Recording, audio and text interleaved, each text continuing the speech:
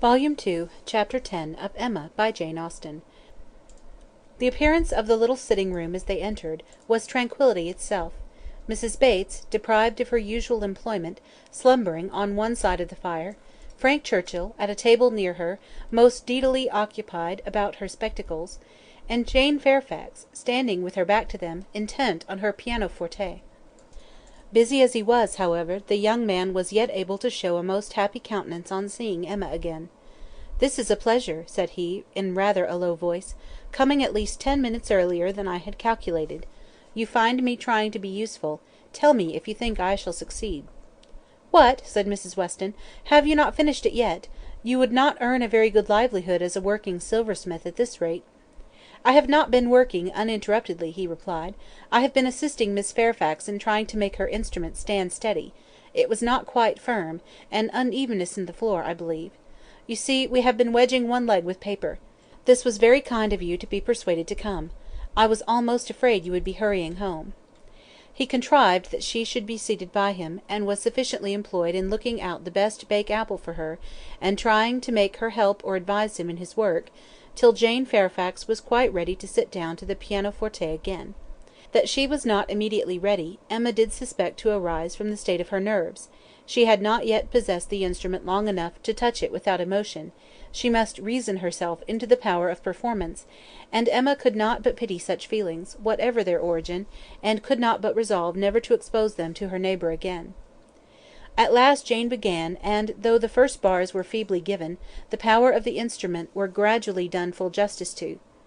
Mrs. Weston had been delighted before, and was delighted again; Emma joined her in all her praise, and the pianoforte, with every proper discrimination, was pronounced to be altogether of the highest promise.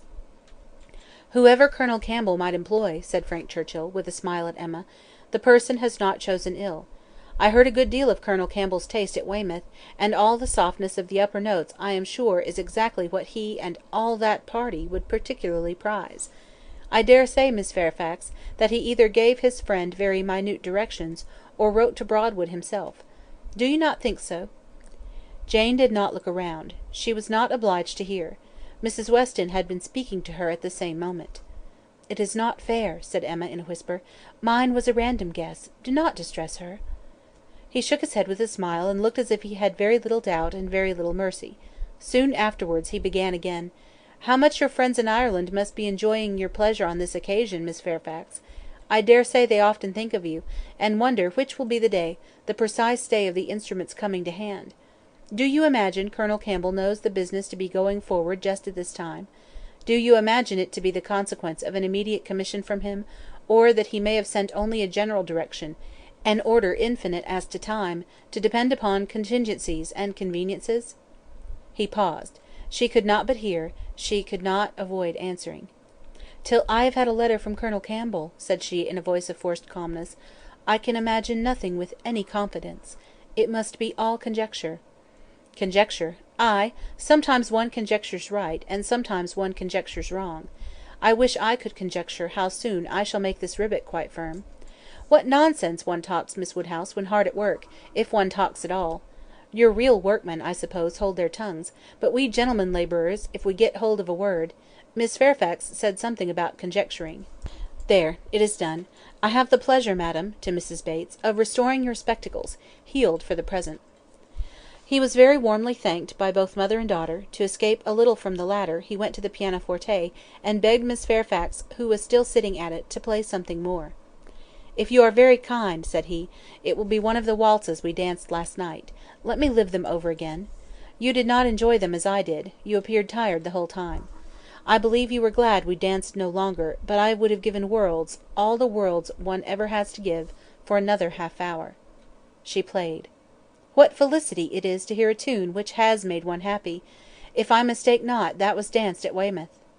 She looked up at him for a moment, coloured deeply, and played something else. He took some music from a chair near the pianoforte, and turning to Emma, said— "Here is something quite new to me. Do you know it? Kramer.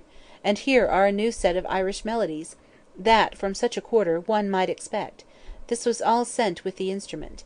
Very thoughtful of Colonel Campbell, was it not? He knew Miss Fairfax could have no music here. I honour that part of the attention particularly; it shows it to have been so thoroughly from the heart. Nothing hastily done, nothing incomplete. True affection only could have prompted it." Emma wished he would be less pointed, yet could not help being amused; and when on glancing her eye towards Jane Fairfax she caught the remains of a smile, when she saw that, with all the deep blush of consciousness, there had been a smile of secret delight, she had less scruple in the amusement, and much less compunction with respect to her. This amiable, upright, perfect Jane Fairfax was apparently cherishing very reprehensible feelings. He brought all the music to her, and they looked it over together. Emma took the opportunity of whispering, "You speak too plain; she must understand you." "I hope she does. I would have her understand me. I am not in the least ashamed of my meaning."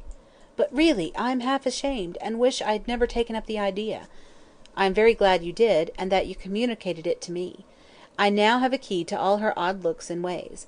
Leave shame to her; if she does wrong, she ought to feel it." "She is not entirely without it, I think." "I do not see much sign of it. She is playing Robin Adair at this moment, his favourite." Shortly afterwards, Miss Bates, passing near the window, descried Mr. Knightley on horseback not far off. "Mr. Knightley, I declare! I must speak to him if possible, just to thank him. I will not open the window here, it would give you all cold; but I can go into my mother's room, you know. I daresay he will come in when he knows who is here. Quite delighted to have you all meet so. Our little room so honoured." She was in the adjoining chamber while she still spoke, and opening the casement there, immediately called Mr. Knightley's attention, and every syllable of their conversation was as distinctly heard by the others, as if it had passed within the same apartment. "How do you do? How do you do? Very well, I thank you. So obliged to you for the carriage last night. We were just in time, my mother just ready for us.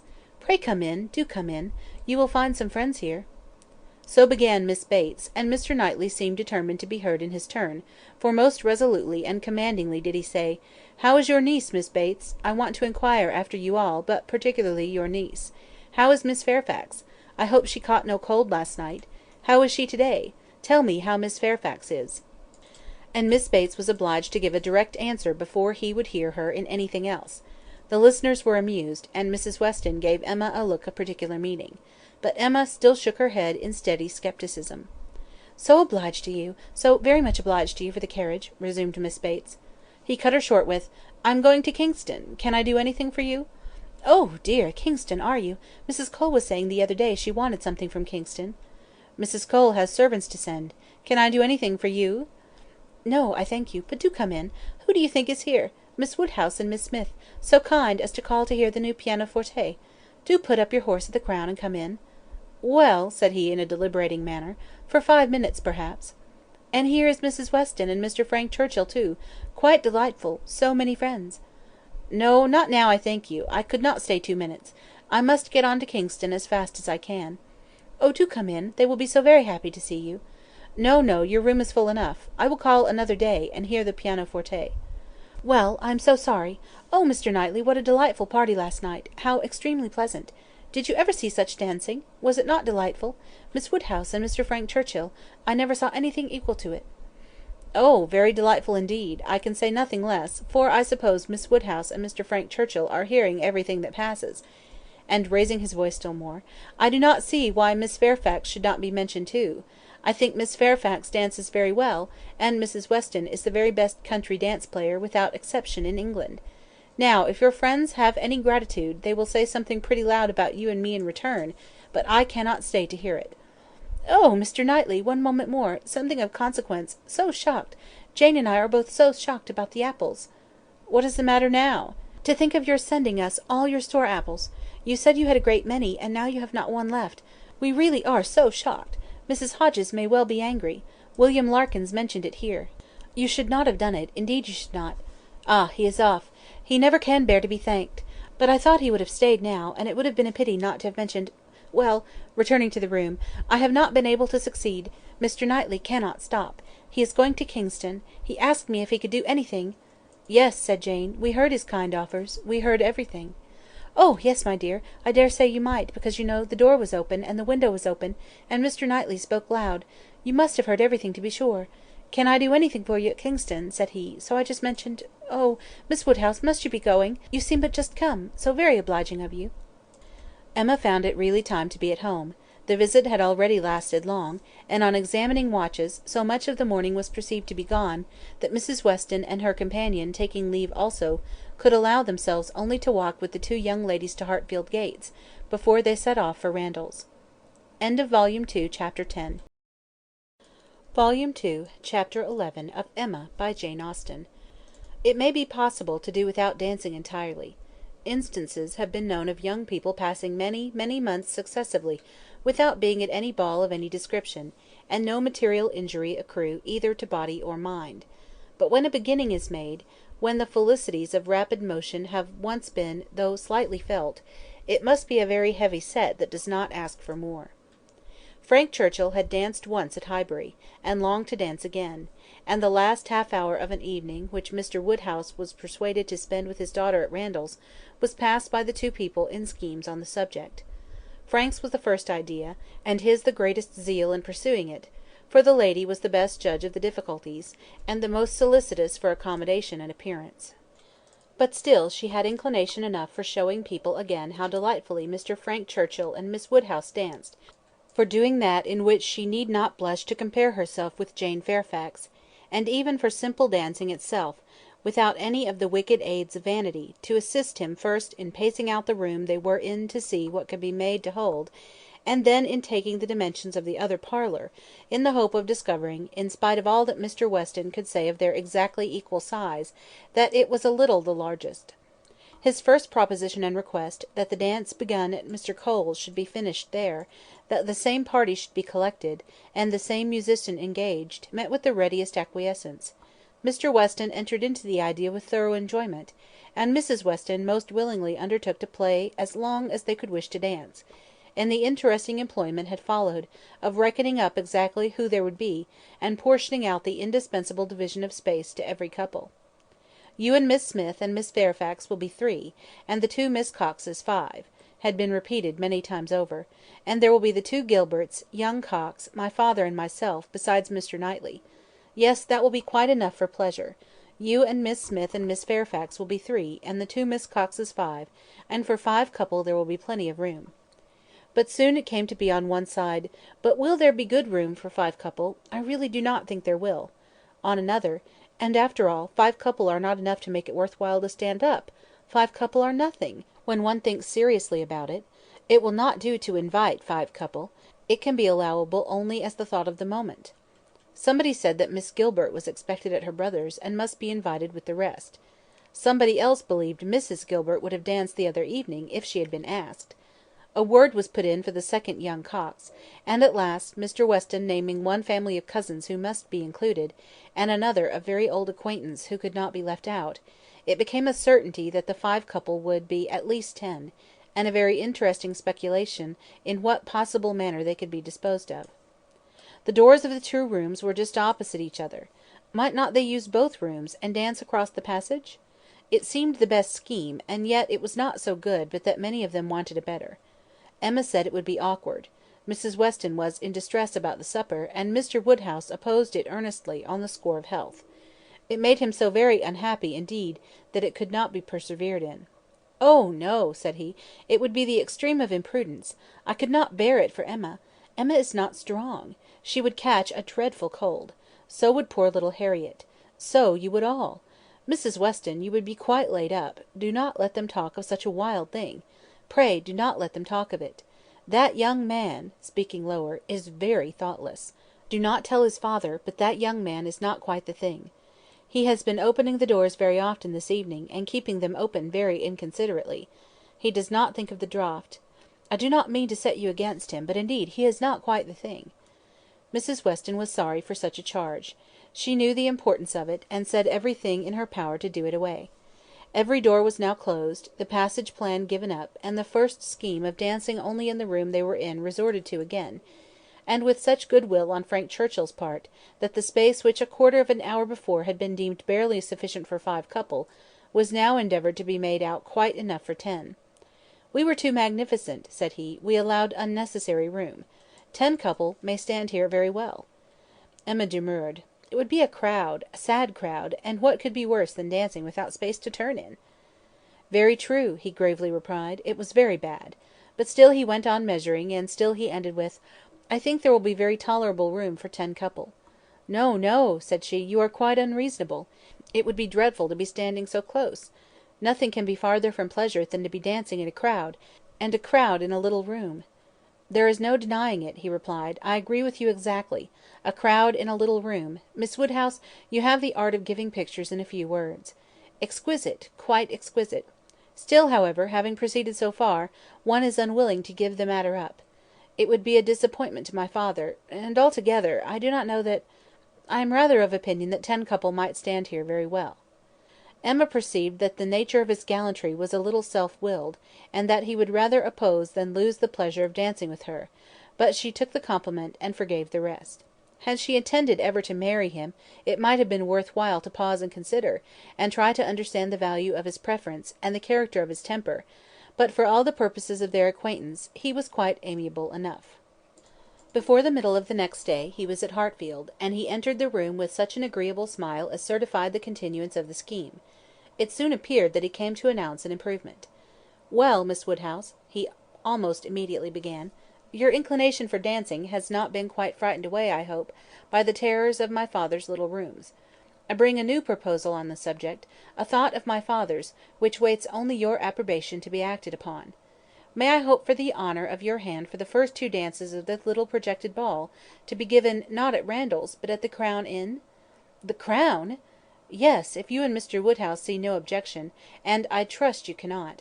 My father hopes his friends will be so kind as to visit him there. Better accommodations, he can promise them, and not a less grateful welcome than at Randalls. It is his own idea. Mrs. Weston sees no objection to it, provided you are satisfied. This is what we all feel. Oh, you were perfectly right. 10 couple in either of the Randalls rooms would have been insufferable, dreadful. I felt how right you were the whole time, but was too anxious for securing anything to like to yield. Is it not a good exchange? You consent? I hope you consent?" "It appears to me a plan that nobody can object to, if Mr. and Mrs. Weston do not. I think it admirable, and, as far as I can answer for myself, shall be most happy. It seems the only improvement that could be. Papa, do you not think it an excellent improvement?" She was obliged to repeat and explain it, before it was fully comprehended; and then, being quite new, farther representations were necessary to make it acceptable. No, he thought it very far from an improvement; a very bad plan, much worse than the other. A room at an inn was always damp and dangerous, never properly aired or fit to be inhabited. If they must dance, they had better dance at Randalls. He had never been in the room at the Crown in his life, did not know the people who kept it by sight. Oh, no, a very bad plan. They would catch worse colds at the Crown than anywhere. "I was going to observe, sir," said Frank Churchill, "that one of the great recommendations of this change would be the very little danger of anybody's catching cold; so much less danger at the Crown than at Randalls. Mr. Perry might have reason to regret the alteration, but nobody else could." "Sir," said Mr. Woodhouse, rather warmly, "you are very much mistaken if you suppose Mr. Perry to be that sort of character. Mr. Perry is extremely concerned when any of us are ill. But I do not understand how the room at the Crown can be safer for you than your father's house." "From the very circumstance of its being larger, sir. We shall have no occasion to open the windows at all, not once the whole evening; and it is that dreadful habit of opening the windows, letting in cold air upon heated bodies, which, as you well know, sir, does the mischief." "Open the windows! But surely, Mr. Churchill, nobody would think of opening the windows at Randalls. Nobody could be so imprudent. I never heard of such a thing. Dancing with open windows! I am sure neither your father nor Mrs. Weston, poor Miss Taylor that was, would suffer it." "Ah, sir, but a thoughtless young person will sometimes step behind a window curtain, and throw up a sash, without its being suspected. I have often known it done myself." "Have you indeed, sir? Bless me! I never could have supposed it. But I live out of the world, and am often astonished at what I hear. However, this does make a difference, and perhaps, when we come to talk it over. But these sort of things require a great deal of consideration. One cannot resolve upon them in a hurry. If Mr. and Mrs. Weston will be so obliging as to call here one morning, we may talk it over, and see what can be done." "But unfortunately, sir, my time is so limited—" "Oh!" interrupted Emma, "there will be plenty of time for talking everything over. There is no hurry at all. If it can be contrived to be at the Crown, papa, it will be very convenient for the horses; they will be so near their own stable." "So they will, my dear; that is a great thing. Not that James ever complains, but it is right to spare our horses when we can. If I could be sure of the rooms being thoroughly aired. But is Mrs. Stokes to be trusted? I doubt it. I do not know her, even by sight. I can answer for everything of that nature, sir, because it will be under Mrs. Weston's care. Mrs. Weston undertakes to direct the whole. There, papa! Now you must be satisfied. Our own dear Mrs. Weston, who is carefulness itself. Do you not remember what Mr. Perry said, so many years ago when I had the measles? If Miss Taylor undertakes to wrap Miss Emma up, you need not have any fears, sir. How often have I heard you speak of it as such a compliment to her? Ay, very true. Mr. Perry did say so. I shall never forget it. Poor little Emma, you were very bad with the measles, that is, you would have been very bad, but for Perry's great attention. He came 4 times a day for a week. He said from the first it was a very good sort, which was our great comfort, but the measles are a dreadful complaint. I hope whenever poor Isabella's little ones have the measles, she will send for Perry. My father and Mrs. Weston are at the Crown at this moment, said Frank Churchill, examining the capabilities of the house. I left them there and came on to Hartfield, impatient for your opinion, and hoping you might be persuaded to join them and give your advice on the spot. I was desired to say so from both. It would be the greatest pleasure to them if you could allow me to attend you there. They can do nothing satisfactory without you. Emma was most happy to be called to such a council, and her father, engaging to think it over while she was gone, the 2 young people set off together without delay for the Crown. There were Mr. and Mrs. Weston, delighted to see her and receive her approbation, very busy and very happy in their different way, she in some little distress, and he finding everything perfect. "Emma," said she, "this paper is worse than I expected. Look, in places you see it is dreadfully dirty, and the wainscot is more yellow and forlorn than anything I could have imagined." "My dear, you are too particular," said her husband. "What does all that signify? You will see nothing of it by candlelight. It will be as clean as Randall's by candlelight. We never see anything of it on our club nights." The ladies here probably exchanged looks which meant, "Men never know when things are dirty or not," and the gentlemen perhaps thought each to himself, "Women will have their little nonsenses and needless cares." One perplexity, however, arose, which the gentlemen did not disdain. It regarded a supper room. At the time of the ballroom's being built, suppers had not been in question, and a small card room adjoining was the only addition. What was to be done? This card room would be wanted as a card room now, or, if cards were conveniently voted unnecessary by their 4 selves, still was it not too small for any comfortable supper?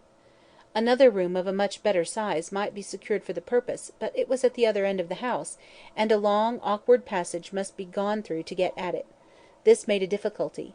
Mrs. Weston was afraid of draughts for the young people in that passage, and neither Emma nor the gentlemen could tolerate the prospect of being miserably crowded at supper. Mrs. Weston proposed having no regular supper, merely sandwiches, etc., set out in the little room, but that was scouted as a wretched suggestion. A private dance, without sitting down to supper, was pronounced an infamous fraud upon the rights of men and women, and Mrs. Weston must not speak of it again. She then took another line of expediency, and looking into the doubtful room, observed, "I do not think it is so very small. We shall not be many, you know." And Mr. Weston at the same time, walking briskly with long steps through the passage, was calling out, "You talk a great deal of the length of this passage, my dear. It is a mere nothing, after all, and not the least draught from the stairs." "I wish," said Mrs. Weston, "one could know what arrangement our guests in general would like best. To know what could be most generally pleasing must be our object, if one could but tell what that would be." "Yes, very true," cried Frank, "very true. You want your neighbours' opinions. I do not wonder at you.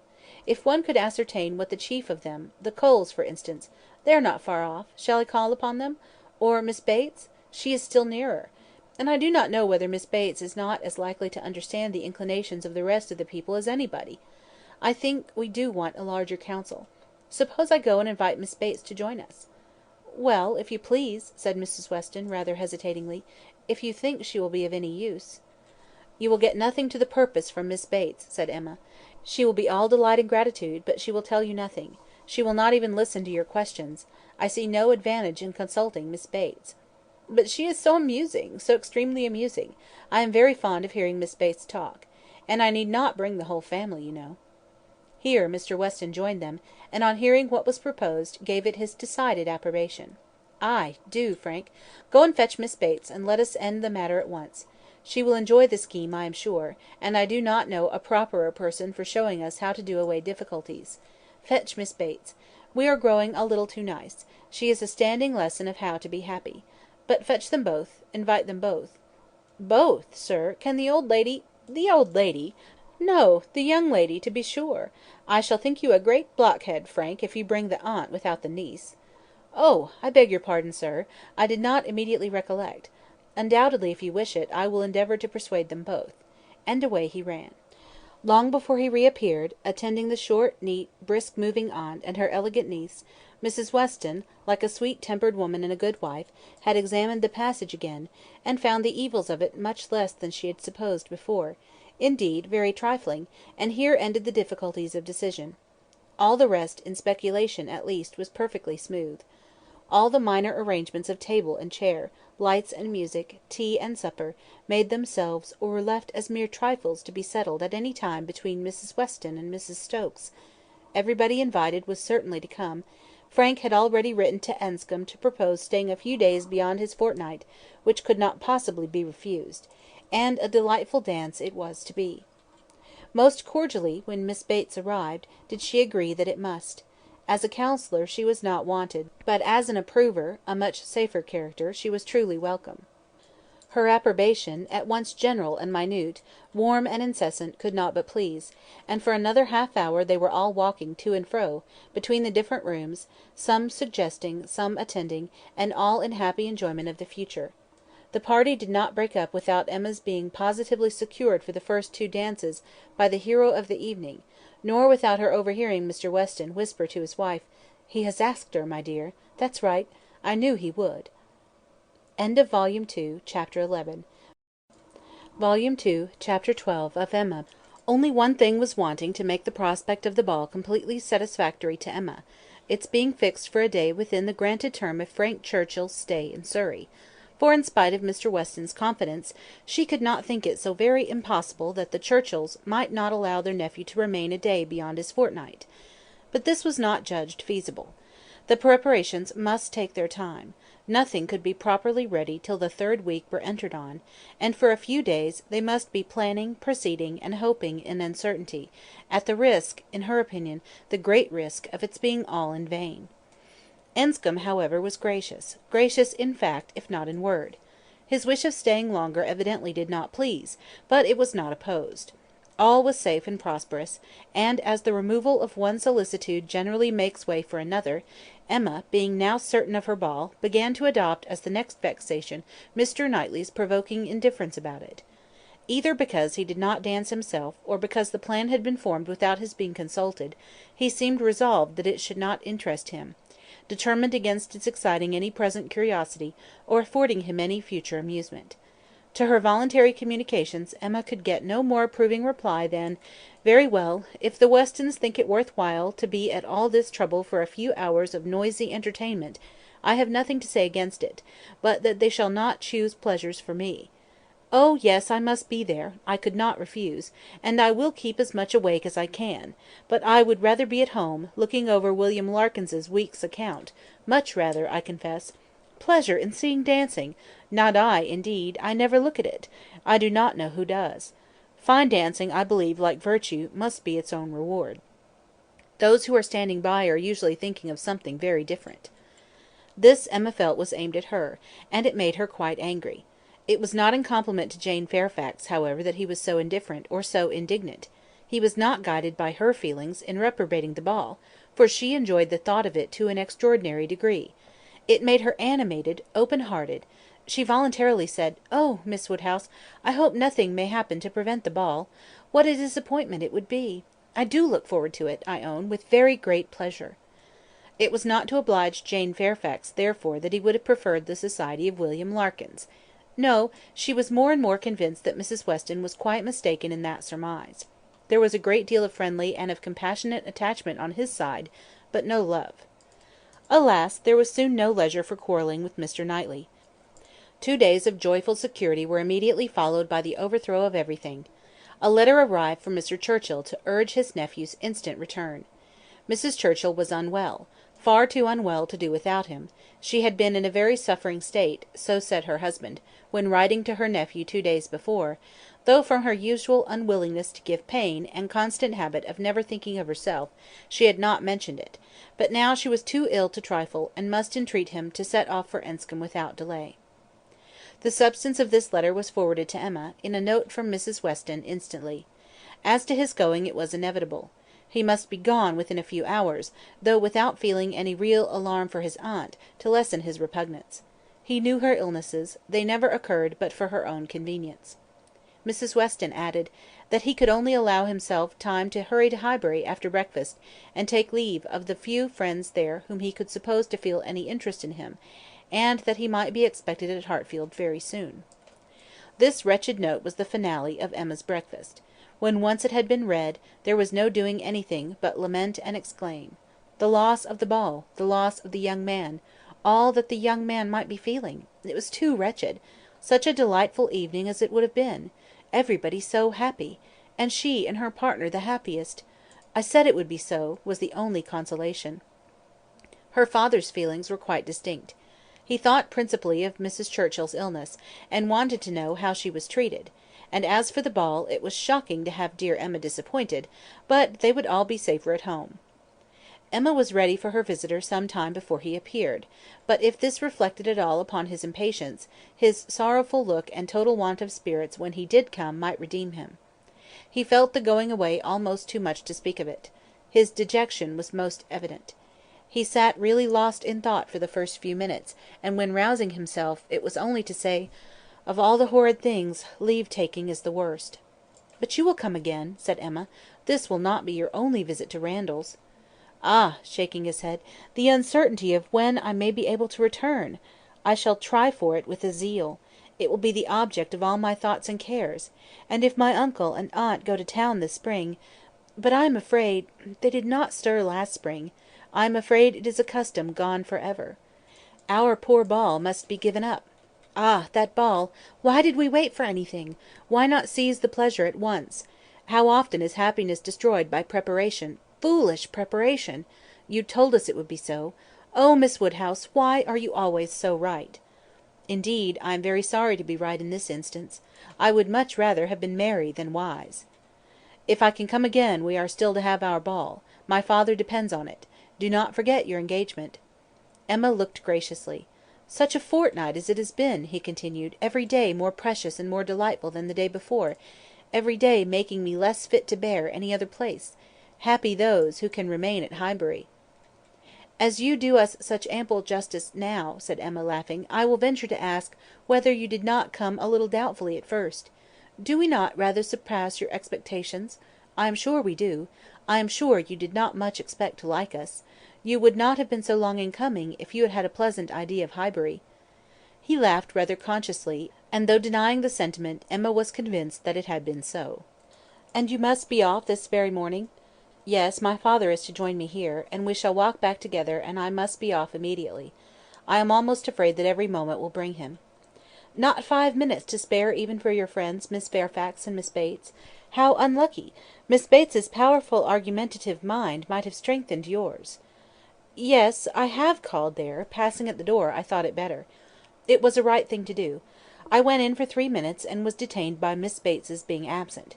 She was out, and I felt it impossible not to wait till she came in. She is a woman that one may, that one must laugh at, but that one would not wish to slight. It was better to pay my visit then." He hesitated, got up, walked to a window. "In short," said he, "perhaps, Miss Woodhouse, I think you can hardly be quite without suspicion." He looked at her, as if wanting to read her thoughts. She hardly knew what to say. It seemed like the forerunner of something absolutely serious, which she did not wish.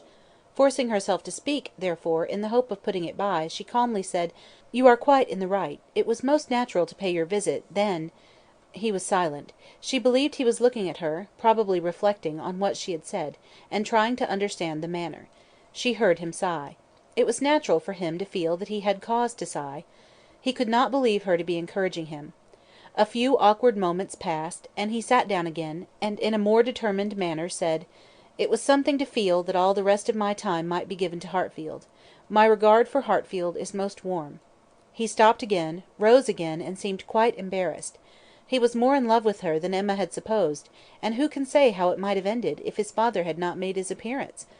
Mr. Woodhouse soon followed, and the necessity of exertion made him composed. A few minutes more, however, completed the present trial. Mr. Weston, always alert when business was to be done, and as incapable of procrastinating any evil that was inevitable, as of foreseeing any that was doubtful, said, it was time to go, and the young man, though he might and did sigh, could not but agree, to take leave. "I shall hear about you all," he said. "That is my chief consolation. I shall hear of everything that is going on among you. I have engaged Mrs. Weston to correspond with me. She has been so kind as to promise it. Oh, the blessing of a female correspondent when one is really interested in the absent! She will tell me everything. In her letters I shall be at dear Highbury again." A very friendly shake of the hand, a very earnest good-bye, closed the speech, and the door had soon shut out Frank Churchill. Short had been the notice, short their meeting; he was gone, and Emma felt so sorry to part, and foresaw so great a loss to their little society from his absence, as to begin to be afraid of being too sorry, and feeling it too much. It was a sad change. They had been meeting almost every day since his arrival. Certainly his being at Randalls had given great spirit to the last 2 weeks, indescribable spirit, the idea, the expectation of seeing him which every morning had brought, the assurance of his attentions, his liveliness, his manners. It had been a very happy fortnight, and forlorn must be the sinking from it into the common course of Hartfield days. To complete every other recommendation, he had almost told her that he loved her. What strength, or what constancy of affection, he might be subject to, was another point; but at present she could not doubt his having a decidedly warm admiration, a conscious preference of herself; and this persuasion, joined to all the rest, made her think that she must be a little in love with him, in spite of every previous determination against it. "I certainly must," said she. "This sensation of listlessness, weariness, stupidity, this disinclination to sit down and employ myself, this feeling of everything's being dull and insipid about the house. I must be in love. I should be the oddest creature in the world if I were not, for a few weeks, at least. Well, evil to some is always good to others. I shall have many fellow mourners for the ball, if not for Frank Churchill, but Mr. Knightley will be happy. He may spend the evening with his dear William Larkins now, if he likes." Mr. Knightley, however, showed no triumphant happiness.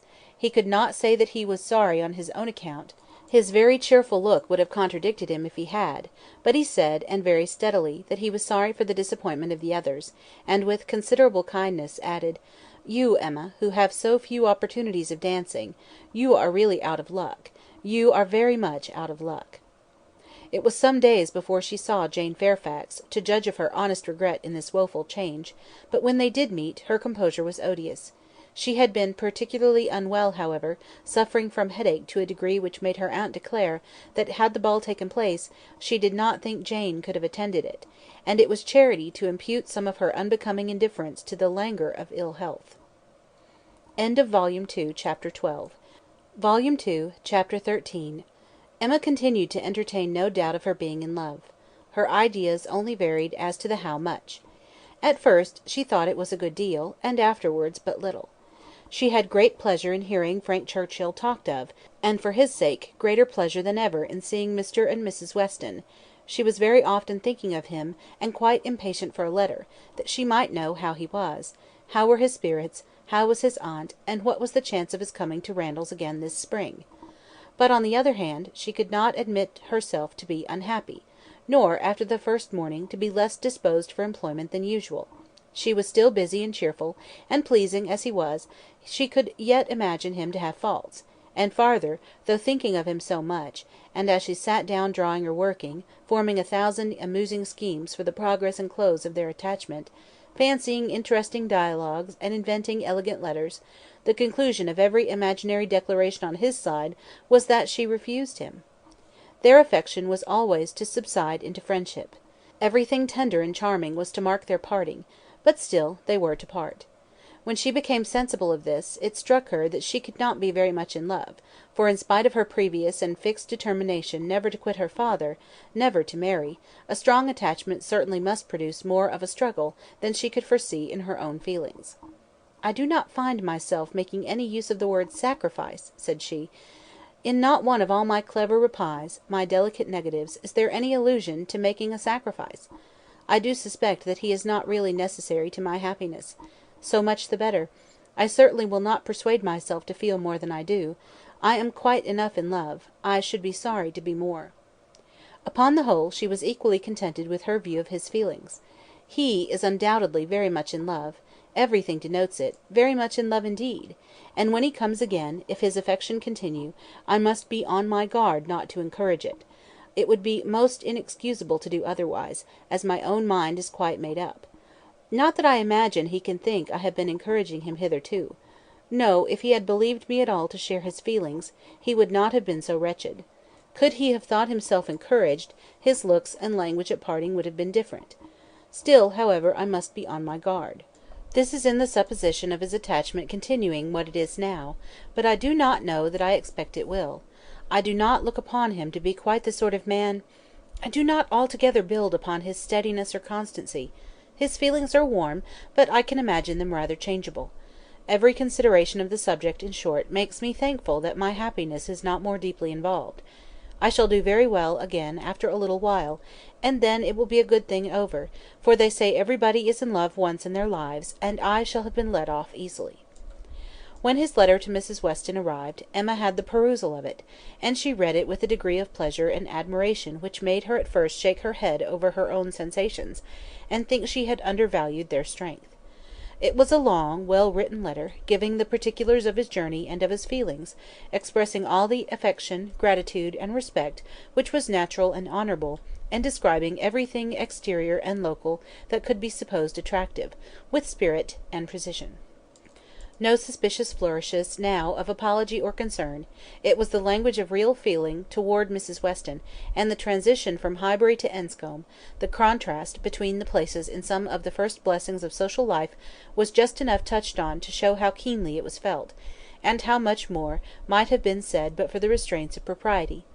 The charm of her own name was not wanting. Miss Woodhouse appeared more than once, and never without a something of pleasing connection, either a compliment to her taste, or a remembrance of what she had said; and in the very last time of its meeting her eye, unadorned as it was by any such broad wreath of gallantry, she could yet discern the effect of her influence and acknowledge the greatest compliment perhaps of all conveyed. Compressed into the very lowest vacant corner were these words: "I had not a spare moment on Tuesday, as you know, for Miss Woodhouse's beautiful little friend.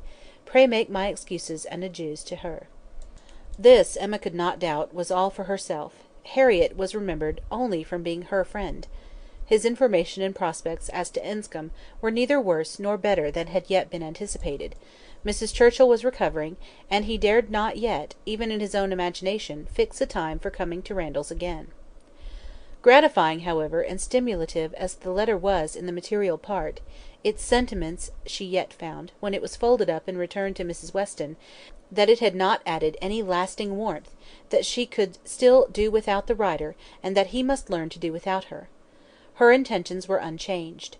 Her resolution of refusing only grew more interesting by the addition of a scheme for his subsequent consolation and happiness. His recollection of Harriet, and the words which clothed it, the beautiful little friend, suggested to her the idea of Harriet succeeding her in his affections. Was it impossible? No. Harriet undoubtedly was greatly his inferior in understanding, but he had been very much struck with the loveliness of her face and the warm simplicity of her manner, and all the probabilities of circumstance and connection were in her favour. For Harriet it would be advantageous and delightful indeed. "I must not dwell upon it," said she. "I must not think of it. I know the danger of indulging such speculations. But stranger things have happened, and when we cease to care for each other as we do now, it will be the means of confirming us in that sort of true disinterested friendship which I can already look forward to with pleasure." It was as well to have a comfort in store on Harriet's behalf, though it might be wise to let the fancy touch it seldom, for evil in that quarter was at hand. As Frank Churchill's arrival had succeeded Mr. Elton's engagement in the conversation of Highbury, as the latest interest had entirely borne down the first, so now, upon Frank Churchill's disappearance, Mr. Elton's concerns were assuming the most irresistible form. His wedding day was named. He would soon be among them again, Mr. Elton and his bride. There was hardly time to talk over the first letter from Enscombe, before Mr. Elton and his bride was in everybody's mouth, and Frank Churchill was forgotten. Emma grew sick at the sound. She had had 3 weeks of happy exemption from Mr. Elton, and Harriet's mind, she had been willing to hope, had been lately gaining strength. With Mr. Weston's ball in view at least, there had been a great deal of insensibility to other things, but it was now too evident that she had not attained such a state of composure as could stand against the actual approach, new carriage, bell ringing, and all. Poor Harriet was in a flutter of spirits which required all the reasonings and soothings and attentions of every kind that Emma could give. Emma felt that she could not do too much for her, that Harriet had a right to all her ingenuity and all her patience, but it was heavy work to be for ever convincing without producing any effect, for ever agreed to without being able to make their opinions the same. Harriet listened submissively, and said it was very true, it was just as Miss Woodhouse described, it was not worth while to think about them, she would not think about them any longer. But no change of subject could avail, and the next half-hour saw her as anxious and restless about the Eltons as before. At last Emma attacked her on another ground. "Your allowing yourself to be so occupied and so unhappy about Mr. Elton's marrying, Harriet, is the strongest reproach you can make me. You could not give me a greater reproof for the mistake I fell into. It was all my doing, I know. I have not forgotten it, I assure you. Deceived myself, I did very miserably deceive you, and it will be a painful reflection to me for ever. Do not imagine me in danger of forgetting it." Harriet felt this too much to utter more than a few words of eager exclamation. Emma continued, "I have not said, exert yourself, Harriet, for my sake. Think less, talk less of Mr. Elton for my sake, because, for your own sake rather, I would wish it to be done, for the sake of what is more important than my comfort, a habit of self-command in you, a consideration of what is your duty, an attention to propriety, an endeavour to avoid the suspicions of others, to save your health and credit, and restore your tranquillity. These are the motives which I have been pressing on you. They are very important, and sorry I am that you cannot feel them sufficiently to act upon them. My being saved from pain is a very secondary consideration. I want you to save yourself from greater pain. Perhaps I may sometimes have felt that Harriet would not forget what was due, or rather what would be kind by me." This appeal to her affections did more than all the rest. The idea of wanting gratitude and consideration for Miss Woodhouse, whom she really loved extremely, made her wretched for a while, and when the violence of grief was comforted away, still remained powerful enough to prompt what was right and support her in it very tolerably. "You, who have been the best friend I ever had in my life, want gratitude to you! Nobody is equal to you. I care for nobody as I do for you. Oh, Miss Woodhouse, how ungrateful I have been!" Such expressions, assisted as they were by everything that look and manner could do, made Emma feel that she had never loved Harriet so well, nor valued her affection so highly before. "There is no charm equal to tenderness of heart," said she afterwards to herself. "There is nothing to be compared to it.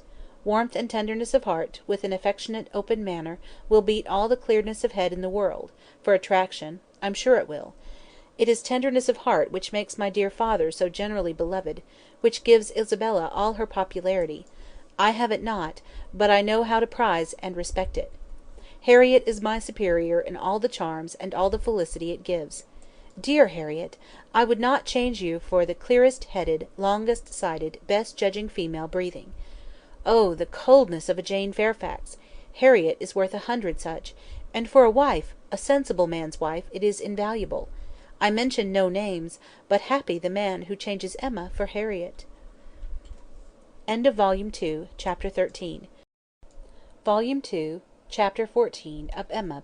Mrs. Elton was first seen at church, but though devotion might be interrupted, curiosity could not be satisfied by a bride in a pew, and it must be left for the visits in form which were then to be paid, to settle whether she were very pretty indeed, or only rather pretty, or not pretty at all. Emma had feelings, less of curiosity than of pride or propriety, to make her resolve on not being the last to pay her respects, and she made a point of Harriet's going with her, that the worst of the business might be gone through as soon as possible. She could not enter the house again, could not be in the same room to which she had with such vain artifice retreated 3 months ago, to lace up her boot, without recollecting. 1,000 vexatious thoughts would occur. Compliments, charades, and horrible blunders, and it was not to be supposed that poor Harriet should not be recollecting too, but she behaved very well, and was only rather pale and silent. The visit was of course short, and there was so much embarrassment and occupation of mind to shorten it, that Emma would not allow herself entirely to form an opinion of the lady, and on no account to give one, beyond the nothing meaning terms of being elegantly dressed, and very pleasing. She did not really like her. She would not be in a hurry to find fault, but she suspected that there was no elegance, ease, but not elegance. She was almost sure that for a young woman, a stranger, a bride, there was too much ease. Her person was rather good, her face not unpretty, but neither feature, nor air, nor voice, nor manner were elegant. Emma thought at least it would turn out so. As for Mr. Elton, his manners did not appear; but no, she would not permit a hasty or witty word from herself about his manners. It was an awkward ceremony at any time to be receiving wedding visits, and a man had need to be all grace to acquit himself well through it. The woman was better off; she might have the assistance of fine clothes, and the privilege of bashfulness, but the man had only his own good sense to depend on; and when she considered how peculiarly unlucky poor Mr. Elton was in being in the same room at once with the woman he had just married, the woman he had wanted to marry, and the woman whom he had been expected to marry, she must allow him to have the right to look as little wise, and to be as much affectedly, and as little really easy, as could be. "Well, Miss Woodhouse," said Harriet, when they had quitted the house, and after waiting in vain for her friend to begin, "well, Miss Woodhouse," with a gentle sigh, "what do you think of her? Is she not very charming?" There was a little hesitation in Emma's answer. "Oh yes, very; a very pleasing young woman. I think her beautiful, quite beautiful.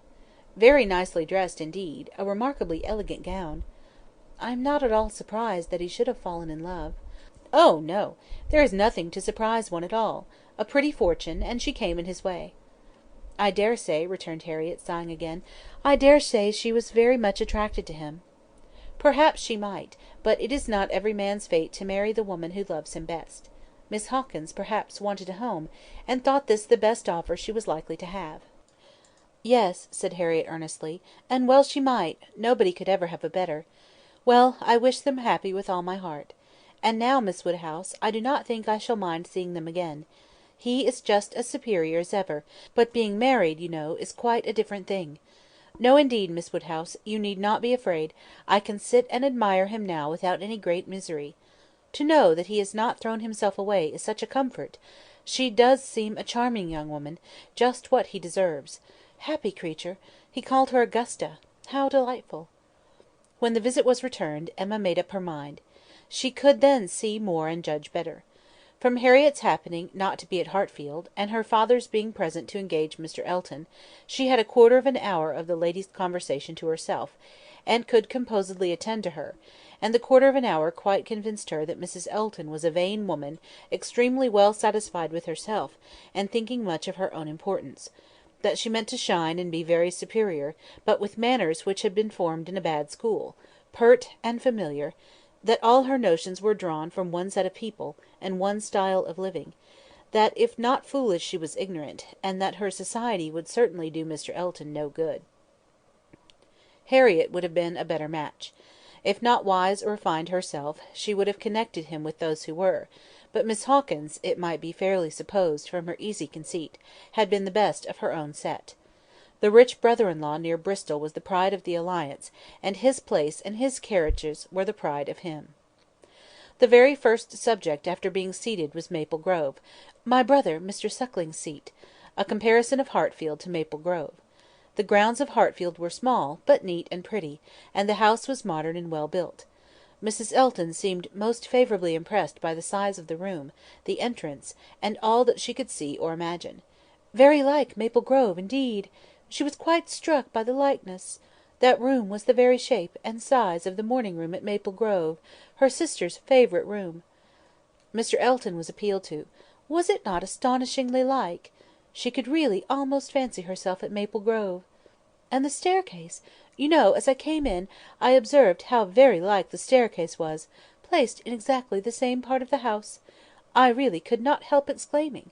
I assure you, Miss Woodhouse, it is very delightful to me, to be reminded of a place I am so extremely partial to as Maple Grove. I have spent so many happy months there," with a little sigh of sentiment. "A charming place, undoubtedly. Everybody who sees it is struck by its beauty, but to me it has been quite a home." Whenever you are transplanted, like me, Miss Woodhouse, you will understand how very delightful it is to meet with anything at all like what one has left behind. I always say this is quite one of the evils of matrimony." Emma made as slight a reply as she could, but it was fully sufficient for Mrs. Elton, who only wanted to be talking herself. "So extremely like Maple Grove! And it is not merely the house; the grounds, I assure you, as far as I could observe, are strikingly like. The laurels at Maple Grove are in the same profusion as here, and stand very much in the same way, just across the lawn; and I had a glimpse of a fine large tree, with a bench round it, which put me so exactly in mind. My brother and sister will be enchanted with this place. People who have extensive grounds themselves are always pleased with anything in the same style." Emma doubted the truth of this sentiment. She had a great idea that people who had extensive grounds themselves cared very little for the extensive grounds of anybody else; but it was not worth while to attack an error so double-dyed, and therefore only said in reply, "When you have seen more of the country, I am afraid you will think you have overrated Hartfield. Surrey is full of beauties." "Oh, yes, I am quite aware of that. It is the garden of England, you know. Surrey is the garden of England." "Yes, but we must not rest our claims on that distinction. Many counties, I believe, are called the garden of England, as well as Surrey." "No, I fancy not," replied Mrs. Elton, with a most satisfied smile. "I never heard any county but Surrey called so." Emma was silenced. "My brother and sister have promised us a visit in the spring, or summer at farthest," continued Mrs. Elton, "and that will be our time for exploring. While they are with us, we shall explore a great deal, I say. They will have their barouche landau, of course, which holds four perfectly, and therefore, without saying anything of our carriage, we should be able to explore the different beauties extremely well. They would hardly come in their chaise, I think, at that season of the year. Indeed, when the time draws on, I shall decidedly recommend their bringing the barouche landau. It will be so very much preferable. When people come into a beautiful country of this sort, you know, Miss Woodhouse, one naturally wishes them to see as much as possible, and Mr. Suckling is extremely fond of exploring. We explored to King's Weston twice last summer, in that way, most delightfully, just after our first having the barouche landau. You have many parties of that kind here, I suppose, Miss Woodhouse, every summer?" "No, not immediately here. We are rather out of distance of the very striking beauties which attract the sort of parties you speak of, and we are a very quiet set of people, I believe, more disposed to stay at home than engage in schemes of pleasure." "Ah, there is nothing like staying at home for real comfort. Nobody can be more devoted to home than I am. I was quite a proverb for it at Maple Grove. Many a time has Selina said, when she has been going to Bristol, 'I really cannot get this girl to move from the house.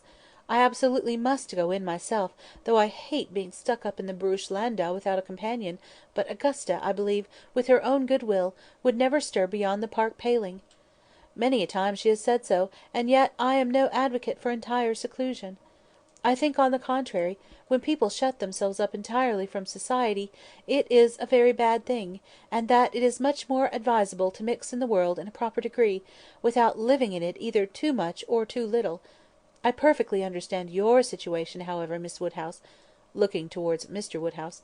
"Your father's state of health must be a great drawback. Why does he not try Bath? Indeed he should. Let me recommend Bath to you. I assure you, I have no doubt of its doing Mr. Woodhouse good."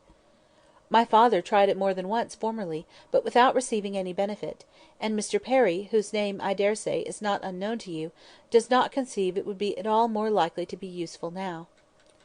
"Ah, that's a great pity; for I assure you, Miss Woodhouse, where the waters do agree, it is quite wonderful the relief they give. In my Bath life I have seen such instances of it. And it is so cheerful a place that it could not fail of being used to Mr. Woodhouse's spirits, which I understand are sometimes much depressed. And as to its recommendations to you, I fancy I need not take much pains to dwell upon them. The advantages of Bath to the young are pretty generally understood.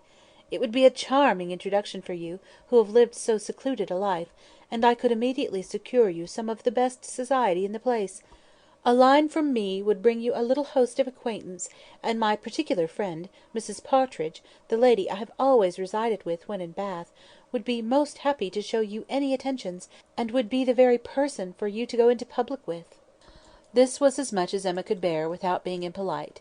The idea of her being indebted to Mrs. Elton for what was called an introduction, Of her going into public under the auspices of a friend of Mrs. Elton's, probably some vulgar, dashing widow, who, with the help of a boarder, just made shift to live. The dignity of Miss Woodhouse of Hartfield was sunk indeed. She restrained herself, however, from any reproofs she could have given, and only thanked Mrs. Elton coolly; but their going to Bath was quite out of the question, and she was not perfectly convinced that the place might suit her better than her father. And then, to prevent further outrage and indignation, changed the subject directly. "I do not ask whether you are musical, Mrs. Elton. Upon these occasions a lady's character generally precedes her, and Highbury has long known that you are a superior performer." "Oh, no, indeed, I must protest against any such idea. A superior performer! Very far from it, I assure you. Consider from how partial a quarter your information came. I am dotingly fond of music, passionately fond, and my friends say I am not entirely devoid of taste; but as to anything else, upon my honour, my performance is mediocre to the last degree. You, Miss Woodhouse, I well know, play delightfully. I assure you it has been the greatest satisfaction, comfort, and delight to me, to hear what a musical society I am got into. I absolutely cannot do without music. It is a necessary of life to me, and having always been used to a very musical society, both at Maple Grove and in Bath, it would have been a most serious sacrifice. I honestly said as much to Mr. E. when he was speaking of my future home, and expressing his fears lest the retirement of it should be disagreeable, and the inferiority of the house too. Knowing what I have been accustomed to, of course he was not wholly without apprehension. When he was speaking of it in that way, I honestly said that the world I could give up, parties, balls, plays, for I had no fear of retirement. Blessed with so many resources within myself, the world was not necessary to me. I could do very well without it. To those who had no resources it was a different thing, but my resources made me quite independent. And as to smaller sized rooms than I had been used to, I really could not give it a thought. I hoped I was perfectly equal to any sacrifice of that description. Certainly, I had been accustomed to every luxury at Maple Grove, but I did assure him that 2 carriages were not necessary to my happiness, nor were spacious apartments. But, said I, to be quite honest, I do not think I can live without something of a musical society. I condition for nothing else, but without music, life would be a blank to me. "We cannot suppose," said Emma, smiling, "that Mr. Elton would hesitate to assure you of there being a very musical society in Highbury, and I hope you will not find he has outstepped the truth more than may be pardoned, in consideration of the motive." "No, indeed, I have no doubts at all on that head. I am delighted to find myself in such a circle. I hope we shall have many sweet little concerts together. I think, Miss Woodhouse, you and I must establish a musical club, and have regular weekly meetings at your house or ours. Will it not be a good plan? If we exert ourselves, I think we shall not be long in want of allies. Something of that nature would be particularly desirable for me, as an inducement to keep me in practice; for married women, you know, there is a sad story against them in general; they are but too apt to give up music."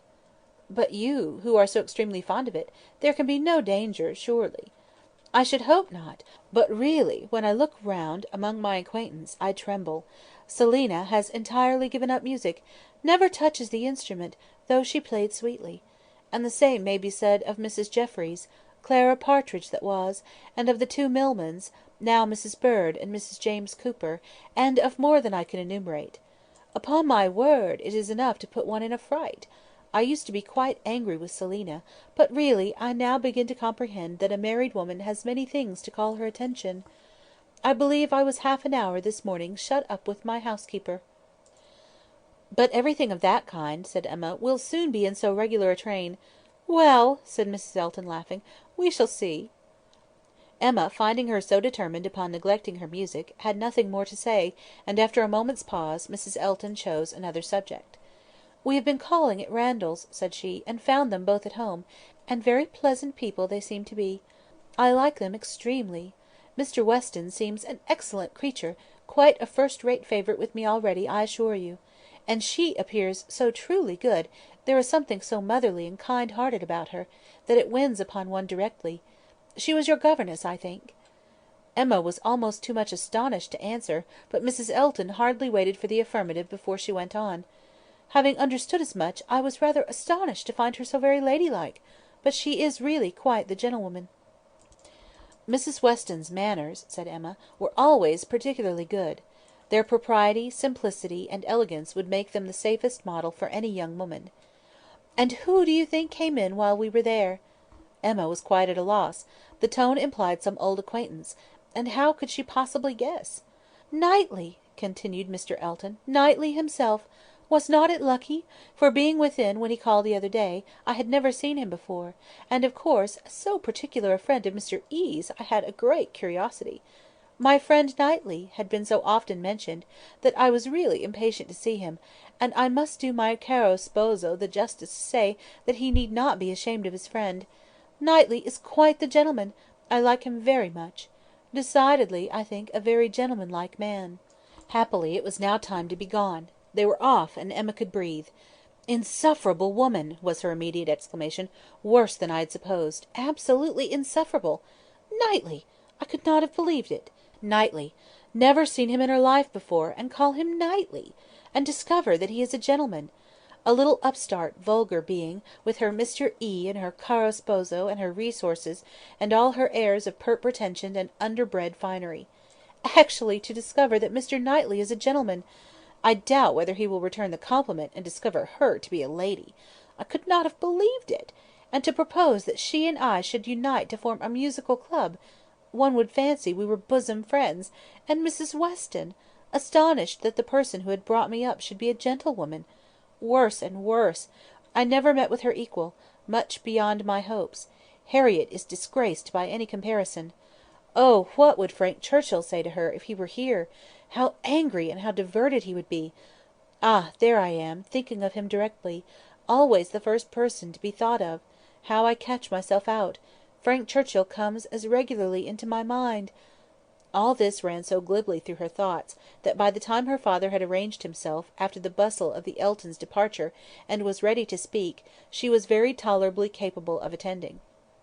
"Well, my dear," he deliberately began, "considering we never saw her before, she seems a very pretty sort of young lady, and I daresay that she was very much pleased with you. She speaks a little too quick. A little quickness of voice there is which rather hurts the ear; but I believe I am nice. I do not like strange voices, and nobody speaks like you and poor Miss Taylor. However, she seems a very obliging, pretty behaved young lady, and no doubt will make him a very good wife, though I think he had better not have been married. I made the best excuses I could for not having been able to wait on him and Mrs. Elton on this happy occasion.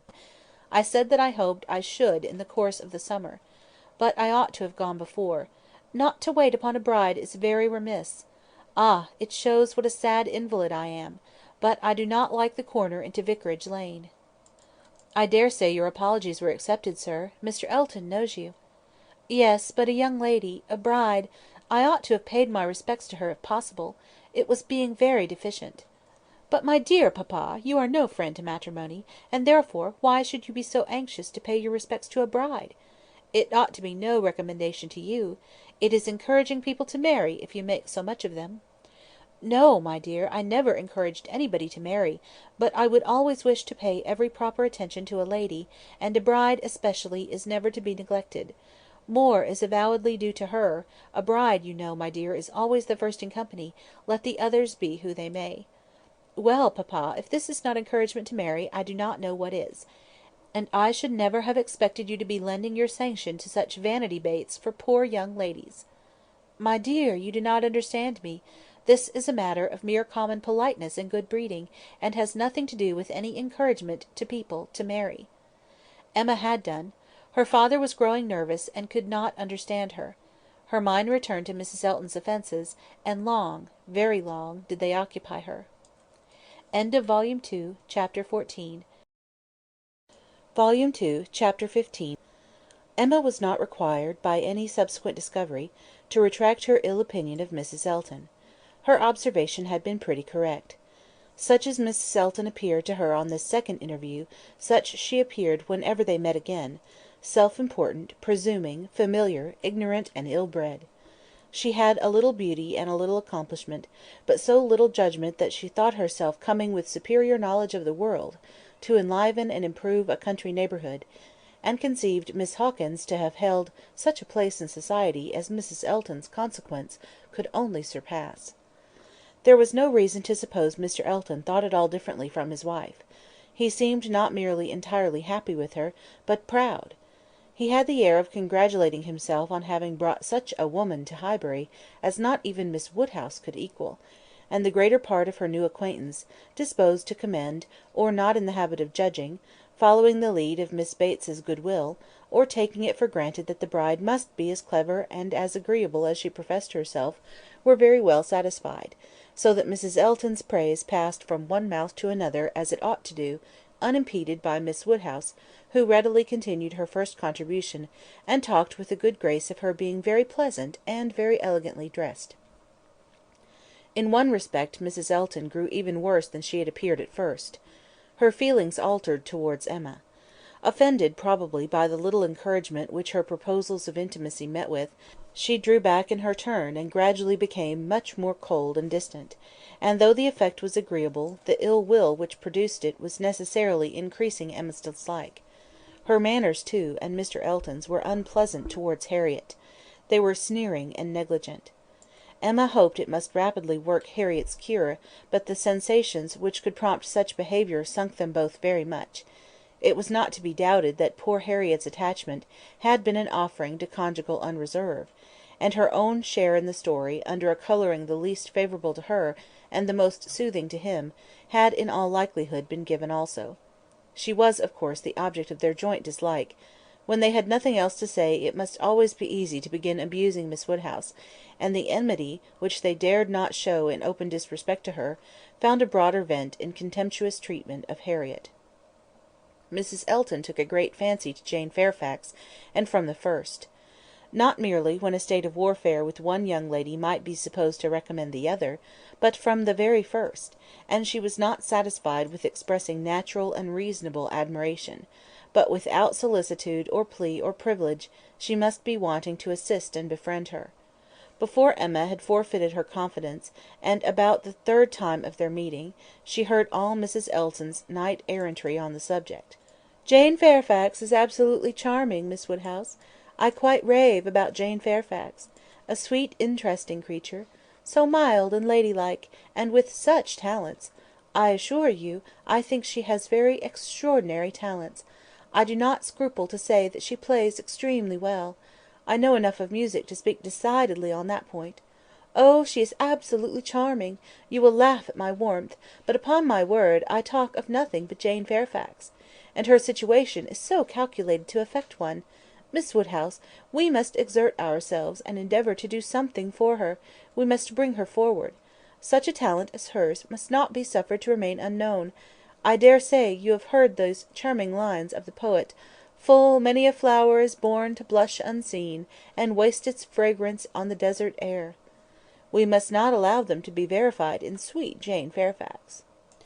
"I cannot think there is any danger of it," was Emma's calm answer; "and when you are better acquainted with Miss Fairfax's situation, and understand what her home has been, with Colonel and Mrs. Campbell, I have no idea that you will suppose her talents can be unknown." "Oh, but dear Miss Woodhouse, she is now in such retirement, such obscurity, so thrown away. Whatever advantages she may have enjoyed with the Campbells are so palpably at an end. And I think she feels it. I am sure she does. She is very timid and silent. One can see that she feels the want of encouragement. I like her the better for it. I must confess it is a recommendation to me. I am a great advocate for timidity, and I am sure one does not often meet with it. But in those who are at all inferior, it is extremely prepossessing.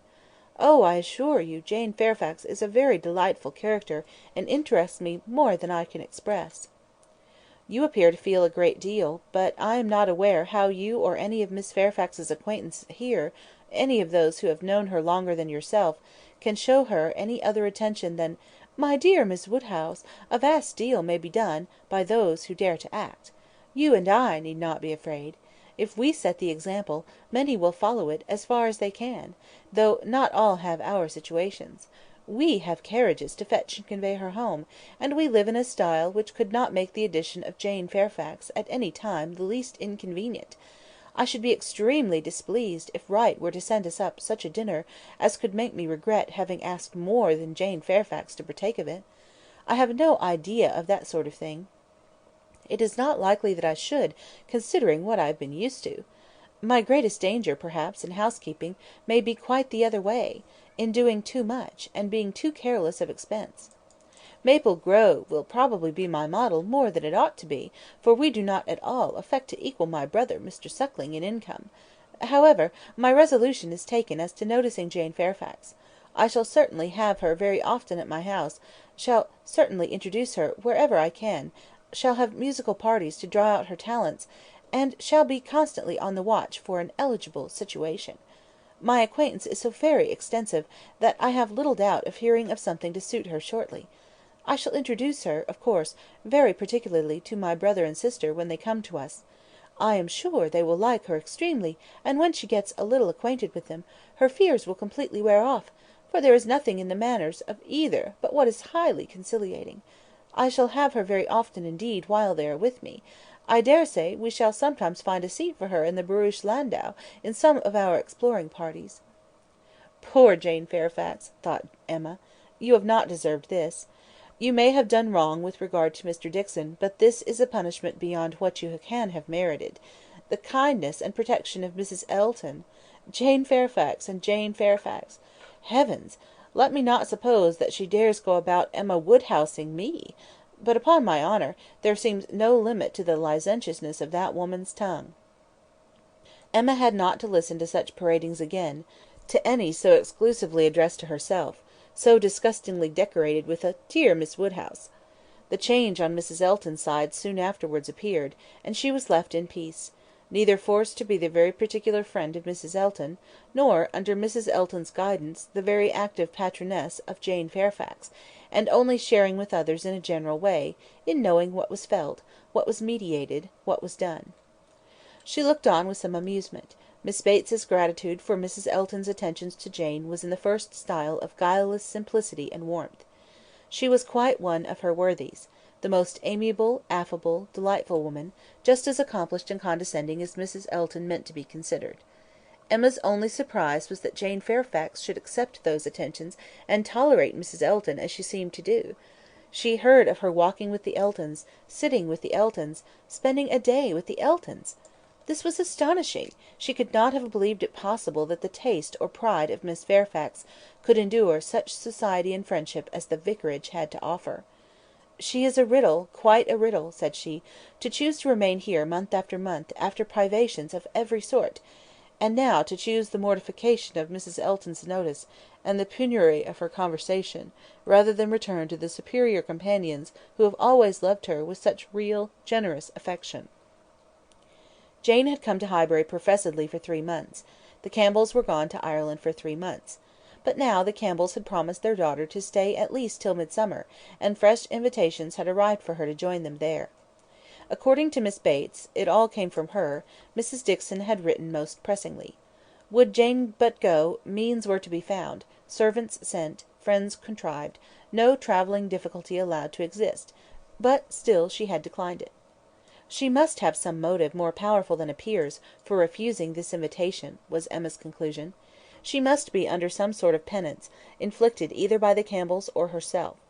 There is great fear, great caution, great resolution somewhere; she is not to be with the Dicksons. The decree is issued by somebody, but why must she consent to be with the Eltons? Here is quite a separate puzzle." Upon her speaking her wonder aloud on that part of the subject, before the few who knew her opinion of Mrs. Elton, Mrs. Weston ventured this apology for Jane. "We cannot suppose that she has any great enjoyment at the vicarage, my dear Emma, but it is better than being always at home. Her aunt is a good creature, but as a constant companion must be very tiresome. We must consider what Miss Fairfax quits, before we condemn her taste for what she goes to." "You are right, Mrs. Weston," said Mr. Knightley warmly. "Miss Fairfax is as capable as any of us of forming a just opinion of Mrs. Elton.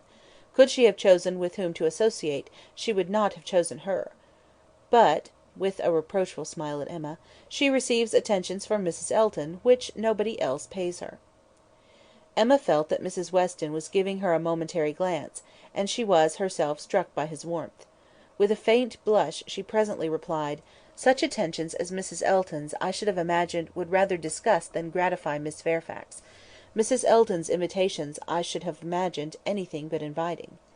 "I should not wonder," said Mrs. Weston, "if Miss Fairfax were to have been drawn on beyond her own inclination by her aunt's eagerness in accepting Mrs. Elton's civilities for her.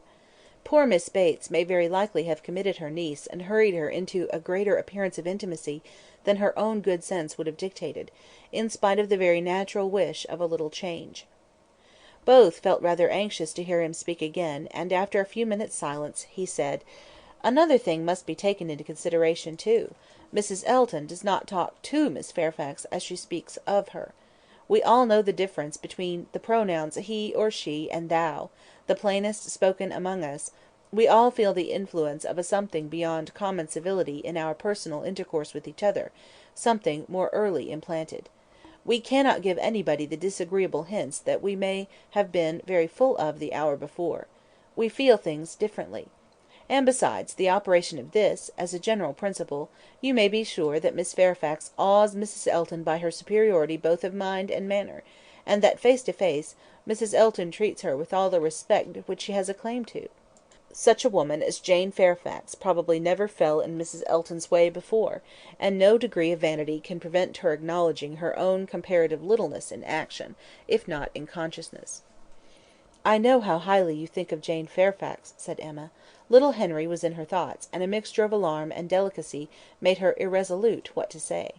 "Yes," he replied, "anybody may know how highly I think of her." "And yet," said Emma, beginning hastily and with an arch look, but soon stopping it, it was better, however, to know the worst at once, she hurried on, "and yet, perhaps, you may hardly be aware yourself how highly it is. The extent of your admiration may take you by surprise, some day or other." Mr. Knightley was hard at work upon the lower buttons of his thick leather gaiters, and either the exertion of getting them together, or some other cause, brought the colour into his face, as he answered, "Oh, are you there? But you are miserably behindhand. Mr. Cole gave me a hint of it 6 weeks ago." He stopped. Emma felt her foot pressed by Mrs. Weston, and did not herself know what to think. In a moment he went on, "That will never be, however, I can assure you. Miss Fairfax, I dare say, would not have me if I were to ask her, and I am very sure I shall never ask her." Emma returned her friend's pressure with interest, and was pleased enough to exclaim, "You are not vain, Mr. Knightley, I will say that for you." He seemed hardly to hear her; he was thoughtful, and in a manner which showed him not pleased, soon afterwards said, "So you have been settling that I should marry Jane Fairfax?" "No, indeed, I have not. You have scolded me too much for match-making for me to presume to take such a liberty with you. What I said just now meant nothing. One says those sorts of things, of course, without any idea of a serious meaning. Oh, no, upon my word, I have not the smallest wish for your marrying Jane Fairfax or Jane anybody. You would not come in and sit with us in this comfortable way if you were married." Mr. Knightley was thoughtful again. The result of his reverie was, "No, Emma, I do not think the extent of my admiration for her will ever take me by surprise. I never had a thought of her in that way, I assure you." And soon afterwards, "Jane Fairfax is a very charming young woman, but not even Jane Fairfax is perfect. She has a fault. She has not the open temper which a man would wish for in a wife." Emma could not but rejoice to hear that she had a fault. "Well," said she, "and you soon silenced Mr. Cole, I suppose?" "Yes, very soon. He gave me a quiet hint. I told him he was mistaken. He asked my pardon, and said no more. Cole does not wish to be wiser or wittier than his neighbours." In that respect, how unlike dear Mrs. Elton, who wants to be wiser and wittier than all the world! I wonder how she speaks of the Coles, what she calls them. How can she find any appellation for them, deep enough in familiar vulgarity? She calls you Knightley. What can she do for Mr. Cole? And so, am I not to be surprised that Jane Fairfax accepts her civilities, and consents to be with her? Mrs. Weston, your argument weighs most with me. I can much more readily enter into the temptation of getting away from Miss Bates, than I can believe in the triumph of Miss Fairfax's mind over Mrs. Elton. I have no faith in Mrs. Elton's acknowledging herself the inferior in thought, word, or deed, or in her being under any restraint beyond her own scanty rule of good breeding. I cannot imagine that she will not be continually insulting her visitor with praise, encouragement, and offers of service, that she will not be continually detailing her magnificent intentions, from the procuring her a permanent situation to the including her in those delightful exploring parties which are to take place in the barouche landau. "Jane Fairfax has feeling," said Mr. Knightley. "I do not accuse her of want of feeling. Her sensibilities, I suspect, are strong, and her temper excellent in its power of forbearance, patience, self-control, but it wants openness. She is reserved, more reserved, I think, than she used to be, and I love an open temper. No, till Cole alluded to my supposed attachment, it had never entered my head. I saw Jane Fairfax and conversed with her, with admiration and pleasure always, but with no thought beyond." "Well, Mrs. Weston," said Emma triumphantly, when he left them, "what do you say now to Mr. Knightley's marrying Jane Fairfax?" "Why, really, dear Emma, I say that he is so very much occupied by the idea of not being in love with her, that I should not wonder if it were to end in his being so at last. Do not beat me." Volume 2, Chapter 15. Volume 2, Chapter 16. Everybody in and about Highbury who had ever visited Mr. Elton was disposed to pay him attention on his marriage. Dinner parties and evening parties were made for him and his lady, and invitations flowed in so fast that she had soon the pleasure of apprehending that they were never to have a disengaged day. "I see how it is," said she. "I see what a life I am to lead among you. Upon my word, we shall be absolutely dissipated. We really seem quite the fashion. If this is living in the country, it is nothing very formidable. From Monday to next Saturday, I assure you we have not a disengaged day. A woman with fewer resources than I have need not have been at a loss." No invitation came amiss to her. Her Bath habits made evening parties perfectly natural to her, and Maple Grove had given her a taste for dinners. She was a little shocked at the want of 2 drawing-rooms, at the poor attempt at rout cakes, and there being no ice in the Highbury card parties. Mrs. Bates, Mrs. Perry, Mrs. Goddard, and others, were a good deal behindhand in knowledge of the world, but she would soon show them how everything ought to be arranged. In the course of the spring she must return their civilities by one very superior party, in which her card tables should be set out with their separate candles and unbroken packs in the true style, and more waiters engaged for the evening than their own establishment could furnish, to carry round the refreshments at exactly the proper hour, and in the proper order. Emma, in the meanwhile, could not be satisfied without a dinner at Hartfield for the Eltons. They must not do less than others, or she should be exposed to odious suspicions, and imagined capable of pitiful resentment. A dinner there must be. After Emma had talked about it for 10 minutes, Mr. Woodhouse felt no unwillingness, and only made the usual stipulation of not sitting at the bottom of the table himself, with the usual regular difficulty of deciding who should do it for him. The persons to be invited required little thought. Besides the Eltons, it must be the Westons and Mr. Knightley, so far as it was all of course, and it was hardly less inevitable that poor little Harriet must be asked to make the 8th; but this invitation was not given with equal satisfaction, and on many accounts Emma was particularly pleased by Harriet's begging to be allowed to decline it. She would rather not be in his company more than she could help. She was not yet quite able to see him and his charming, happy wife together, without feeling uncomfortable. If Miss Woodhouse would not be displeased, she would rather stay at home. It was precisely what Emma would have wished, and she deemed it possible enough for wishing.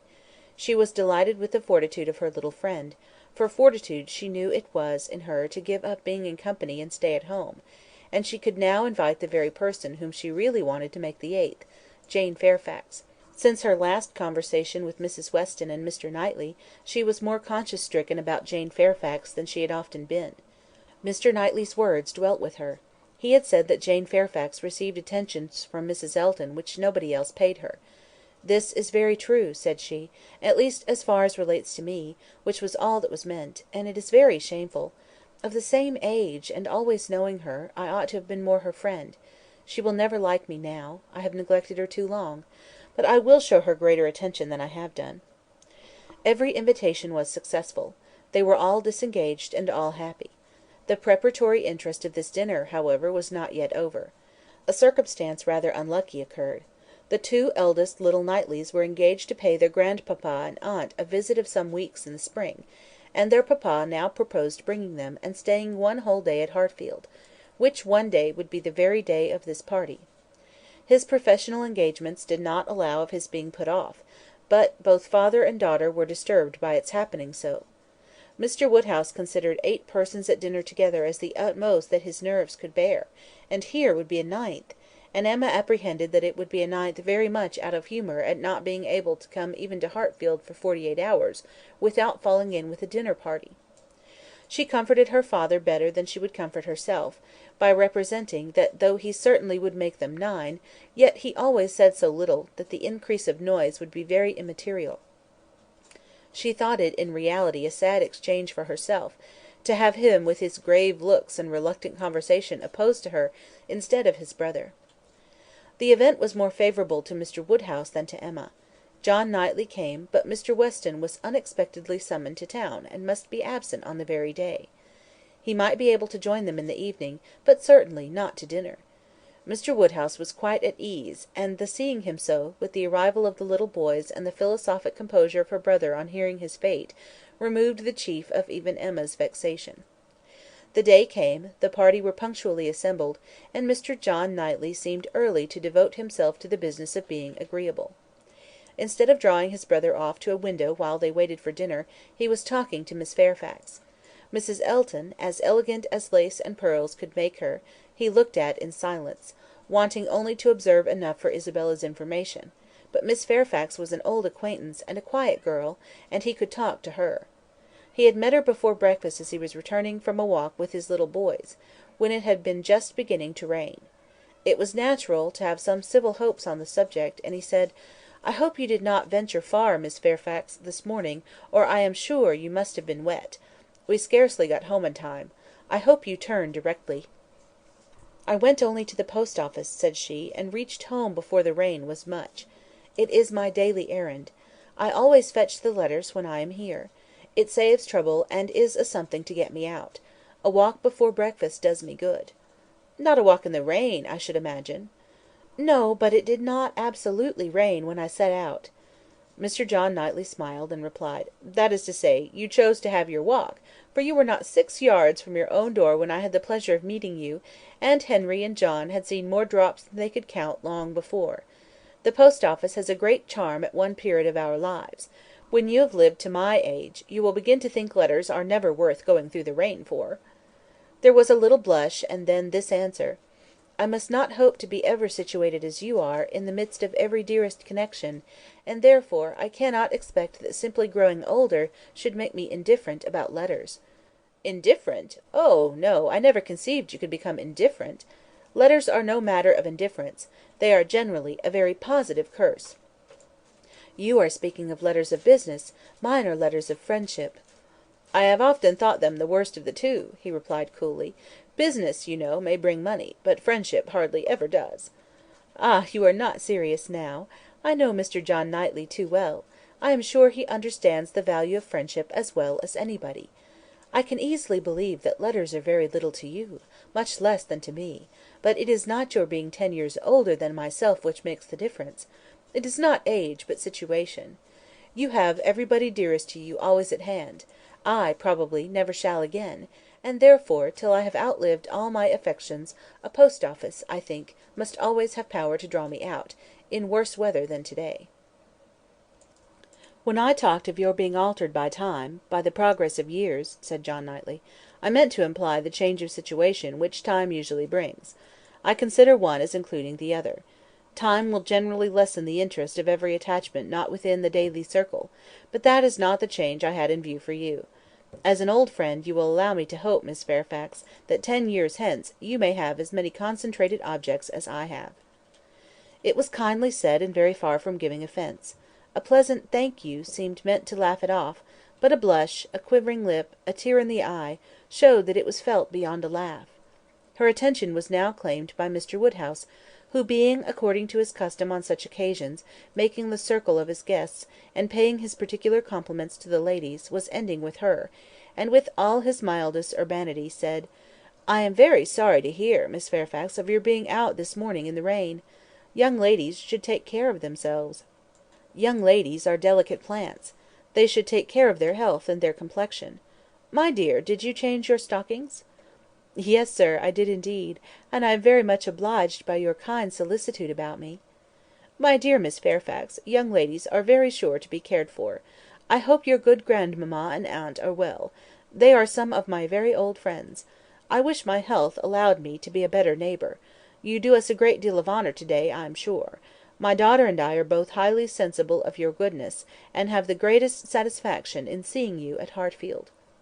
The kind-hearted, polite old man might then sit down and feel that he had done his duty, and made every fair lady welcome and easy. By this time the walk in the rain had reached Mrs. Elton, and her remonstrances now opened upon Jane. "My dear Jane, what is this I hear? Going to the post office in the rain! This must not be, I assure you. You sad girl, how could you do such a thing? It is a sign I was not there to take care of you." Jane very patiently assured her that she had not caught any cold. "Oh, do not tell me. You really are a very sad girl, and do not know how to take care of yourself. To the post office, indeed! Mrs. Weston, did you ever hear the like? You and I must positively exert our authority." "My advice," said Mrs. Weston, kindly and persuasively, "I certainly do feel tempted to give. Miss Fairfax, you must not run such risks. Liable as you have been to severe colds, indeed you ought to be particularly careful, especially at this time of year. The spring I always think requires more than common care. Better wait an hour or two, or even half a day for your letters, than run the risk of bringing on your cough again. Now, do not you feel that you had? Yes, I am sure you are much too reasonable. You look as if you would not do such a thing again." "Oh, she shall not do such a thing again," eagerly rejoined Mrs. Elton. "We will not allow her to do such a thing again;" and nodding significantly, "there must be some arrangement made, there must indeed. I shall speak to Mr. E. The man who fetches our letters every morning, one of our men, I forget his name, shall inquire for yours too, and bring them to you. That will obviate all difficulties, you know; and from us I really think, my dear Jane, you can have no scruple to accept such an accommodation." "You are extremely kind," said Jane, "but I cannot give up my early walk. I am advised to be out of doors as much as I can, and I must walk somewhere; and the post office is an object, and, upon my word, I have scarcely ever had a bad morning before." "My dear Jane, say no more about it. The thing is determined; that is," laughing affectedly, "as far as I can presume to determine anything without the concurrence of my lord and master. You know, Mrs. Weston, you and I must be cautious how we express ourselves. But I do flatter myself, my dear Jane, that my influence is not entirely worn out. If I meet with no insuperable difficulties, therefore, consider that point as settled." "Excuse me," said Jane earnestly, "I cannot by any means consent to such an arrangement, so needlessly troublesome to your servant. If the errand were not a pleasure to me, it could be done, as it is always done when I am not here, by my grandmammas." "Oh, my dear, but so much as Patty has to do! And it is a kindness to employ our men." Jane looked as if she did not mean to be conquered, but instead of answering, she began speaking again to Mr. John Knightley. "The post office is such a wonderful establishment," said she. "The regularity and dispatch of it!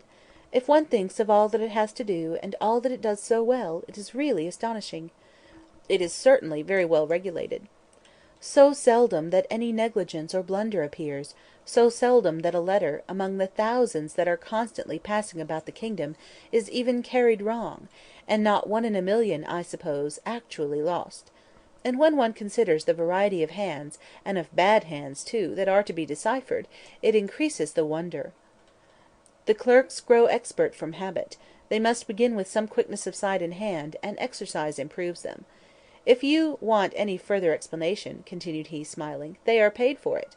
That is the key to a great deal of capacity; the public pays, and must be served well." The varieties of handwriting were farther talked of, and the usual observations made. "I have heard it asserted," said John Knightley, "that the same sort of handwriting often prevails in a family, and where the same master teaches it is natural enough.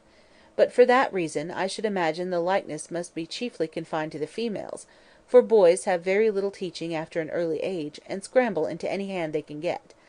Isabella and Emma, I think, do write very much alike. I have not always known their writing apart." "Yes," said his brother, hesitatingly, "there is a likeness; I know what you mean; but Emma's hand is the strongest." "Isabella and Emma both write beautifully," said Mr. Woodhouse, "and always did; and so does poor Mrs. Weston," with half a sigh, and half a smile at her. "I never saw any gentleman's handwriting," Emma began, looking also at Mrs. Weston, but stopped, on perceiving that Mrs. Weston was attending to some one else, and the pause gave her time to reflect. Now, how am I going to introduce him? Am I unequal to speaking his name at once before all these people? Is it necessary for me to use any roundabout phrase? Your Yorkshire friend, your correspondent in Yorkshire. That would be the way, I suppose, if I were very bad. No, I can pronounce his name without the smallest distress. I certainly get better and better. Now for it. Mrs. Weston was disengaged, and Emma began again. Mr. Frank Churchill writes one of the best gentleman's hands I ever saw. I do not admire it, said Mr. Knightley. It is too small, wants strength. It is like a woman's writing. This was not to be submitted to by either lady. They vindicated him against the base aspersion. No, it by no means wanted strength. It was not a large hand, but very clear and certainly strong. Had not Mrs. Weston any letter about her to produce?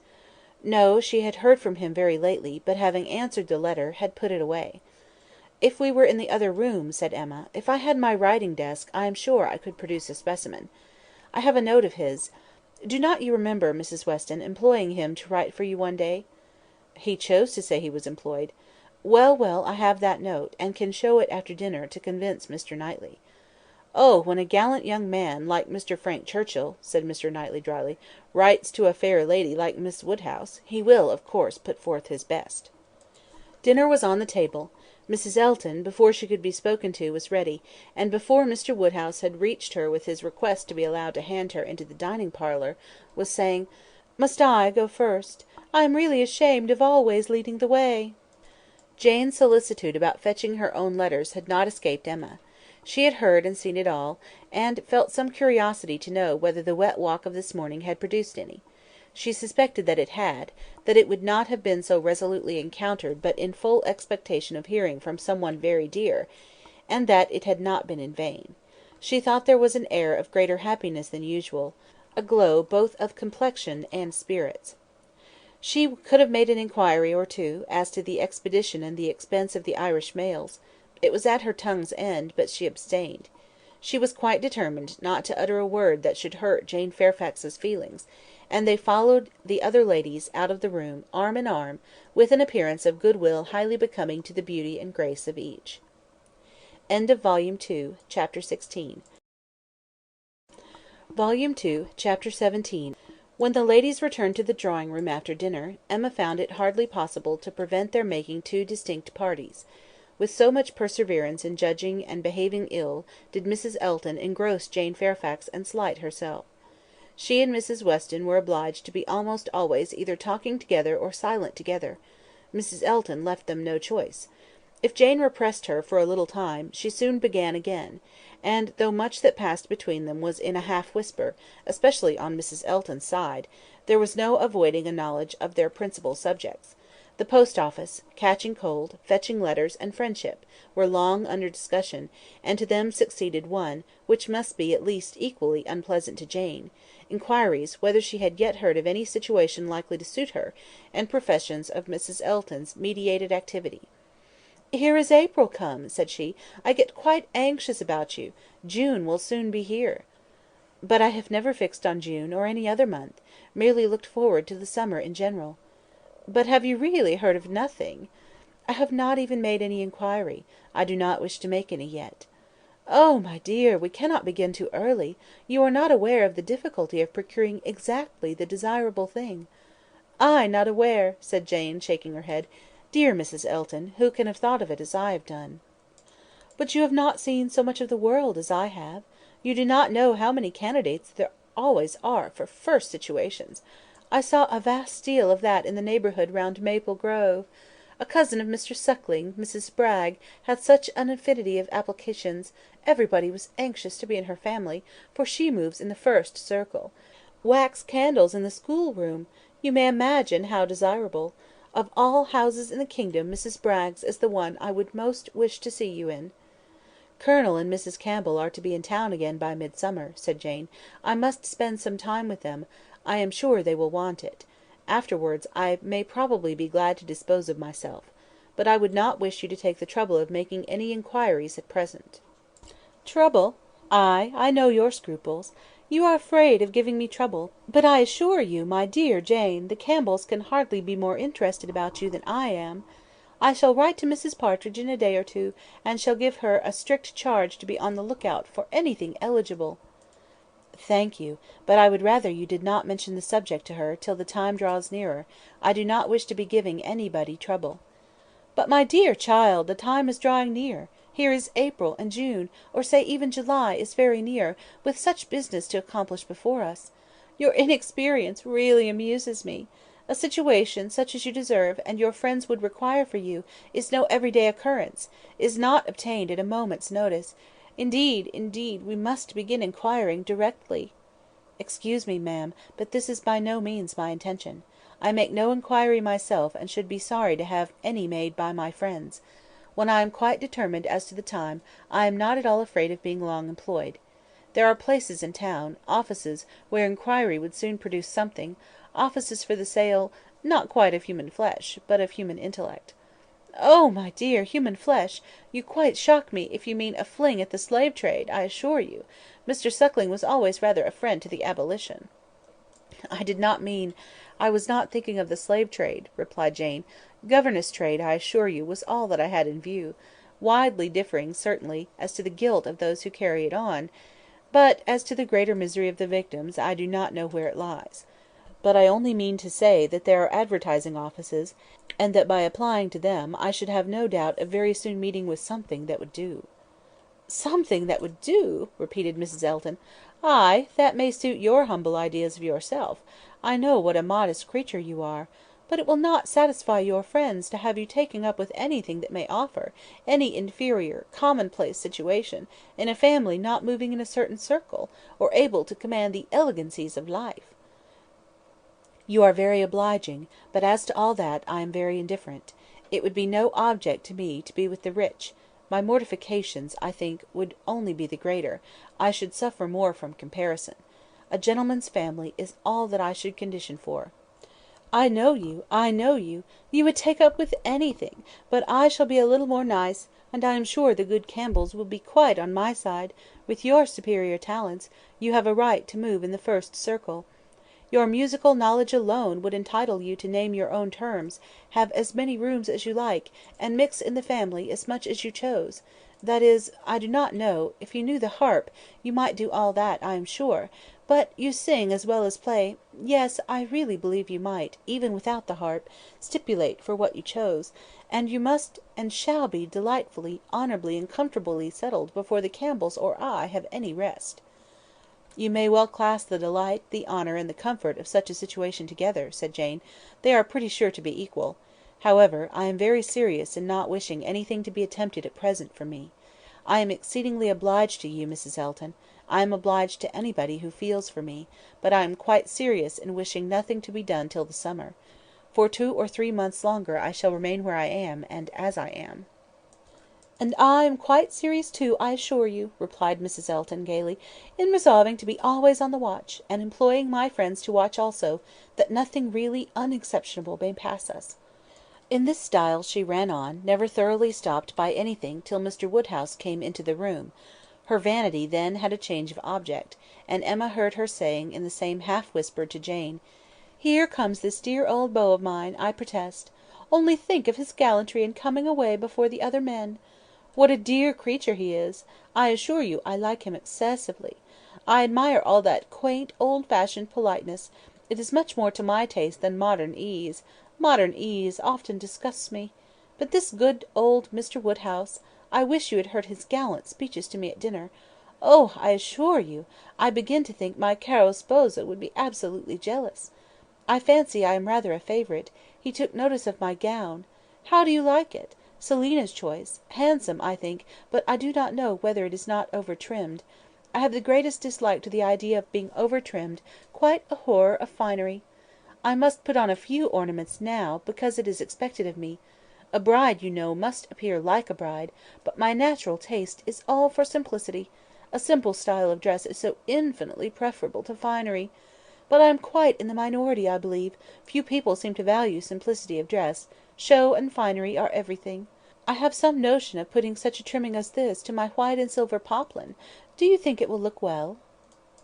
The whole party were but just reassembled in the drawing room when Mr. Weston made his appearance among them.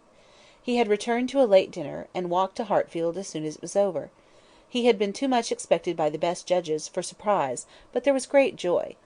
Mr. Woodhouse was almost as glad to see him now as he would have been sorry to see him before. John Knightley was in mute astonishment. That a man who might have spent his evening quietly at home after a day of business in London should set off again and walk half a mile to another man's house for the sake of being in mixed company till bedtime, of finishing his day in the efforts of civility and the noise of numbers, was a circumstance to strike him deeply.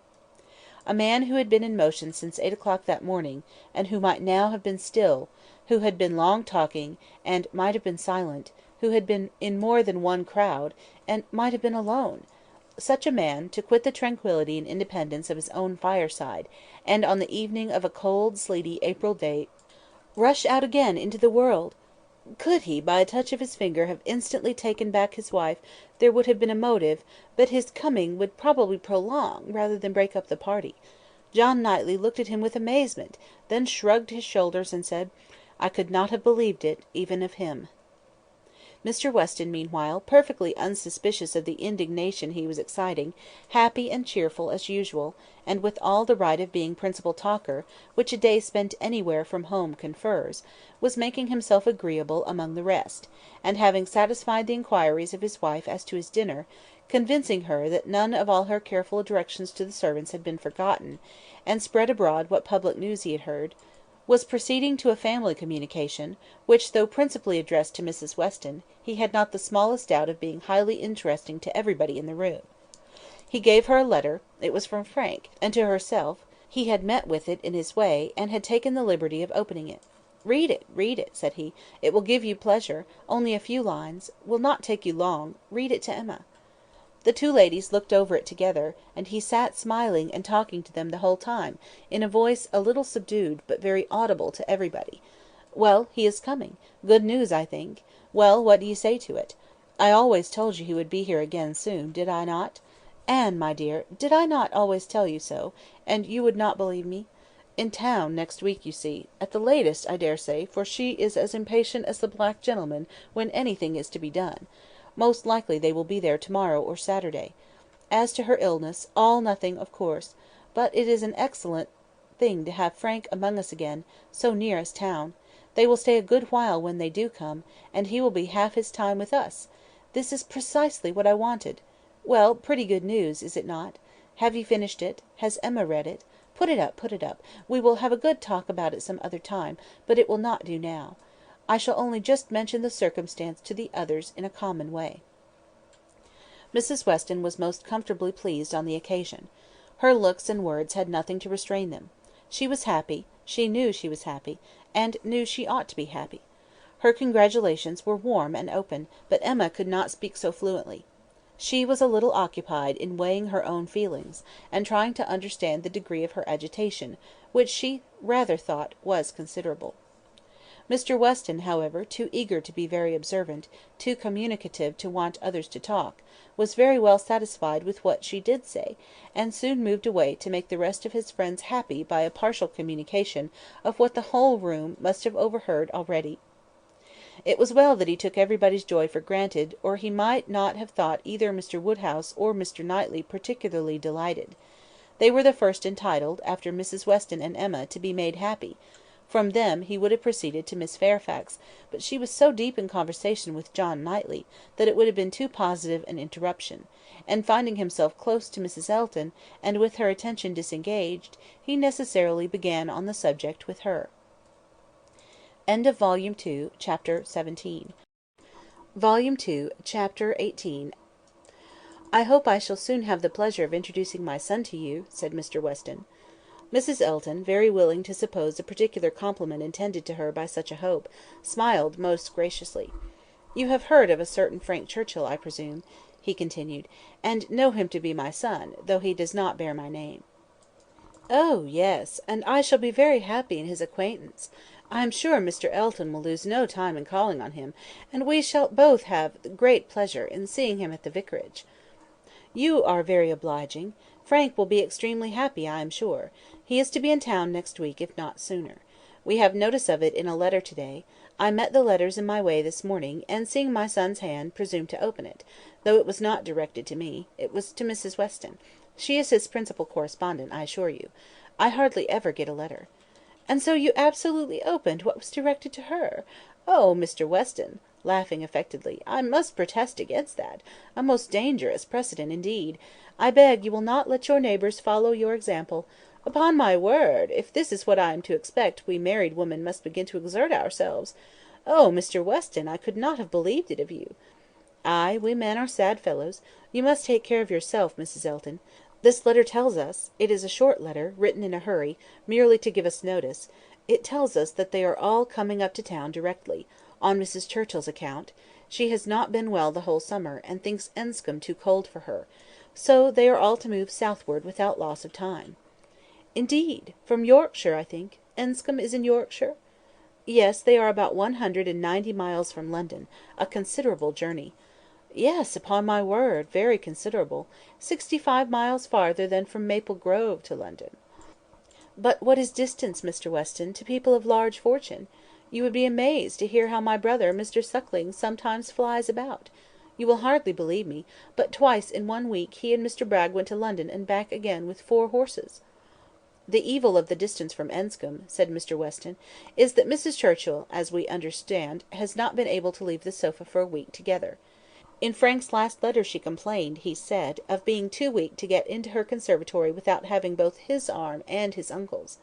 This, you know, speaks a great degree of weakness; but she is now so impatient to be in town, that she means to sleep only 2 nights on the road. So Frank writes word.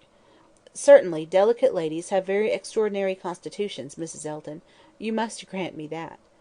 "No, indeed, I shall grant you nothing.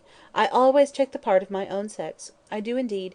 I give you notice, you will find me a formidable antagonist on that point. I always stand up for women; and I assure you, if you knew how Selina feels with respect to sleeping at an inn, you would not wonder at Mrs. Churchill's making incredible exertions to avoid it. Selina says it is quite a horror to her, and I believe I have caught a little of her nicety. She always travels with her own sheets, an excellent precaution. Does Mrs. Churchill do the same?" "Depend upon it, Mrs. Churchill does everything that any other fine lady ever did.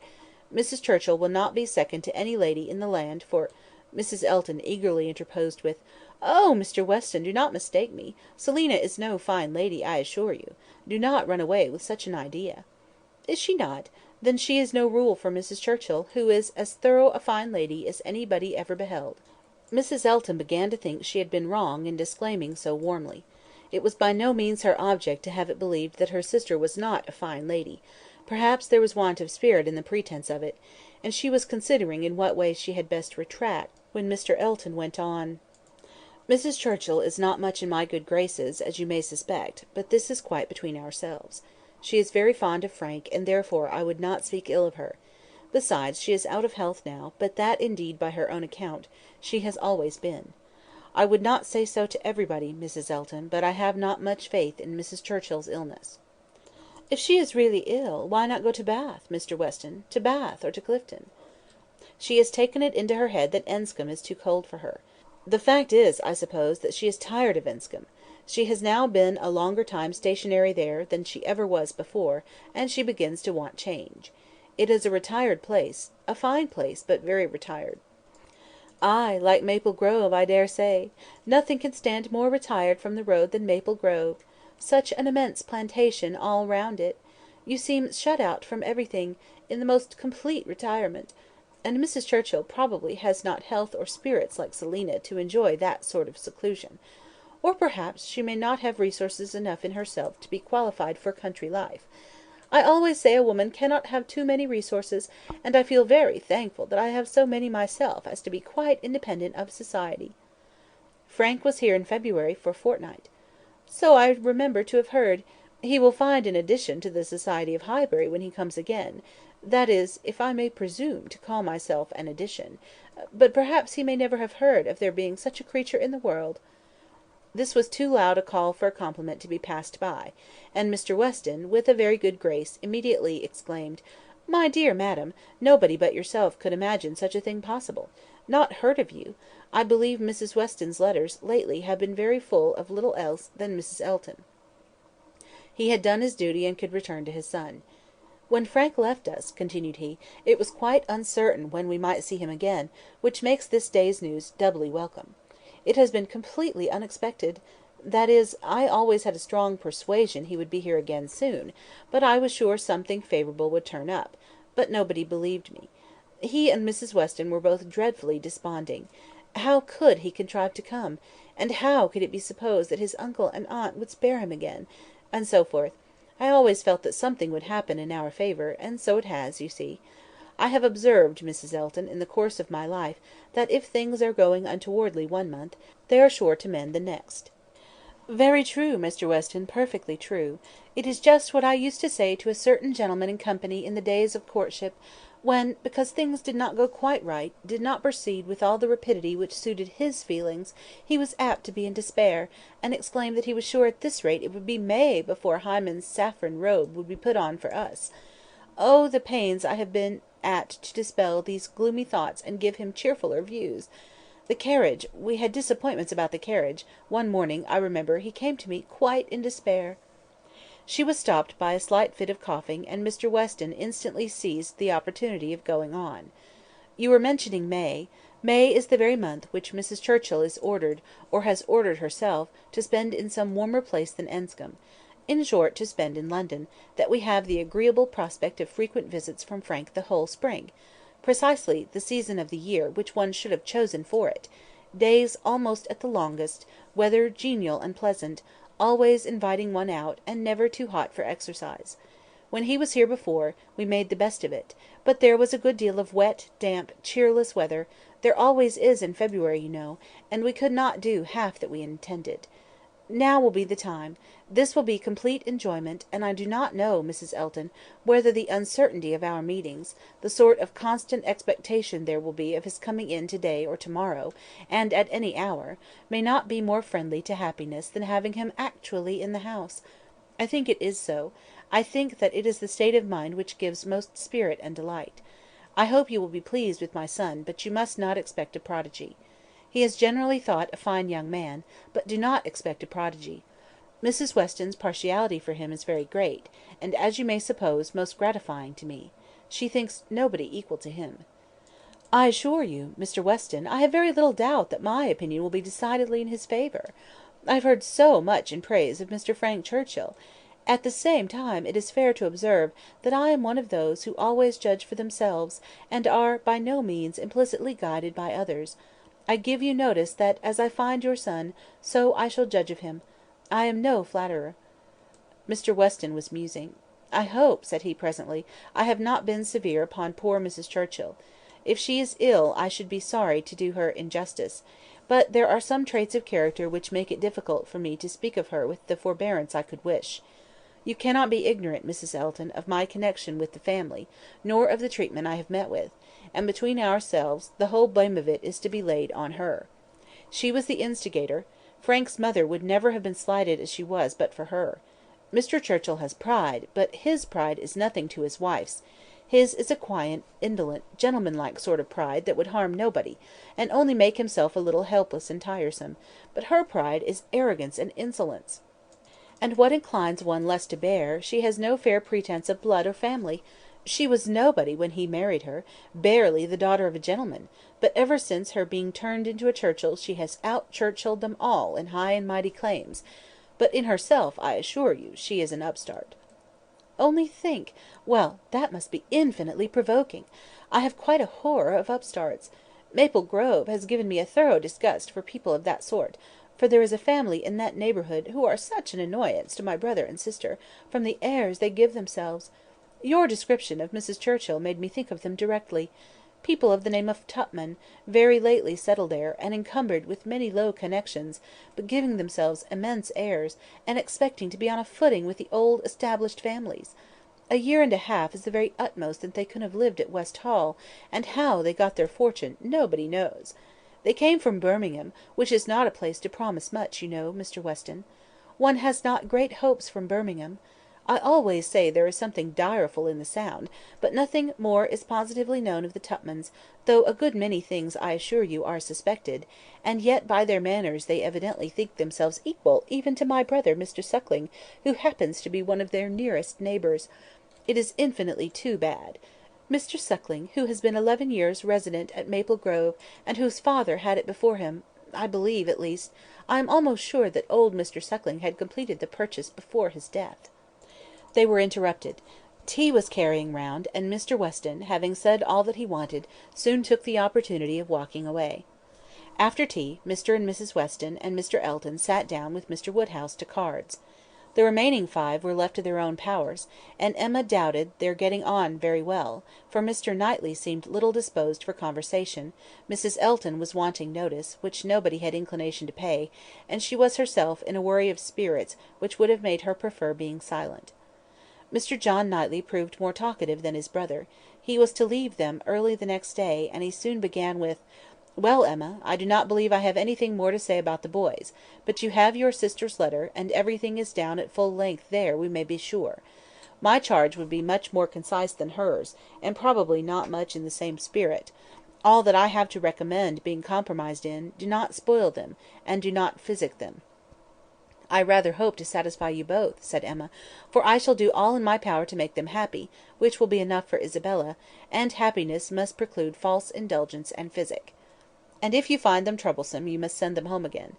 "That is very likely. You think so, do you not?"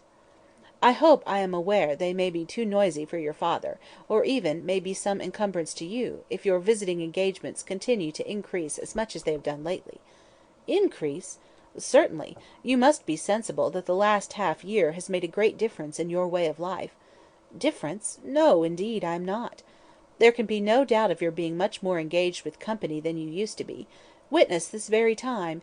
Here I am come down for only 1 day, and you are engaged with a dinner party. When did it happen before, or anything like it? Your neighbourhood is increasing, and you mix more with it. A little while ago, every letter to Isabella brought an account of fresh gaieties, dinners at Mr. Cole's, or balls at the Crown. The difference which Randalls alone makes in your goings on, is very great." "Yes," said his brother quickly, "it is Randalls that does it all." "Very well; and as Randalls, I suppose, is not likely to have less influence than heretofore, it strikes me as a possible thing, Emma, that Henry and John may be sometimes in the way. And if they are, I only beg you to send them home." "No," cried Mr. Knightley, "that not need be the consequence. Let them be sent to Donwell. I shall certainly be at leisure." "Upon my word," exclaimed Emma, "you amuse me.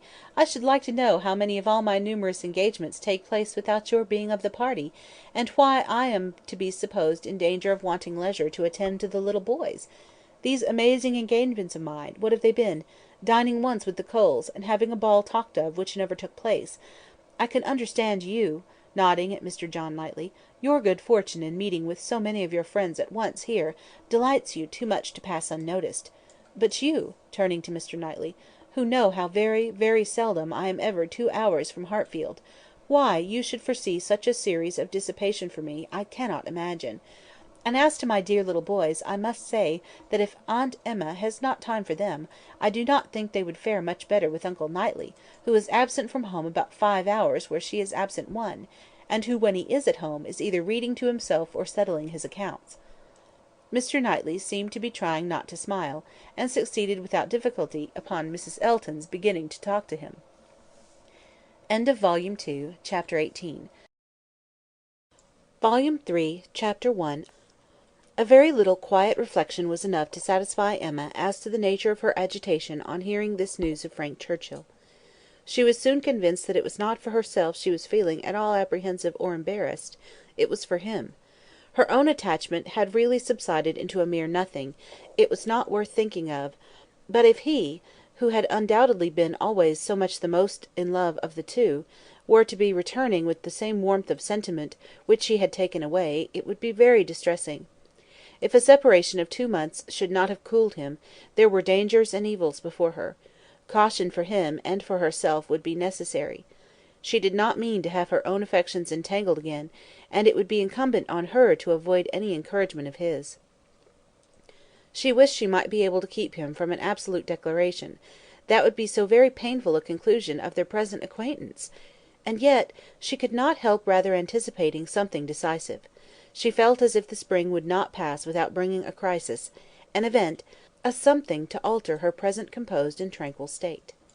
It was not very long, though rather longer than Mr. Weston had foreseen, before she had the power of forming some opinion of Frank Churchill's feelings.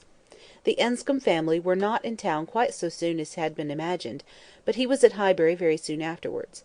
He rode down for a couple of hours; he could not yet do more; but as he came from Randalls immediately to Hartfield, she could then exercise all her quick observation, and speedily determine how he was influenced, and how she must act. They met with the utmost friendliness. There could be no doubt of his great pleasure in seeing her; but she had an almost instant doubt of his caring for her as he had done, of his feeling the same tenderness in the same degree. She watched him well. It was a clear thing he was less in love than he had been.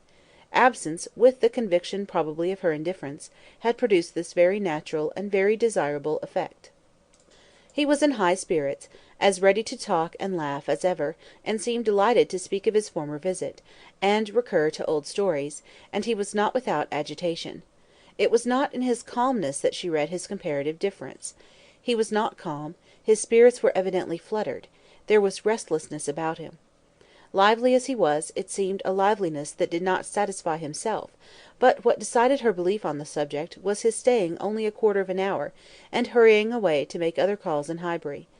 He had seen a group of old acquaintance in the street as he passed; he had not stopped, he would not stop for more than a word; but he had the vanity to think they would be disappointed if he did not call, and much as he wished to stay longer at Hartfield, he must hurry off. She had no doubt as to his being less in love; but neither his agitated spirits, nor his hurrying away, seemed like a perfect cure, and she was rather inclined to think it implied a dread of her returning power, and a discreet resolution of not trusting himself with her long. This was the only visit from Frank Churchill in the course of 10 days. He was often hoping, intending to come, but was always prevented. His aunt could not bear to have him leave her. Such was his own account at Randalls. If he were quite sincere, if he really tried to come, it was to be inferred that Mrs. Churchill's removal to London had been of no service to the wilful or nervous part of her disorder. That she was really ill was very certain; he had declared himself convinced of it at Randalls. Though much might be fancy, he could not doubt, when he looked back, that she was in a weaker state of health than she had been half a year ago. He did not believe it to proceed from anything that care and medicine might not remove, or at least that she might not have many years of existence before her; but he could not be prevailed on, by all his father's doubts, to say that her complaints were merely imaginary, or that she was as strong as ever. It soon appeared that London was not the place for her; she could not endure its noise. Her nerves were under continual irritation and suffering, and by the 10 days' end, her nephew's letter to Randalls communicated a change of plan. They were going to remove immediately to Richmond. Mrs. Churchill had been recommended to the medical skill of an eminent person there, and had otherwise a fancy for the place. A ready furnished house in a favourite spot was engaged, and much benefit expected from the change. Emma heard that Frank wrote in the highest spirits of this arrangement, and seemed most fully to appreciate the blessing of having 2 months before him of such near neighbourhood to so many dear friends; for the house was taken for May and June. She was told now that he wrote with the greatest confidence of being often with them, almost as often as he could even wish. Emma saw how Mr. Weston understood these joyous prospects. He was considering her as the source of all the happiness they offered. She hoped it was not so; 2 months must bring it to the proof. Mr. Weston's own happiness was indisputable. He was quite delighted; it was the very circumstance he could have wished for. Now it would be really having Frank in their neighbourhood. What were 9 miles to a young man? An hour's ride. He would be always coming over. The difference in that respect of Richmond and London was enough to make the whole difference of seeing him always, and seeing him never. 16 miles, nay 18, it must be full 18 to Manchester Street, was a serious obstacle. Were he ever able to get away, the day would be spent in coming and returning. There was no comfort in having him in London; he might as well be at Enscombe; but Richmond was the very distance for easy intercourse. Better than nearer. One good thing was immediately brought to a certainty by this removal, the ball at the Crown. It had not been forgotten before, but it had been acknowledged vain to attempt to fix a day. Now, however, it was absolutely to be; every preparation was resumed, and very soon after the Churchills had removed to Richmond, a few lines from Frank, to say that his aunt felt already much better from the change, and that he had no doubt of being able to join them for 24 hours at any given time, induced them to name as early a day as possible. Mr. Weston's ball was to be a real thing. A very few to-morrows stood between the young people of Highbury and happiness. Mr. Woodhouse was resigned. The time of year lightened the evil to him. May was better for everything than February. Mrs. Bates was engaged to spend the evening at Hartfield. James had due notice, and he sanguinely hoped that neither dear little Henry nor dear little John would have anything the matter with them while dear Emma were gone.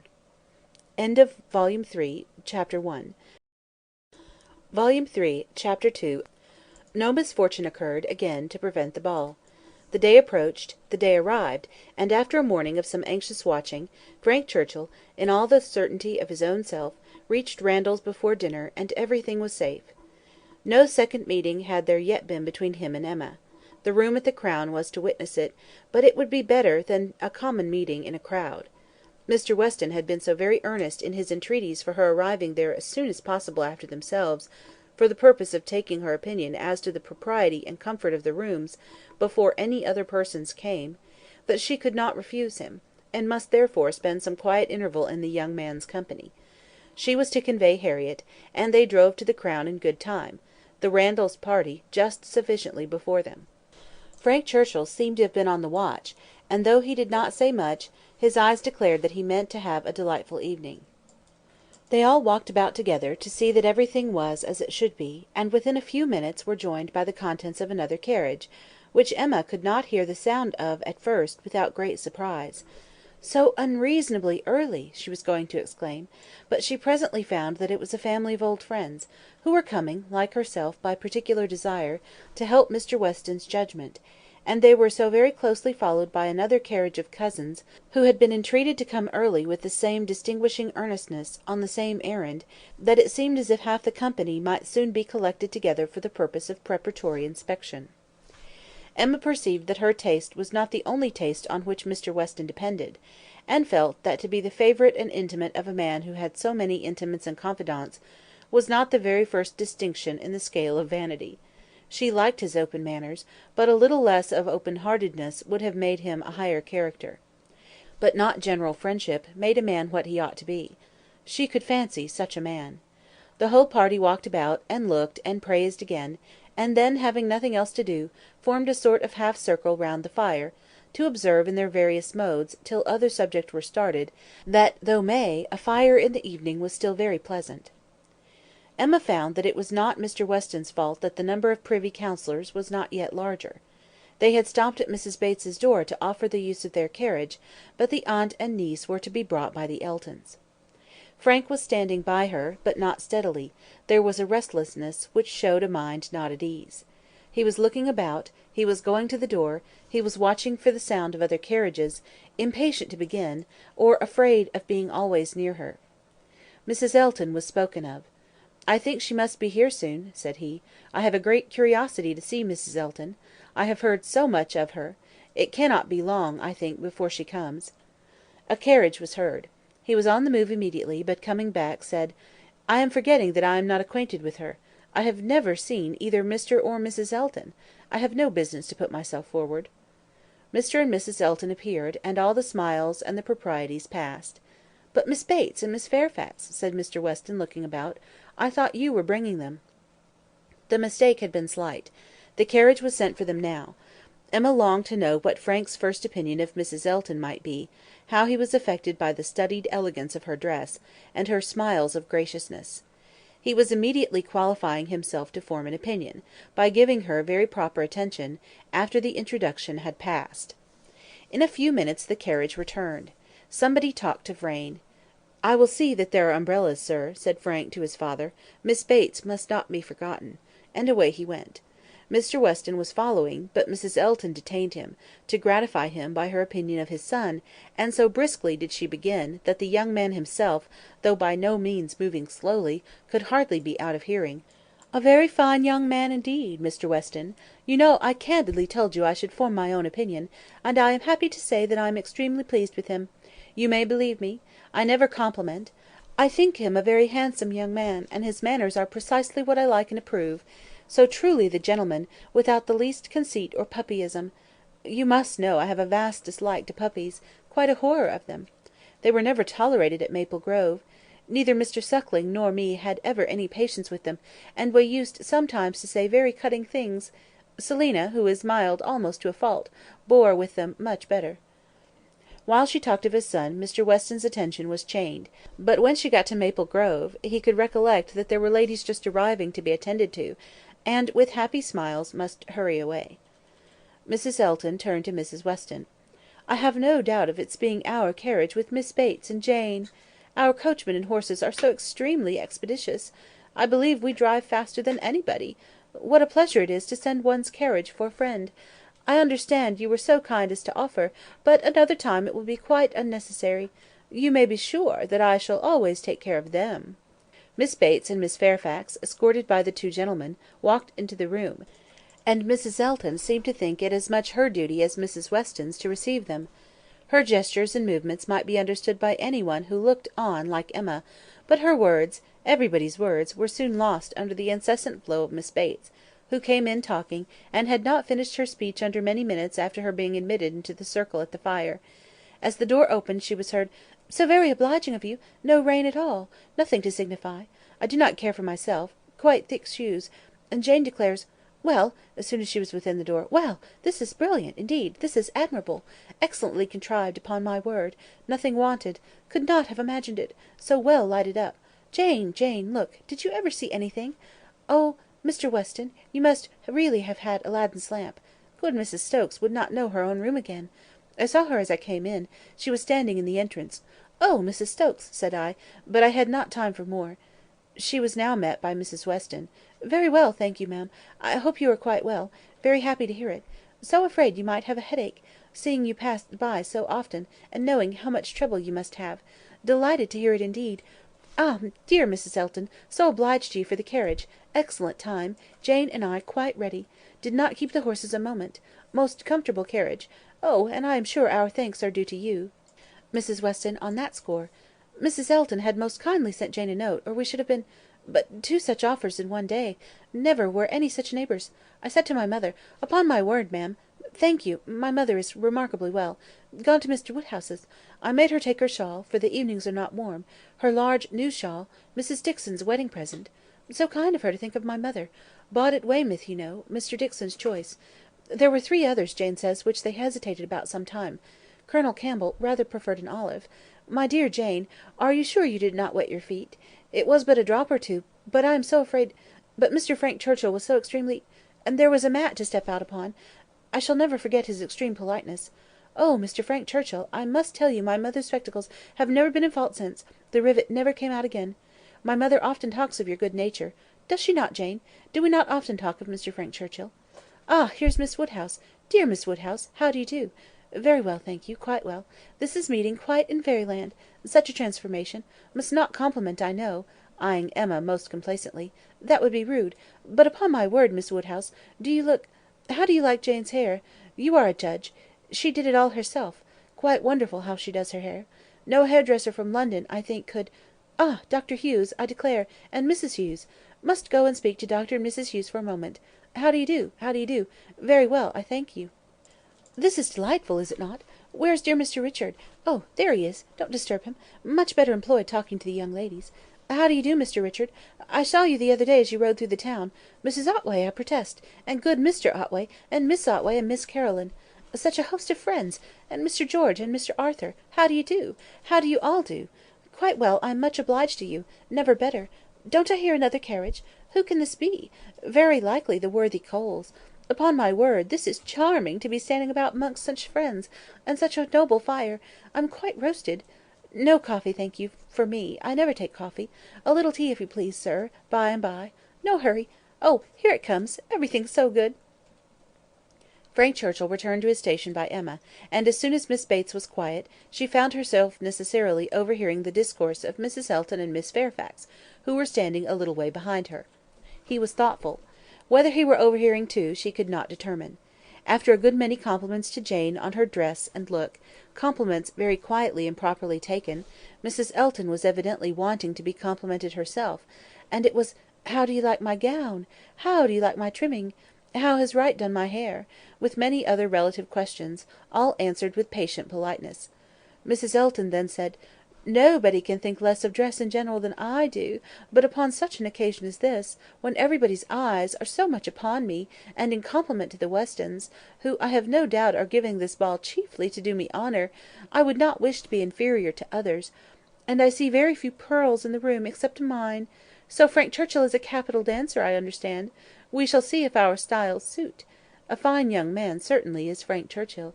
I like him very well." At this moment Frank began talking so vigorously that Emma could not but imagine he had overheard his own praises, and did not want to hear more; and the voices of the ladies were drowned for a while, till another suspension brought Mrs. Elton's tones again distinctly forward. Mr. Elton had just then joined them, and his wife was exclaiming, "Oh, you have found us out at last, have you, in our seclusion? I was this moment telling Jane, I thought you would begin to be impatient for tidings of us." "Jane!" repeated Frank Churchill, with a look of surprise and displeasure. "That is easy; but Miss Fairfax does not approve it, I suppose." "How do you like Mrs. Elton?" said Emma in a whisper. "Not at all." "You are ungrateful." "Ungrateful! What do you mean?" Then, changing from a frown to a smile, "No, do not tell me. I do not want to know what you mean. Where is my father? When are we to begin dancing?" Emma could hardly understand him; he seemed in an odd humour. He walked off to find his father, but was quickly back again with both Mr. and Mrs. Weston. He had met with them in a little perplexity, which must be laid before Emma. It had just occurred to Mrs. Weston that Mrs. Elton must be asked to begin the ball, that she would expect it, which interfered with all their wishes of giving Emma that distinction. Emma heard the sad truth with fortitude. "And what are we to do for a proper partner for her?" said Mr. Weston. "She will think Frank ought to ask her." Frank turned instantly to Emma, to claim her former promise, and boasted himself an engaged man, which his father looked his most perfect approbation of; and then it appeared that Mrs. Weston was wanting him to dance with Mrs. Elton himself, and that their business was to help to persuade him into it, which was done pretty soon. Mr. Weston and Mrs. Elton led the way; Mr. Frank Churchill and Miss Woodhouse followed. Emma must submit to stand second to Mrs. Elton, though she had always considered the ball as peculiarly for her. It was almost enough to make her think of marrying. Mrs. Elton had undoubtedly the advantage at this time in vanity completely gratified, for though she had intended to begin with Frank Churchill, she could not lose by the change. Mr. Weston might be his son's superior. In spite of this little rub, however, Emma was smiling with enjoyment, delighted to see the respectable length of the set as it was forming, and to feel that she had so many hours of unusual festivity before her. She was more disturbed by Mr. Knightley's not dancing than by anything else. There he was, among the standers by, where he ought not to be; he ought to be dancing, not classing himself with the husbands and fathers and whist players, who were pretending to feel an interest in the dance till their rubbers were made up. So young as he looked, he could not have appeared to greater advantage perhaps anywhere than where he had placed himself. His tall, firm, upright figure, among the bulky forms and stooping shoulders of the elderly men, was such as Emma felt must draw everybody's eyes; and, excepting her own partner, there was not one among the whole row of young men who could be compared with him. He moved a few steps nearer, and those few steps were enough to prove, in how gentlemanlike a manner, with what natural grace, he must have danced, would he but take the trouble. Whenever she caught his eye, she forced him to smile, but in general he was looking grave. She wished he could love a ballroom better, and could like Frank Churchill better; he seemed often observing her. She must not flatter herself that he thought of her dancing, but if he were criticising her behaviour, she did not feel afraid. There was nothing like flirtation between her and her partner. They seemed more like cheerful, easy friends than lovers. That Frank Churchill thought less of her than he had done was indubitable. The ball proceeded pleasantly. The anxious cares, the incessant attentions of Mrs. Weston, were not thrown away. Everybody seemed happy, and the praise of being a delightful ball, which is seldom bestowed till after a ball has ceased to be, was repeatedly given in the very beginning of the existence of this.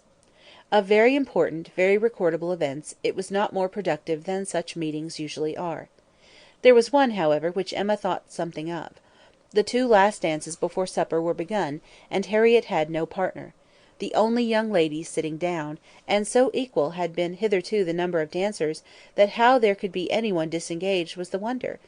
But Emma's wonder lessened soon afterwards, on seeing Mr. Elton sauntering about. He would not ask Harriet to dance if it were possible to be avoided; she was sure he would not, and she was expecting him every moment to escape into the card room. Escape, however, was not his plan. He came to the part of the room where the sitters by were collected, spoke to some, and walked about in front of them, as if to show his liberty and his resolution of maintaining it. He did not omit being sometimes directly before Miss Smith, or speaking to those who were close to her. Emma saw it. She was not yet dancing; she was working her way up from the bottom, and had therefore leisure to look around, and by only turning her head a little she saw it all.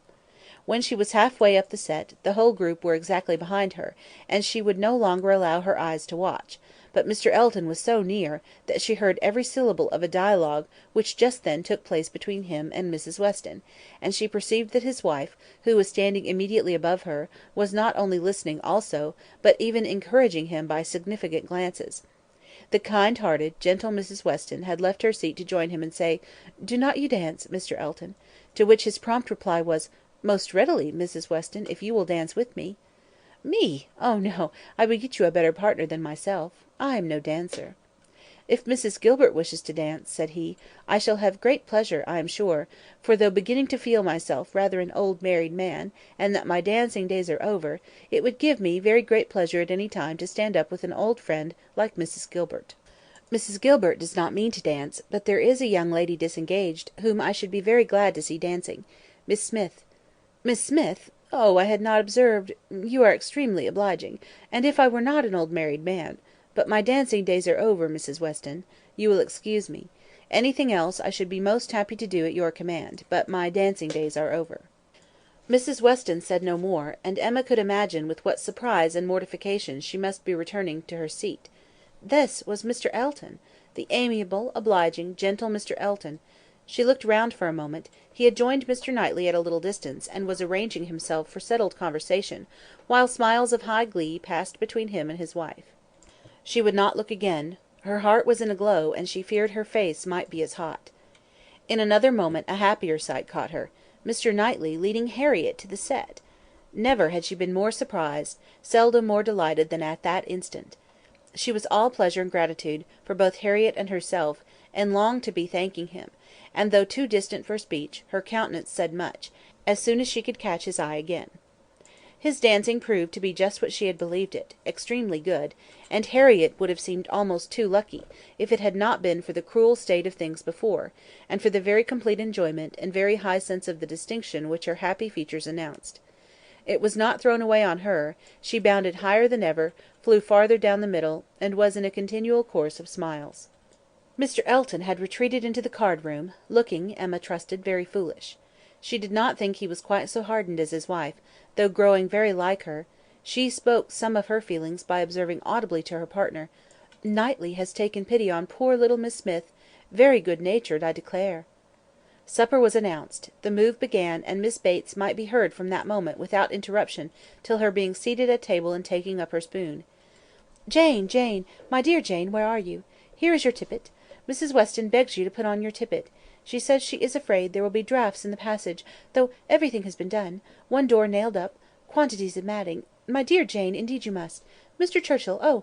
you are too obliging. How well you put it on! So gratified! Excellent dancing indeed. Yes, my dear, I ran home, as I said I should, to help grandmamma to bed, and got back again, and nobody missed me. I set off without saying a word, just as I told you. Grandmamma was quite well; had a charming evening with Mr. Woodhouse; a vast deal of chat and backgammon. Tea was made downstairs; biscuits and baked apples and wine before she came away; amazing luck in some of her throws; and she inquired a great deal about you, how you were amused, and who were your partners. "Oh!" said I shall not forestall Jane; I left her dancing with Mr. George Otway; she will love to tell you all about it herself to morrow. Her first partner was Mr. Elton; I do not know who will ask her next; perhaps Mr. William Coxe." "My dear sir, you are too obliging. Is there nobody you would not rather? I am not helpless. Sir, you are most kind, upon my word; Jane on one arm, and me on the other. Stop, stop, let's stand a little back; Mrs. Elton is going. Dear Mrs. Elton, how elegant she looks! Beautiful lace. Now we all follow in her train. Quite the queen of the evening. Well, here we are at the passage. 2 steps, Jane. Take care of the 2 steps. Oh, no, there is but one. Well, I was persuaded there were 2. How very odd! I was convinced there were 2, and there is but one. I never saw anything equal to the comfort and style. Candles everywhere. I was telling you of your grandmamma, Jane. There was a little disappointment. The baked apples and biscuits, excellent in their way, you know, but there was a delicate fricassee of sweetbread and some asparagus brought in at first, and good Mr. Woodhouse, not thinking the asparagus quite boiled enough, sent it all out again.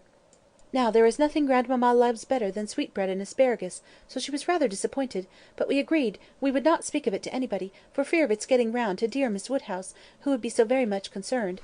Well, this is brilliant. I am all amazement. Could not have supposed anything. Such elegance and profusion. I've seen nothing like it since— Well, where shall we sit? Where shall we sit?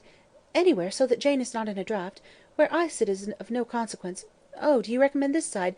Well, I am sure Mr. Churchill, only it seems too good, but just as you please.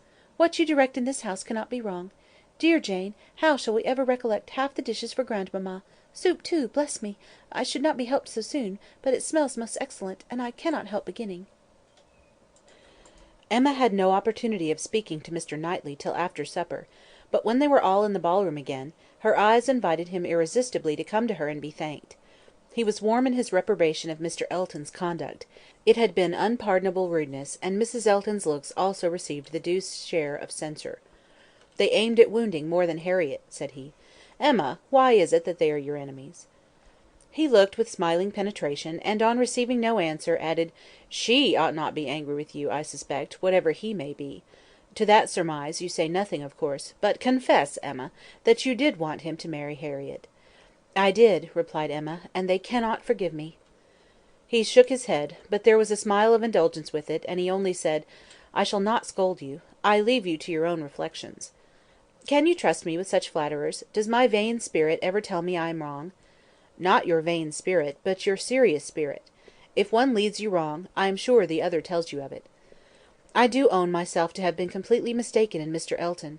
There is a littleness about him which you discovered, and which I did not, and I was fully convinced of his being in love with Harriet. It was through a series of strange blunders. And in return for your acknowledging so much, I will do you the justice to say, that you would have chosen for him better than he has chosen for himself. Harriet Smith has some first-rate qualities, which Mrs. Elton is totally without. An unpretending, single-minded, artless girl, infinitely to be preferred by any man of sense and taste to such a woman as Mrs. Elton. I have found Harriet more conversable than I expected." Emma was extremely gratified. They were both interrupted by the bustle of Mr. Weston calling on everybody to begin dancing again. "Come, Miss Woodhouse, Miss Otway, Miss Fairfax, what are you all doing? Come, Emma, set your companions the example. Everybody is lazy. Everybody is asleep." "I am ready," said Emma, "whenever I am wanted." "Whom are you going to dance with?" asked Mr. Knightley.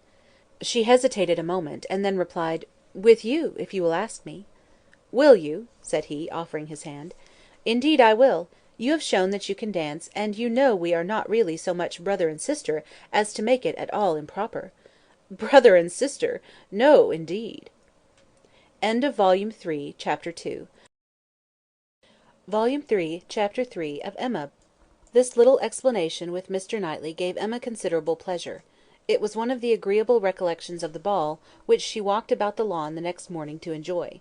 She was extremely glad that they had come to so good an understanding respecting the Eltons, and that their opinions of both husband and wife were so much alike; and his praise of Harriet, his concession in her favour, was peculiarly gratifying.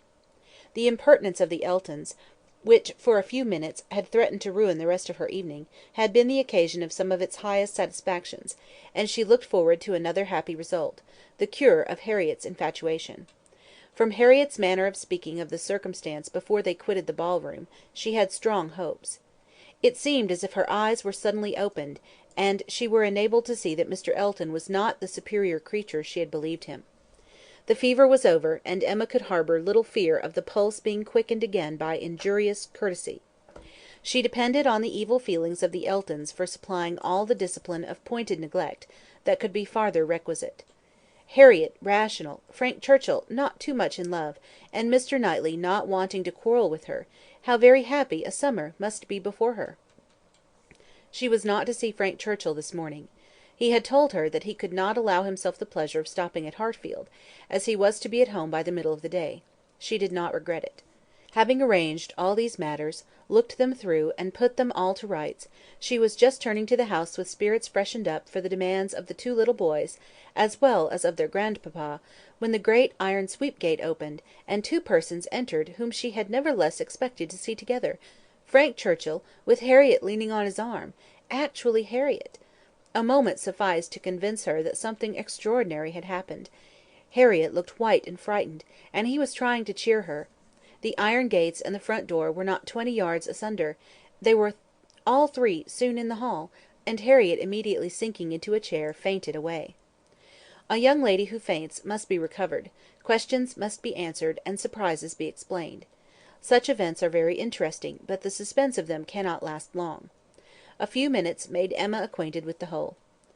Miss Smith and Miss Bickerton, another parlour boarder at Mrs. Goddard's, who had been also at the ball, had walked out together and taken a road, the Richmond road, which, though apparently public enough for safety, had led them into alarm. About half a mile beyond Highbury, making a sudden turn, and deeply shaded by elms on each side, it became for a considerable stretch very retired, and when the young ladies had advanced some way into it, they had suddenly perceived at a small distance before them, on a broader patch of greensward by the side, a party of gipsies. A child on the watch came towards them to beg, and Miss Bickerton, excessively frightened, gave a great scream, and calling on Harriet to follow her, ran up a steep bank, cleared a slight hedge at the top, and made the best of her way by a short cut back to Highbury. But poor Harriet could not follow. She had suffered very much from cramp after dancing, and her first attempt to mount the bank brought on such a return of it as made her absolutely powerless, and in this state, and exceedingly terrified, she had been obliged to remain. How the trampers might have behaved, had the young ladies been more courageous, must be doubtful, but such an invitation for attack could not be resisted, and Harriet was soon assailed by half a dozen children, headed by a stout woman and a great boy, all clamorous, and impertinent in look, though not absolutely in word. More and more frightened, she immediately promised them money, and taking out her purse gave them a shilling and begged them not to want more, or to use her ill. She was then able to walk, though but slowly, and was moving away, but her terror and her purse were too tempting, and she was followed, or rather surrounded, by the whole gang, demanding more. In this state Frank Churchill had found her, she trembling and conditioning, they loud and insolent. By a most fortunate chance his leaving Highbury had been delayed so as to bring him to her assistance at this critical moment. The pleasantness of the morning had induced him to walk forward, and leave his horses to meet him by another road, a mile or two beyond Highbury, and happening to have borrowed a pair of scissors the night before of Miss Bates, and to have forgotten to restore them, he had been obliged to stop at her door, and go in for a few minutes. He was therefore later than he had intended, and being on foot, was unseen by the whole party till almost close to them. The terror which the woman and boy had been creating in Harriet was then their own portion. He had left them completely frightened, and Harriet, eagerly clinging to him, and hardly able to speak, had just strength enough to reach Hartfield, before her spirits were quite overcome. It was his idea to bring her to Hartfield; he had thought of no other place. This was the account of the whole story, of his communication and of Harriet's as soon as she had recovered her senses and speech. He dared not stay longer than to see her well; these several delays left him not another minute to lose, and Emma engaging to have assurance of her safety to Mrs. Goddard, and notice of there being such a set of people in the neighbourhood to Mr. Knightley, he set off, with all the grateful blessings that she could utter for her friend and herself. Such an adventure as this, a fine young man and a lovely young woman thrown together in such a way, could hardly fail of suggesting certain ideas to the coldest heart and the steadiest brain. So Emma thought, at least. Could a linguist, could a grammarian, could even a mathematician have seen what she did, have witnessed their appearance together, and heard their history of it, without feeling that circumstances had been at work to make them peculiarly interesting to each other? How much more must an imaginist like herself be on fire with speculation and foresight, especially with such a groundwork of anticipation as her mind had already made? It was a very extraordinary thing.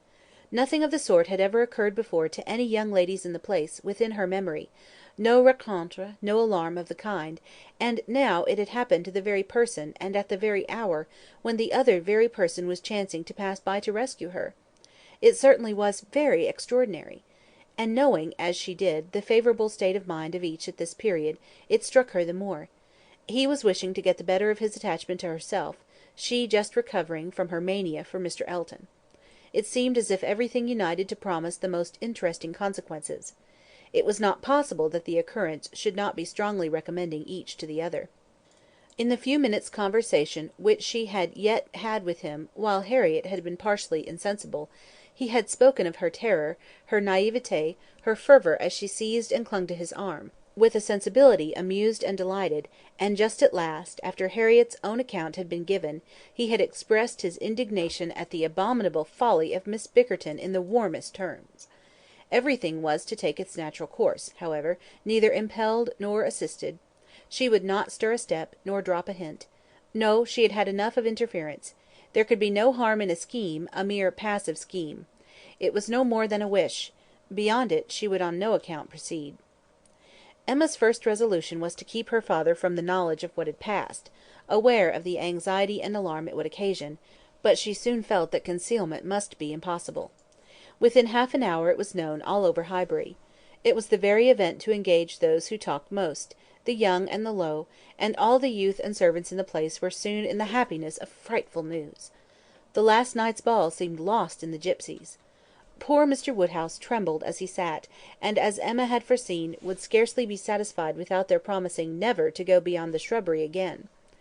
It was some comfort to him that many inquiries after himself and Miss Woodhouse, for his neighbours knew that he loved to be inquired after, as well as Miss Smith, were coming in during the rest of the day, and he had the pleasure of returning for answer, that they were all very indifferent, which, though not exactly true, for she was perfectly well, and Harriet not much otherwise, Emma would not interfere with.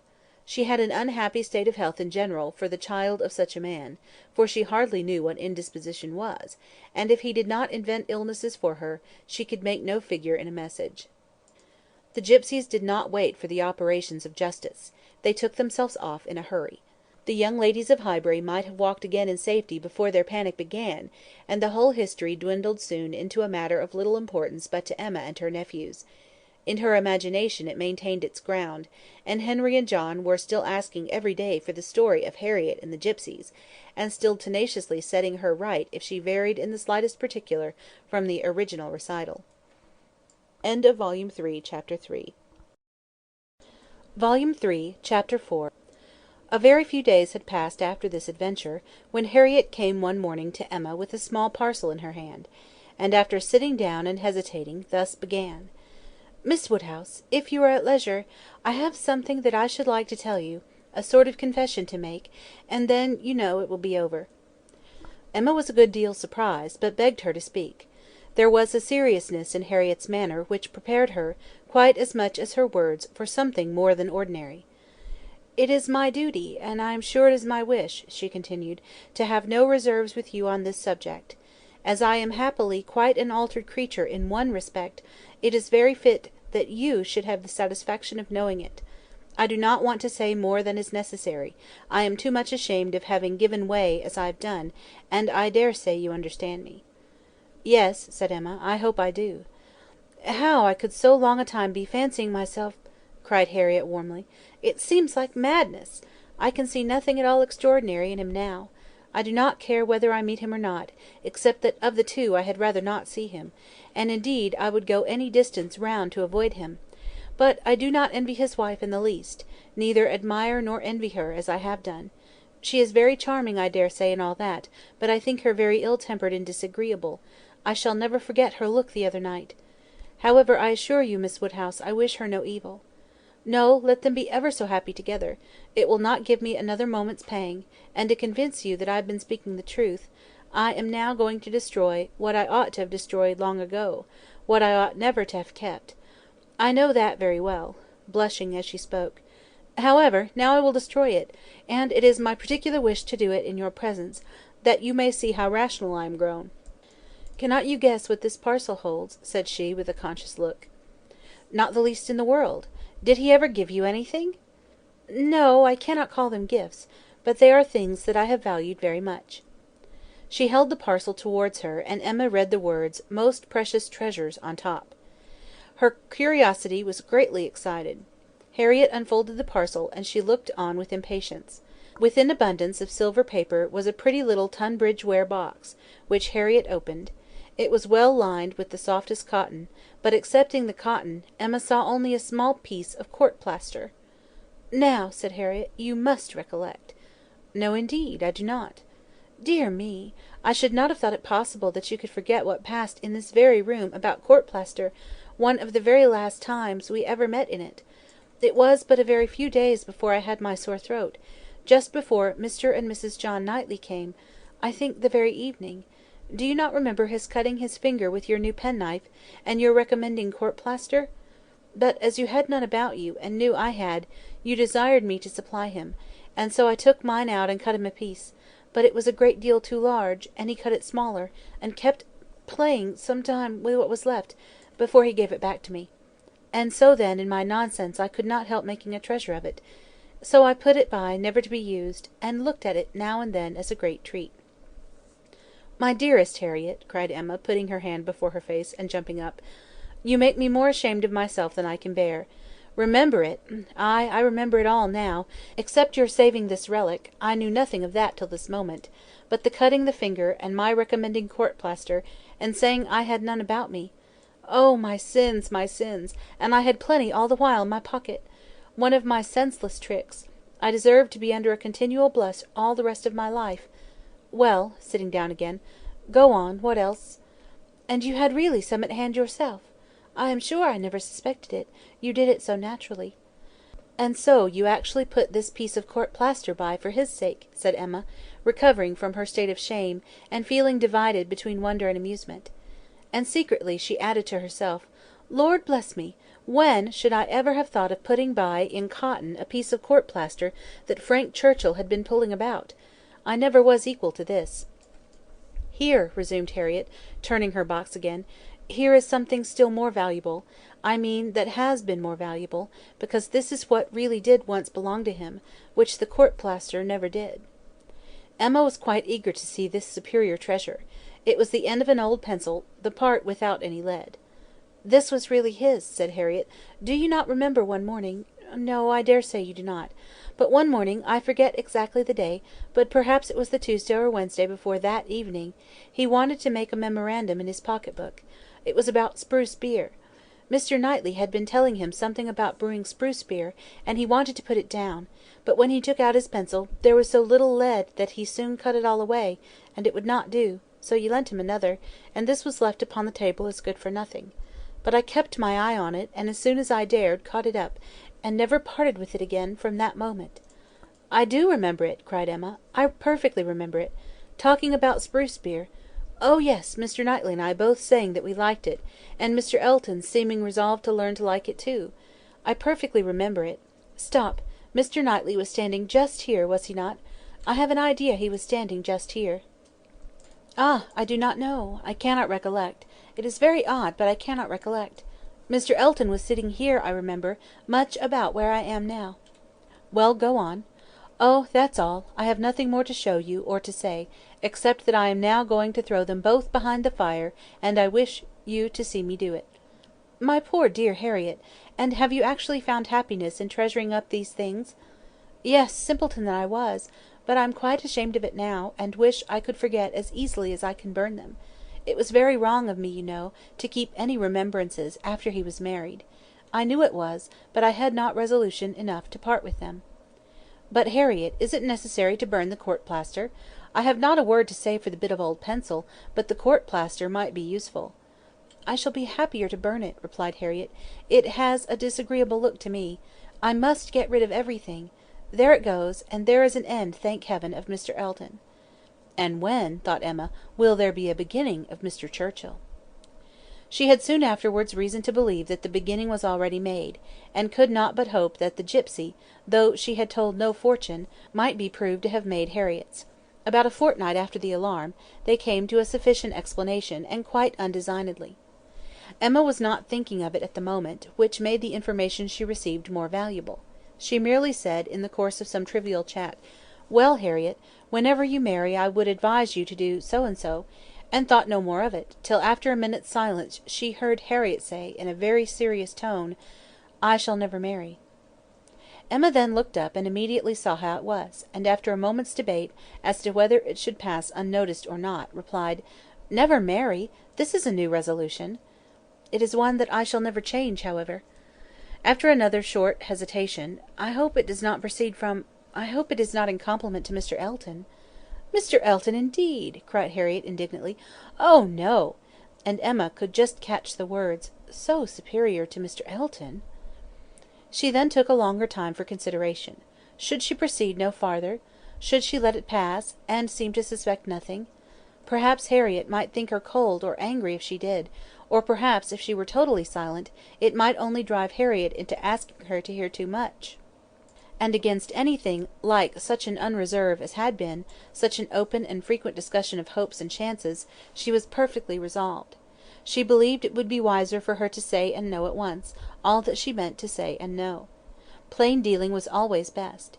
She had previously determined how far she would proceed on any application of the sort, and it would be safer for both, to have the judicious law of her own brain laid down with speed. She was decided, and thus spoke: "Harriett, I will not affect to be in doubt of your meaning. Your resolution, or rather your expectation of never marrying, results from an idea that the person whom you might prefer would be too greatly your superior in situation to think of you. Is it not so?" "Oh, Miss Woodhouse, believe me, I have not the presumption to suppose—indeed, I am not so mad—but it is a pleasure to me to admire him at a distance, and to think of his infinite superiority to all the rest of the world, with the gratitude, wonder, and veneration, which are so proper, in me especially." "I am not surprised at you, Harriett. The service he rendered you was enough to warm your heart." "Service! Oh, it was such an inexpressible obligation! The very recollection of it, and all that I felt at the time, when I saw him coming, his noble look, and my wretchedness before. Such a change! In one moment such a change! From perfect misery to perfect happiness." "It is very natural. It is natural, and it is honourable. Yes, honourable, I think, to choose so well and so gratefully. But that it will be a fortunate preference is more than I can promise. I do not advise you to give way to it, Harriett. I do not by any means engage for its being returned. Consider what you are about. Perhaps it will be wisest in you to check your feelings while you can, or at any rate do not let them carry you far unless you are persuaded of his liking you. Be observant of him. Let his behaviour be the guide of your sensations. I give you this caution now, because I shall never speak to you again on the subject. I am determined against all interference. Henceforward I know nothing of the matter. Let no name ever pass our lips. We were very wrong before, we will be cautious now. He is your superior, no doubt, and there do seem objections and obstacles of a very serious nature; but yet, Harriett, more wonderful things have taken place; there have been matches of greater disparity. But take care of yourself. I would not have you too sanguine, though, however it may end, be assured your raising your thoughts to him is a mark of good taste, which I shall always know how to value." Harriett kissed her hand in silent and submissive gratitude. Emma was very decided in thinking such an attachment no bad thing for her friend. Its tendency would be to raise and refine her mind, and it must be saving her from the danger of degradation. End of Volume 3, Chapter 4. Volume 3, Chapter 5. In this state of schemes, and hopes, and connivance, June opened upon Hartfield. To Highbury in general it brought no material change. The Eltons were still talking of a visit from the Sucklings, and the use to be made of their barouche landau, and Jane Fairfax was still at her grandmother's, and as the return of the Campbells from Ireland was again delayed, and August, instead of midsummer, fixed for it, she was likely to remain there full 2 months longer, provided, at least, she were able to defeat Mrs. Elton's activity in her service, and save herself from being hurried into a delightful situation against her will. Mr. Knightley, who, for some reason best known to himself, had certainly taken an early dislike to Frank Churchill, was only growing to dislike him more. He began to suspect him of some double dealing in his pursuit of Emma. That Emma was his object appeared indisputable. Everything declared it. His own attentions, his father's hints, his mother-in-law's guarded silence, it was all in unison; words, conduct, discretion, and indiscretion, told the same story. But while so many were devoting him to Emma, and Emma herself making him over to Harriett, Mr. Knightley began to suspect him of some inclination to trifle with Jane Fairfax. He could not understand it, but there were symptoms of intelligence between them; he thought so, at least. symptoms of admiration on his side, which having been once observed, he could not persuade himself to think entirely void of meaning, however he might wish to escape any of Emma's errors of imagination. She was not present when the suspicion first arose. He was dining with the Randalls family, and Jane at the Eltons, and he had seen a look, more than a single look, at Miss Fairfax, which, from the admirer of Miss Woodhouse, seemed somewhat out of place. When he was again in their company, he could not help remembering what he had seen, nor could he avoid observations which, unless it were like Cowper and his fire at twilight, myself creating what I saw, brought him yet stronger suspicion of there being a something of private liking, of private understanding even, between Frank Churchill and Jane. He had walked up one day after dinner, as he very often did, to spend his evening at Hartfield. Emma and Harriett were going to walk. He joined them, and on returning they fell in with a larger party, who, like themselves, judged it wisest to take their exercise early, as the weather threatened rain. Mr. and Mrs. Weston and their son, Miss Bates and her niece, who had accidentally met. They all united, and on reaching Hartfield gates, Emma, who knew it was exactly the sort of visiting that would be welcome to her father, pressed them all to go in and drink tea with him. The Randalls party agreed to it immediately, and after a pretty long speech from Miss Bates, which few persons listened to, she also found it possible to accept dear Miss Woodhouse's most obliging invitation. As they were turning into the grounds, Mr. Perry passed by, on horseback. The gentleman spoke of his horse. "By the by," said Frank Churchill to Mrs. Weston presently, "what became of Mr. Perry's plan of setting up his carriage?" Mrs. Weston looked surprised, and said, "I did not know that he ever had such a plan." "Nay, I had it from you. You wrote me word of it 3 months ago." "Me! Impossible!" "Indeed you did. I remember it perfectly. You mentioned it as what was certain to be very soon. Mrs. Perry had told somebody, and was extremely happy about it. It was owing to her persuasion, as she thought his being out in bad weather did him a great deal of harm. You must remember it now." "Upon my word, I never heard of it till this moment." "Never! Really never! Bless me, how could it be? Then I must have dreamt it. But I was completely persuaded. Miss Smith, you walk as if you were tired. You will not be sorry to find yourself at home." "What is this? What is this?" cried Mr. Weston, "about Perry and a carriage? Is Perry going to set up his carriage, Frank? I'm glad he can afford it. You had it from himself, had you?" "No, sir," replied his son, laughing. "I seem to have had it from nobody." "Very odd. I really was persuaded of Mrs. Weston's having mentioned it in one of her letters to Enscombe, many weeks ago, with all these particulars; but as she declares she never heard a syllable of it before, of course it must have been a dream. I am a great dreamer. I dream of everybody at Highbury when I am away, and when I have gone through my particular friends, then I begin dreaming of Mr. and Mrs. Perry." "It is odd, though," observed his father, "that you should have had such a regular connected dream about people whom it was not very likely you should be thinking of at Enscombe. Perry's setting up his carriage, and his wife's persuading him to do it, out of care for his health; just what will happen I have no doubt some time or other, only a little premature. What an air of probability sometimes runs through a dream! And at others, what a heap of absurdities it is! Well, Frank, your dream certainly shows that Highbury is in your thoughts when you are absent. Emma, you are a great dreamer, I think." Emma was out of hearing.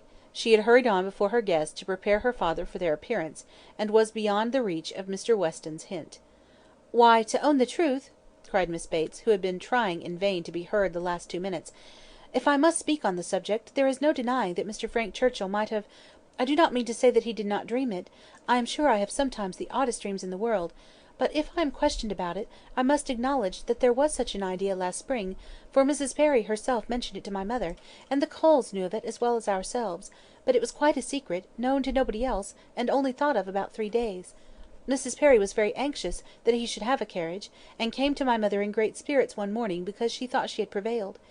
Jane, don't you remember grandmamma's telling us of it when we got home? I forget where we had been walking to; very likely to Randalls. Yes, I think it was to Randalls.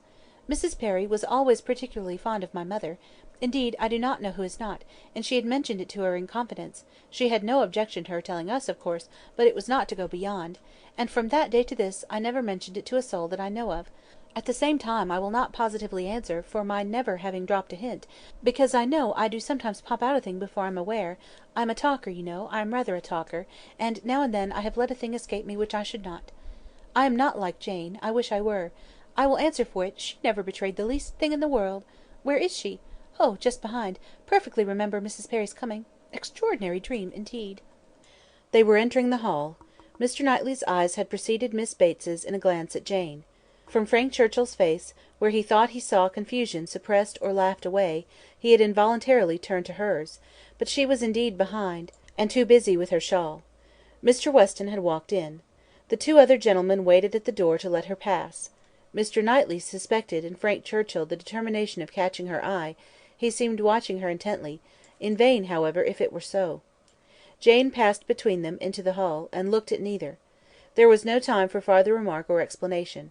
The dream must be borne with, and Mr. Knightley must take his seat with the rest round the large, modern, circular table which Emma had introduced at Hartfield, and which none but Emma could have had power to place there and persuade her father to use, instead of the small sized Pembroke, on which two of his daily meals had, for 40 years, been crowded. Tea passed pleasantly, and nobody seemed in a hurry to move. "Miss Woodhouse," said Frank Churchill, after examining a table behind him, which he could reach as he sat, "have your nephews taken away their alphabets, their box of letters? It used to stand here. Where is it? This is a sort of dull looking evening, that ought to be treated rather as winter than summer. We had great amusement with those letters one morning. I want to puzzle you again." Emma was pleased with the thought, and producing the box, the table was quickly scattered over with alphabets, which no one seemed so much disposed to employ as their two selves. They were rapidly forming words for each other, or for anybody else who would be puzzled. The quietness of the game made it particularly eligible for Mr. Woodhouse, who had often been distressed by the more animated sort, which Mr. Weston had occasionally introduced, and who now sat happily occupied in lamenting, with tender melancholy, over the departure of the poor little boys, or in fondly pointing out, as he took up any stray letter near him, how beautifully Emma had written it. Frank Churchill placed a word before Miss Fairfax. She gave a slight glance round the table, and applied herself to it. Frank was next to Emma, Jane opposite to them, and Mr. Knightley so placed as to see them all; and it was his object to see as much as he could, with as little apparent observation. The word was discovered, and with a faint smile pushed away. If meant to be immediately mixed with the others, and buried from sight, she should have looked on the table instead of looking just across, for it was not mixed, and Harriet, eager after every fresh word, and finding out none, directly took it up, and fell to work. She was sitting by Mr. Knightley, and turned to him for help. The word was blunder, and as Harriet exultingly proclaimed it, there was a blush on Jane's cheek which gave it a meaning not otherwise ostensible. Mr. Knightley connected it with the dream, but how it could all be, was beyond his comprehension; how the delicacy, the discretion of his favourite, could have been so lain asleep. He feared there must be some decided involvement. Disingenuousness and double dealing seemed to meet him at every turn. These letters were but the vehicle for gallantry and trick. It was a child's play, chosen to conceal a deeper game on Frank Churchill's part. With great indignation did he continue to observe him; with great alarm and distrust, to observe also his two blinded companions. He saw a short word prepared for Emma, and given to her with a look sly and demure. He saw what Emma had soon made out, and found it highly entertaining, though it was something which she judged it proper to appear to censure, for she said, "Nonsense, for shame!" He heard Frank Churchill say, with a glance towards Jane, "I will give it to her, shall I?" and as clearly heard Emma opposing it with eager laughing warmth. "No, no, you must not. You shall not, indeed." It was done, however. This gallant young man, who seemed to love without feeling and to recommend himself without complaisance, directly handed over the word to Miss Fairfax, and with a particular degree of sedate civility entreated her to study it. Mr. Knightley's excessive curiosity to know what this word might be, made him seize every possible moment for darting his eye towards it, and it was not long before he saw it to be Dixon. Jane Fairfax's perception seemed to accompany his; her comprehension was certainly more equal to the covert meaning, the superior intelligence, of those 5 letters so arranged. She was evidently displeased, looked up, and seeing herself watched, blushed more deeply than he had ever perceived her, and saying only, "I did not know that proper names were allowed," pushed away the letters with even an angry spirit, and looked resolved to be engaged by no other word that could be offered. Her face was averted from those who had made the attack, and turned towards her aunt. "Ay, very true, my dear," cried the latter, though Jane had not spoken a word. "I was just going to say the same thing. It is time for us to be going, indeed. The evening is closing in, and grandmamma will be looking for us. My dear sir, you are too obliging. We really must wish you a good night." Jane's alertness in moving proved her as ready as her aunt had preconceived. She was immediately up, and wanting to quit the table, but so many were also moving that she could not get away, and Mr. Knightley thought he saw another collection of letters anxiously pushed towards her, and resolutely swept away by her unexamined.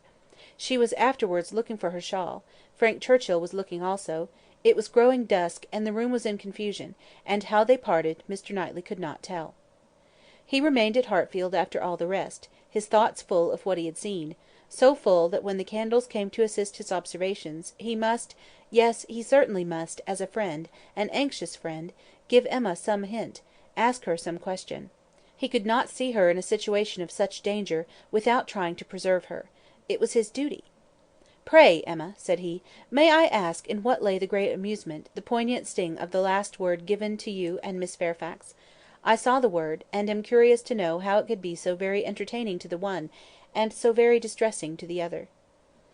Emma was extremely confused. She could not endure to give him the true explanation; for though her suspicions were by no means removed, she was really ashamed of having ever imparted them. "Oh!" she cried, in evident embarrassment, "it all meant nothing; a mere joke among ourselves." "The joke," he replied gravely, "seemed confined to you and Mr. Churchill." He had hoped she would speak again, but she did not. She would rather busy herself about anything than speak. He sat a little while in doubt. A variety of evils crossed his mind. Interference, fruitless interference. Emma's confusion, and the acknowledged intimacy, seemed to declare her affection engaged. Yet he would speak. He owed it to her, to risk anything that might be involved in an unwelcome interference, rather than her welfare; to encounter anything rather than the remembrance of neglect in such a cause. "My dear Emma," said he at last, with earnest kindness, "do you think you perfectly understand the degree of acquaintance between the gentleman and the lady we have been speaking of?" "Between Mr. Frank Churchill and Miss Fairfax? Oh yes, perfectly. Why do you make a doubt of it?" "Have you never, at any time, had reason to think that he admired her, or that she admired him?" "Never, never," she cried, with a most open eagerness. "Never, for the 20th part of a moment, did such an idea occur to me. And how could it possibly come into your head?" "I have lately imagined that I saw symptoms of an attachment between them; certain expressive looks, which I did not believe meant to be public." "Oh! you amuse me excessively. I am delighted to find that you can vouchsafe to let your imagination wander, but it will not do; very sorry to check you in your first essay, but indeed it will not do. There is no admiration between them, I do assure you; and the appearances which have caught you, have arisen from some peculiar circumstances, feelings rather of a totally different nature; it is impossible exactly to explain; there is a good deal of nonsense in it; but the part which is capable of being communicated, which is sense, is, that they are as far from any attachment or admiration for one another, as any two beings in the world can be. That is, I presume it to be so on her side, and I can answer for its being so on his. I will answer for the gentleman's indifference." She spoke with a confidence which staggered, with a satisfaction which silenced Mr. Knightley. She was in gay spirits, and would have prolonged the conversation, wanting to hear the particulars of his suspicions, every look described, and all the wheres and hows of a circumstance which highly entertained her; but his gaiety did not meet hers. He found he could not be useful, and his feelings were too much irritated for talking. That he might not be irritated into an absolute fever, by the fire which Mr. Woodhouse's tender habits required almost every evening throughout the year, he soon afterwards took a hasty leave, and walked home to the coolness and solitude of Donwell Abbey. Volume 3, Chapter 6. After being long fed with hopes of a speedy visit from Mr. and Mrs. Suckling, the Highbury world were obliged to endure the mortification of hearing that they could not possibly come till the autumn. No such importation of novelties could enrich their intellectual stores at present. In the daily interchange of news, they must be again restricted to the other topics with which for a while the Sucklings' coming had been united, such as the last accounts of Mrs. Churchill, whose health seemed every day to supply a different report, and the situation of Mrs. Weston, whose happiness, it was to be hoped, might eventually be as much increased by the arrival of a child, as that of all her neighbours was by the approach of it. Mrs. Elton was very much disappointed. It was the delay of a great deal of pleasure and parade. Her introductions and recommendations must all wait, and every projected party be still only talked of. So she thought at first, but a little consideration convinced her that everything need not be put off. Why should they not explore to Box Hill, though the Sucklings did not come? They could go there again with them in the autumn. It was settled that they should go to Box Hill.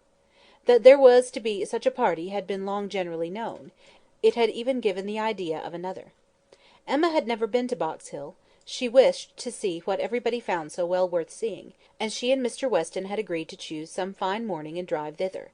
2 or 3 more of the chosen only were to be admitted to join them, and it was to be done in a quiet, unpretending, elegant way, infinitely superior to the bustle and preparation, the regular eating and drinking and picnic parade of the Eltons and the Sucklings. This was so very well understood between them, that Emma could not but feel some surprise, and a little displeasure, on hearing from Mr. Weston that he had been proposing to Mrs. Elton, as her brother and sister had failed her, that the 2 parties should unite, and go together; and that as Mrs. Elton had very readily acceded to it, so it was to be, if she had no objection. Now, as her objection was nothing but her very great dislike of Mrs. Elton, of which Mr. Weston must already be perfectly aware, it was not worth bringing forward again; it could not be done without a reproof to him, which would be giving pain to his wife, and she found herself therefore obliged to consent to an arrangement which she would have done a great deal to avoid, an arrangement which would probably expose her even to the degradation of being said to be of Mrs. Elton's party. Every feeling was offended, and the forbearance of her outward submission left a heavy arrear due of secret severity in her reflections on the unmanageable goodwill of Mr. Weston's temper. "I am glad you approve of what I have done," said he very comfortably, "but I thought you would. Such schemes as these are nothing without numbers. One cannot have too large a party. A large party secures its own amusement. And she is a good-natured woman after all. One could not leave her out." Emma denied none of it aloud, and agreed to none of it in private. It was now the middle of June, and the weather fine, and Mrs. Elton was growing impatient to name the day, and settle with Mr. Weston as to pigeon pies and cold lamb, when a lame carriage horse threw everything into sad uncertainty. It might be weeks, it might be only a few days, before the horse were usable, but no preparations could be ventured on, and it was all melancholy stagnation. Mrs. Elton's resources were inadequate to such an attack. "Is not this most vexatious, Knightley?" she cried. "And such weather for exploring! These delays and disappointments are quite odious. What are we to do? The year will wear away at this rate, and nothing done. Before this time last year, I assure you, we had had a delightful exploring party from Maple Grove to King's Weston." "You had better explore to Donwell," replied Mr. Knightley. "That may be done without horses. Come and eat my strawberries. They are ripening fast." If Mr. Knightley did not begin seriously, he was obliged to proceed so, for his proposal was caught at with delight, and the "Oh, I should like it of all things!" was not plainer in words than manner.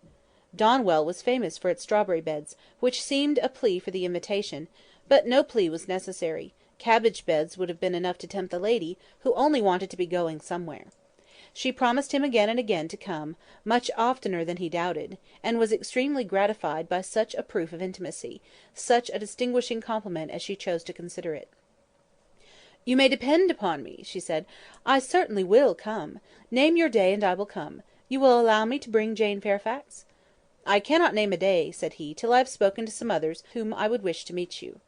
"Oh! leave all that to me. Only give me a carte blanche. I am Lady Patroness, you know. It is my party. I will bring friends with me." "I hope you will bring Elton," said he, "but I will not trouble you to give any other invitations."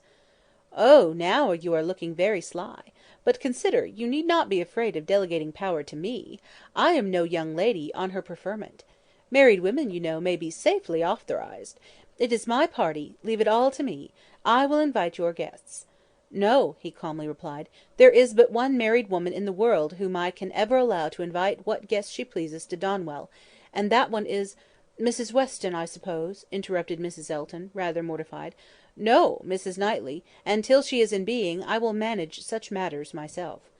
"Ah! you are an odd creature," she cried, satisfied to have no one preferred to herself. "You are a humourist, and may say what you like. Quite a humourist. Well, I shall bring Jane with me. Jane and her aunt; the rest I leave to you. I have no objections at all to meeting the Hartfield family. Don't scruple. I know you are attached to them." "You certainly will meet them if I can prevail, and I shall call on Miss Bates on my way home." "That's quite unnecessary. I see Jane every day. But as you like. It is to be a morning scheme, you know, Knightley. Quite a simple thing. I shall wear a large bonnet, and bring one of my little baskets hanging on my arm. Here, probably this basket with pink ribbon. Nothing can be more simple, you see. And Jane will have such another. There is to be no form or parade, a sort of gipsy party. We are to walk about your gardens, and gather the strawberries ourselves, and sit under trees, and whatever else you may like to provide. It is to be all out of doors. A table spread in the shade, you know. Everything as natural and simple as possible. Is not that your idea?" "Not quite. My idea of the simple and natural will be to have the table spread in the dining room. The nature and the simplicity of gentlemen and ladies, with their servants and furniture, I think is best observed by meals within doors. When you are tired of eating strawberries in the garden, there shall be cold meat in the house." "Well, as you please, only don't have a great set out. And, by the by, can I or my housekeeper be of any use to you with our opinion? Pray be sincere, Knightley. If you wish me to talk to Mrs Hodges, or to inspect anything—" "I have not the least wish for it, I thank you." "Well, but if any difficulties should arise, my housekeeper is extremely clever." "I will answer for it, that mine thinks herself full as clever, and would spurn anybody's assistance." "I wish we had a donkey. The thing would be for us all to come on donkeys, Jane, Miss Bates, and me, and my caro sposo walking by. I really must talk to him about purchasing a donkey. In a country life I conceive it to be a sort of necessary, for let a woman have ever so many resources, it is not possible for her to be always shut up at home, and very long walks, you know. In summer there is dust, and in winter there is dirt." "You will not find either, between Donwell and Highbury. Donwell Lane is never dusty, and now it is perfectly dry. Come on a donkey, however, if you prefer it. You can borrow Mrs Cole's. I would wish everything to be as much to your taste as possible." "That I am sure you would. Indeed, I do you justice, my good friend. Under that peculiar sort of dry, blunt manner, I know you have the warmest heart. As I tell Mr E., you are a thorough humourist. Yes, believe me, Knightley, I am fully sensible of your attention to me in the whole of this scheme. You have hit upon the very thing to please me." Mr. Knightley had another reason for avoiding a table in the shade. He wished to persuade Mr. Woodhouse, as well as Emma, to join the party, and he knew that to have any of them sitting out of doors to eat would inevitably make him ill. Mr. Woodhouse must not, under the specious pretence of a morning drive, and an hour or two spent at Donwell, be tempted away to his misery. He was invited on good faith. No lurking horrors were to upbraid him for his easy credulity. He did consent. He had not been at Donwell for 2 years. Some very fine morning he and Emma and Harriet could go very well. He could sit still with Mrs Weston, while the dear girls walked about in the gardens. He did not suppose they could be damp now, in the middle of the day. He should like to see the old house again exceedingly, and should be very happy to meet Mr and Mrs Elton, and any other of his neighbours. He could not see an objection at all to his, and Emma's, and Harriet's going there some very fine morning. He thought it very well done of Mr. Knightley to invite them, very kind and sensible, much cleverer than dining out. He was not fond of dining out.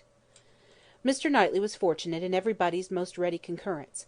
The invitation was everywhere so well received, that it seemed as if, like Mrs Elton, they were all taking the scheme as a particular compliment to themselves.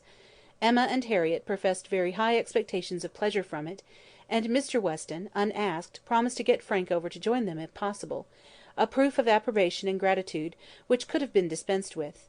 Mr. Knightley was then obliged to say that he should be glad to see him, and Mr Weston engaged to lose no time in writing, and no spare arguments to induce him to come. In the meanwhile the lame horse recovered so fast, that the party to Box Hill was again under happy consideration, and at last Donwell was settled for one day, and Box Hill for the next, the weather appearing exactly right. Under a bright midday sun, almost at midsummer, Mr Woodhouse was safely conveyed in his carriage, with one window down, to partake of this alfresco party, and in one of the most comfortable rooms in the Abbey, especially prepared for him by a fire all the morning, he was happily placed, quite at his ease, ready to talk with pleasure of what had been achieved, and advise everybody to come and sit down, and not to heat themselves. Mrs Weston, who seemed to have walked there on purpose to be tired, and sit all the time with him, remained, while all the others were invited or persuaded out, his patient listener and sympathizer. It was so long since Emma had been at the Abbey, that as soon as she was satisfied of her father's comfort, she was glad to leave him, and look around her, eager to refresh and correct her memory with more particular observation, more exact understanding of a house and grounds which must ever be so interesting to her and all her family. She felt all the honest pride and complacency which her alliance with the present and future proprietor could fairly warrant, as she viewed the respectable size and style of the building, its suitable, becoming, characteristic situation, low and sheltered, its ample gardens stretching down to meet meadows washed by a stream, of which the Abbey, with all the old neglect of prospect, had scarcely a sight, and its abundance of timber in rows and avenues, which neither fashion nor extravagance had rooted up. The house was larger than Hartfield, and totally unlike it, covering a good deal of ground, rambling and irregular, with many comfortable and one or two handsome rooms. It was just what it ought to be, and it looked what it was; and Emma felt an increasing respect for it, as the residence of a family of such true gentility, untainted in blood and understanding. Some faults of temper John Knightley had, but Isabella had connected herself unexceptionably. She had given them neither men, nor names, nor places that could raise a blush. These were pleasant feelings, and she walked about and indulged them till it was necessary to do as the others did, and collect round the strawberry beds. The whole party were assembled, excepting Frank Churchill, who was expected every moment from Richmond; and Mrs. Elton, in all her apparatus of happiness, her large bonnet and her basket, was very ready to lead the way in gathering, accepting, or talking. Strawberries, and only strawberries, could now be thought or spoken of. The best fruit in England, everybody's favourite, always wholesome; these, the finest beds and finest sorts; delighted to gather for oneself, the only way of really enjoying them; morning decidedly the best time; never tired; every sort good; hautboy infinitely superior; no comparison; the others hardly edible; hautboys very scarce; chili preferred; whitewood finest flavour of all; price of strawberries in London; abundance about Bristol; Maple Grove; cultivation; beds when to be renewed; gardeners thinking exactly different; no general rule; gardeners never to be put out of their way; delicious fruit, only too rich to be eaten much of; inferior to cherries; currants more refreshing; only objection to gathering strawberries the stooping, glaring sun; tired to death; could bear it no longer; must go and sit in the shade. Such for half an hour was the conversation, interrupted only once by Mrs. Weston, who came out, in her solicitude after her son-in-law, to inquire if he were come, and she was a little uneasy; she had some fears of his horse. Seats tolerably in the shade were found, and now Emma was obliged to overhear what Mrs. Elton and Jane Fairfax were talking of. A situation, a most desirable situation, was in question. Mrs. Elton had received notice of it that morning, and was in raptures. It was not with Mrs. Suckling, it was not with Mrs. Bragg, but in felicity and splendour it fell short only of them. It was with a cousin of Mrs. Bragg, an acquaintance of Mrs. Suckling, a lady known at Maple Grove. Delighted, charming, superior, first circles, spheres, lines, ranks, everything; and Mrs. Elton was wild to have the offer closed with immediately. On her side all was warmth, energy, and triumph, and she positively refused to take her friend's negative, though Miss Fairfax continued to assure her that she would not at present engage in anything, repeating the same motives which she had been heard to urge before. Still Mrs. Elton insisted on being authorised to write an acquiescence by the morrow's post. How Jane could bear it all, was astonishing to Emma. She did look vexed, she did speak pointedly, and at last, with a decision of action unusual to her, proposed a removal. Should they not walk? Would not Mr. Knightley show them the gardens, all the gardens? She wished to see the whole extent.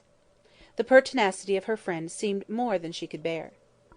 It was hot, and after walking some time over the gardens in a scattered dispersed way, scarcely any three together, they insensibly followed one another to the delicious shade of a broad short avenue of limes, which, stretching beyond the garden at an equal distance from the river, seemed the finish of the pleasure grounds. It led to nothing, nothing but a view at the end over a low stone wall with high pillars, which seemed intended, in their erection, to give the appearance of an approach to the house, which had never been there. Disputable, however, as might be the taste of such a termination, it was in itself a charming walk, and the view which closed it extremely pretty. The considerable slope, at nearly the foot of which the Abbey stood, gradually acquired a steeper form beyond its grounds, and at half a mile distance was a bank of considerable abruptness and grandeur, well clothed with wood, and at the bottom of this bank, favourably placed and sheltered, rose the Abbey Mill Farm, with meadows in front, and the river making a close and handsome curve around it. It was a sweet view, sweet to the eye and the mind. English verdure, English culture, English comfort, seen under a sun bright without being oppressive. In this walk, Emma and Mr. Weston found all the others assembled, and towards this view she immediately perceived Mr. Knightley and Harriet distinct from the rest, quietly leading the way. Mr. Knightley and Harriet! It was an odd tête-à-tête, but she was glad to see it. There had been a time when he would have scorned her as a companion, and turned from her with little ceremony. Now they seemed in pleasant conversation. There had been a time also when Emma would have been sorry to see Harriet in a spot so favourable for the Abbey Mill farm, but now she feared it not. It might be safely viewed with all its appendages of prosperity and beauty, its rich pastures, spreading flocks, orchard in blossom, and light column of smoke ascending. She joined them at the wall, and found them more engaged in talking than in looking round. He was giving Harriet information as to modes of agriculture, etc., and Emma received a smile, which seemed to say, "These are my own concerns. I have a right to talk on such subjects, without being suspected of introducing Robert Martin." She did not suspect him. It was too old a story. Robert Martin had probably ceased to think of Harriet. They took a few turns together along the walk. The shade was most refreshing, and Emma found it the pleasantest part of the day. The next remove was to the house. They must all go in and eat, and now they were all seated and busy, and still Frank Churchill did not come. Mrs. Weston looked, and looked in vain. His father would not own himself uneasy, and laughed at her fears, but she could not be cured of wishing that he would part with his black mare. He had expressed himself as to coming, with more than common certainty. His aunt was so much better, that he had not a doubt of getting over to them. Mrs. Churchill's state, however, as many were ready to remind her, was liable to such sudden variation as might disappoint her nephew in the most reasonable dependence, and Mrs. Weston was at last persuaded to believe, or to say, that it must be by some attack of Mrs. Churchill that he was prevented coming. Emma looked at Harriet while the point was under consideration. She behaved very well, and betrayed no emotion. The cold repast was over, and the party were to go out once more to see what had not yet been seen, the old Abbey fish ponds, perhaps to get as far as the clover, which was to be begun cutting on the morrow, or at any rate have the pleasure of being hot, and growing cool again. Mr. Woodhouse, who had already taken his little round in the highest part of the gardens, where no damps from the river were imagined even by him, stirred no more, and his daughter resolved to remain with him, that Mrs. Weston might be persuaded away by her husband to the exercise and variety which her spirits seemed to need. Mr. Knightley had done all in his power for Mr. Woodhouse's entertainment. Books of engravings, drawers of medals, cameos, corals, shells, and every other family collection within his cabinets, had been prepared for his old friend, to while away the morning, and the kindness had been perfectly answered. Mr. Woodhouse had been exceedingly well amused. Mrs. Weston had been showing them all to him, and now he would show them all to Emma, fortunate in having no other resemblance to a child than in total want of taste for what he saw, for he was slow, constant, and methodical. Before this second looking over was begun, however, Emma walked into the hall for the sake of a few moments' free observation of the entrance and ground plot of the house, and was hardly there, when Jane Fairfax appeared, coming quickly in from the garden, and with a look of escape. Little expecting to meet Miss Woodhouse so soon, there was a start at first, but Miss Woodhouse was the very person she was in quest of. "Will you be so kind," said she, "when I am missed, as to say that I am gone home? I am going this moment.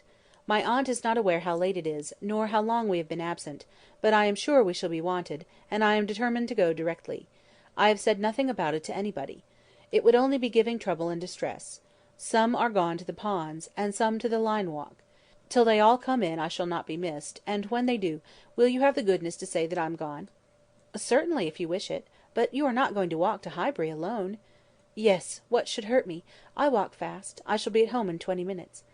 "But it is too far, indeed it is, to be walking quite alone. Let my father's servant go with you.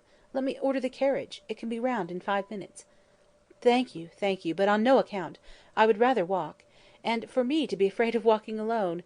I, who may so soon have to guard others." She spoke with great agitation, and Emma very feelingly replied, "That can be no reason for your being exposed to danger now. I must order the carriage. The heat even would be danger. You are fatigued already." "I am," she answered, "I am fatigued, but it is not the sort of fatigue. Quick walking will refresh me. Miss Woodhouse, we all know at times what it is to be wearied in spirits. Mine, I confess, are exhausted.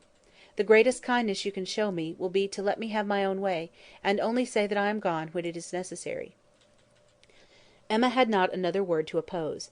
She saw it all, and, entering into her feelings, promoted her quitting the house immediately, and watched her safely off with the zeal of a friend. Her parting look was grateful, and her parting words, "Oh, Miss Woodhouse, the comfort of being sometimes alone!" seemed to burst from an overcharged heart, and to describe somewhat of the continual endurance to be practised by her, even towards some of those who loved her best. "Such a home, indeed! Such an aunt!" said Emma, as she turned back into the hall again. "I do pity you, and the more sensibility you betray of their just horrors, the more I shall like you." Jane had not been gone a quarter of an hour, and they had only accomplished some views of St. Mark's Place, Venice, when Frank Churchill entered the room. Emma had not been thinking of him, she had forgotten to think of him, but she was very glad to see him. Mrs. Weston would be at ease. The black mare was blameless; they were right who had named Mrs. Churchill as the cause. He had been detained by a temporary increase of illness in her, a nervous seizure which had lasted some hours, and he had quite given up every thought of coming till very late, and he had known how hot a ride he should have, and how late, with all his hurry, he must be, he believed he should not have come at all. The heat was excessive; he had never suffered anything like it; almost wished he had stayed at home; nothing killed him like heat; he could bear any degree of cold, etc., but heat was intolerable; and he sat down, at the greatest possible distance from the slight remains of Mr. Woodhouse's fire, looking very deplorable. "You will soon be cooler, if you sit still," said Emma. "As soon as I am cooler I shall go back again. I could very ill be spared, but such a point had been made of my coming. You will all be going soon, I suppose, the whole party breaking up. I met one as I came. Madness in such weather! Absolute madness!" Emma listened, and looked, and soon perceived that Frank Churchill's state might be best defined by the expressive phrase of being out of humour. Some people were always cross when they were hot. Such might be his constitution, and as she knew that eating and drinking were often the cure of such incidental complaints, she recommended his taking some refreshment. He would find abundance of everything in the dining room, and she humanely pointed out the door. No, he should not eat; he was not hungry; it would only make him hotter. In 2 minutes, however, he relented in his own favour, and muttering something about spruce beer, walked off. Emma returned all her attention to her father, saying in secret, "I am glad I have done being in love with him. I should not like a man who is so soon discomposed by a hot morning. Harriet's sweet, easy temper will not mind it." He was gone long enough to have had a very comfortable meal, and came back all the better, grown quite cool, and with good manners like himself, able to draw a chair close to them, take an interest in their employment, and regret, in a reasonable way, that he should be so late.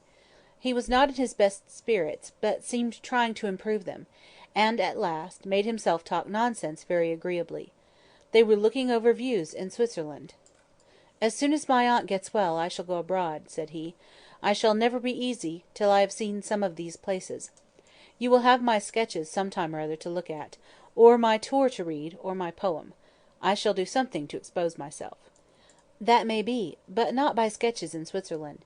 You will never go to Switzerland. Your uncle and aunt will never allow you to leave England." "They may be induced to go. A warm climate may be prescribed for her. I have more than half an expectation of our all going abroad. I assure you I have. I feel a strong persuasion this morning that I shall soon be abroad. I ought to travel. I am tired of doing nothing. I want a change. I am serious, Miss Woodhouse, whatever your penetrating eyes may fancy. I am sick of England, and would leave it to-morrow if I could." "You are sick of prosperity and indulgence. Cannot you invent a few hardships for yourself, and be contented to stay?" "I sick of prosperity and indulgence! You are quite mistaken. I do not look upon myself as either prosperous or indulged. I am thwarted in everything material. I do not consider myself at all a fortunate person." "You are not quite so miserable, though, as when you first came. Go and eat and drink a little more, and you will do very well. Another slice of cold meat, another draught of Madeira and water, will make you nearly on a par with the rest of us." "No, I shall not stir. I shall sit by you. You are my best cure." "We are going to Box Hill to-morrow. You will join us. It is not Switzerland, but it will be something for a young man, so much in want of a change. You will stay and go with us?" "No, certainly not. I shall go home in the cool of the evening." "But you may come again in the cool of to-morrow morning." "No, it will not be worth while. If I come I shall be cross. "Then pray stay at Richmond." "But if I do, I shall be crosser still. I can never bear to think of you all there without me." "These are difficulties which you must settle for yourself. Choose your own degree of crossness. I shall press you no more." The rest of the party were now returning, and all were soon collected. With some there was great joy at the sight of Frank Churchill; others took it very composedly; but there was a very general distress and disturbance on Miss Fairfax's disappearance being explained. That it was time for everybody to go, concluded the subject; and with a short final arrangement for the next day's scheme, they parted. Frank Churchill's little inclination to exclude himself increased so much, that his last words to Emma were, "Well, if you wish me to stay and join the party, I will." She smiled her acceptance, and nothing less than a summons from Richmond was to take him back before the following evening. Volume 3, Chapter 7. They had a very fine day for Box Hill, and all the other outward circumstances of arrangement, accommodation, and punctuality were in favour of a pleasant party.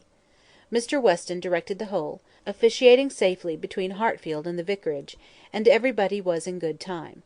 Emma and Harriett went together, Miss Bates and her niece with the Eltons, the gentlemen on horseback. Mrs. Weston remained with Mr. Woodhouse.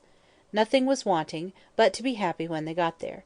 7 miles were travelled in expectation of enjoyment, and everybody had a burst of admiration on first arriving; but in the general account of the day there was deficiency. There was a languor, a want of spirits, a want of union, which could not be got over. They separated too much into parties; the Eltons walked together; Mr. Knightley took charge of Miss Bates and Jane, and Emma and Harriett belonged to Frank Churchill. And Mr. Weston tried, in vain, to make them harmonise better. It seemed at first an accidental division, but it never materially varied. Mr. and Mrs. Elton, indeed, showed no unwillingness to mix, and be as agreeable as they could; but during the whole 2 hours that were spent on the hill, there seemed a principle of separation between the other parties, too strong for any fine prospects, or any cold collation, or any cheerful Mr. Weston, to remove. At first it was downright dulness to Emma. She had never seen Frank Churchill so silent and stupid. He said nothing worth hearing, looked without seeing, admired without intelligence, listened without knowing what she said. While he was so dull, it was no wonder that Harriett should be dull likewise, and they were both insufferable. When they all sat down it was better, to her taste a great deal better, for Frank Churchill grew talkative and gay, making her his first object. Every distinguishing attention that could be paid, was paid to her. To amuse her, and be agreeable in her eyes, seemed all that he cared for; and Emma, glad to be enlivened, not sorry to be flattered, was gay and easy too, and gave him all the friendly encouragement, the admission to be gallant, which she had never given in the first and most animating period of their acquaintance, but which now, in her own estimation, meant nothing, though in the judgment of most people looking on it must have had such an appearance as no English word but flirtation could very well describe. Mr. Frank Churchill and Miss Woodhouse flirted together excessively. They were laying themselves open to that very phrase, and having it sent off in a letter to Maple Grove by one lady, to Ireland by another. Not that Emma was gay and thoughtless from any real felicity; it was rather because she felt less happy than she had expected. She laughed because she was disappointed, and though she liked him for his attentions, and thought them all, whether in friendship, admiration, or playfulness, extremely judicious, they were not winning back her heart. She still intended him for her friend. "How much I am obliged to you," said he, "for telling me to come to-day. If it had not been for you, I should certainly have lost all the happiness of this party. I had quite determined to go away again." "Yes, you were very cross, and I do not know what about, except that you were too late for the best strawberries.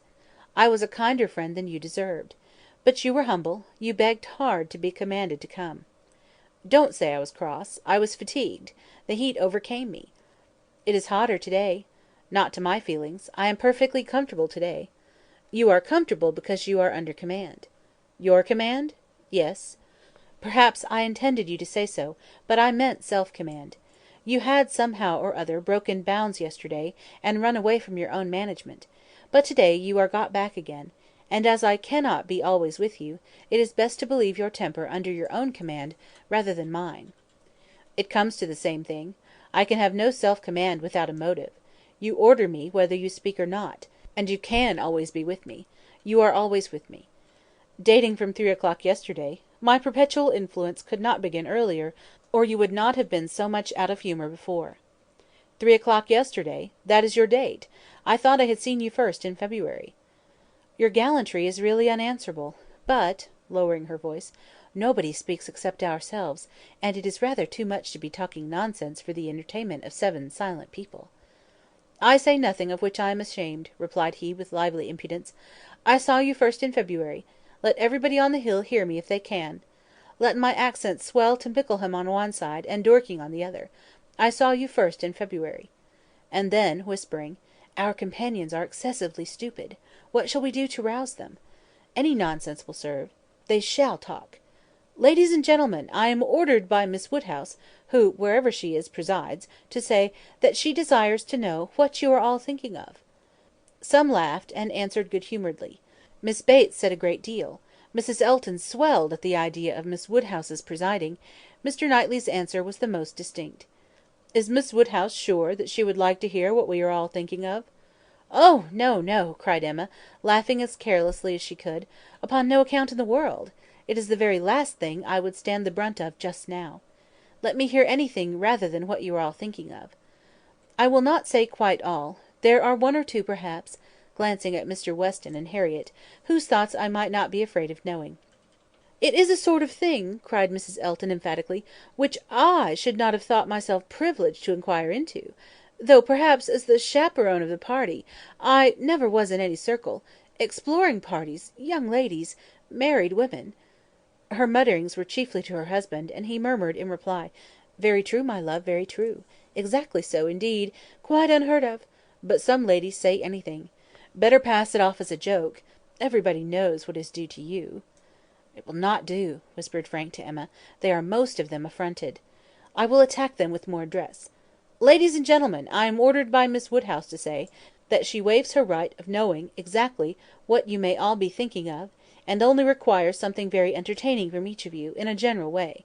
Here are 7 of you besides myself, who, she is pleased to say, am very entertaining already, and she only demands from each of you either one thing very clever, be it prose or verse, original or repeated, or 2 things moderately clever, or 3 things very dull indeed, and she engages to laugh heartily at them all." "Oh, very well," exclaimed Miss Bates. "Then I need not be uneasy. 3 things very dull indeed. That will just do for me, you know. I shall be sure to say 3 dull things as soon as I ever open my mouth, shan't I?" looking round with the most good-humoured dependence on everybody's assent. "Do not you all think I shall?" Emma could not resist. "Ah, ma'am, but there may be a difficulty. Pardon me, but you will be limited as to number. Only 3 at once." Miss Bates, deceived by the mock ceremony of her manner, did not immediately catch her meaning, but when it burst on her it could not anger, though a slight blush showed that it could pain her. "Ah, well, to be sure. Yes, I see what she means," turning to Mr. Knightley, "and I will try to hold my tongue. I must make myself very disagreeable, or she would not have said such a thing to an old friend." "I like your plan," cried Mr. Weston. "Agreed, agreed. I will do my best. I am making a conundrum. How will a conundrum reckon?" "Low, I'm afraid, sir, very low," answered his son; "but we shall be indulgent, especially to anyone who leads the way." "No, no," said Emma, "it will not reckon low. A conundrum of Mr. Weston's shall clear him and his next neighbour. Come, sir, pray let me hear it." "I doubt its being very clever myself," said Mr. Weston. "It is too much a matter of fact; but here it is. What 2 letters of the alphabet are there that express perfection?"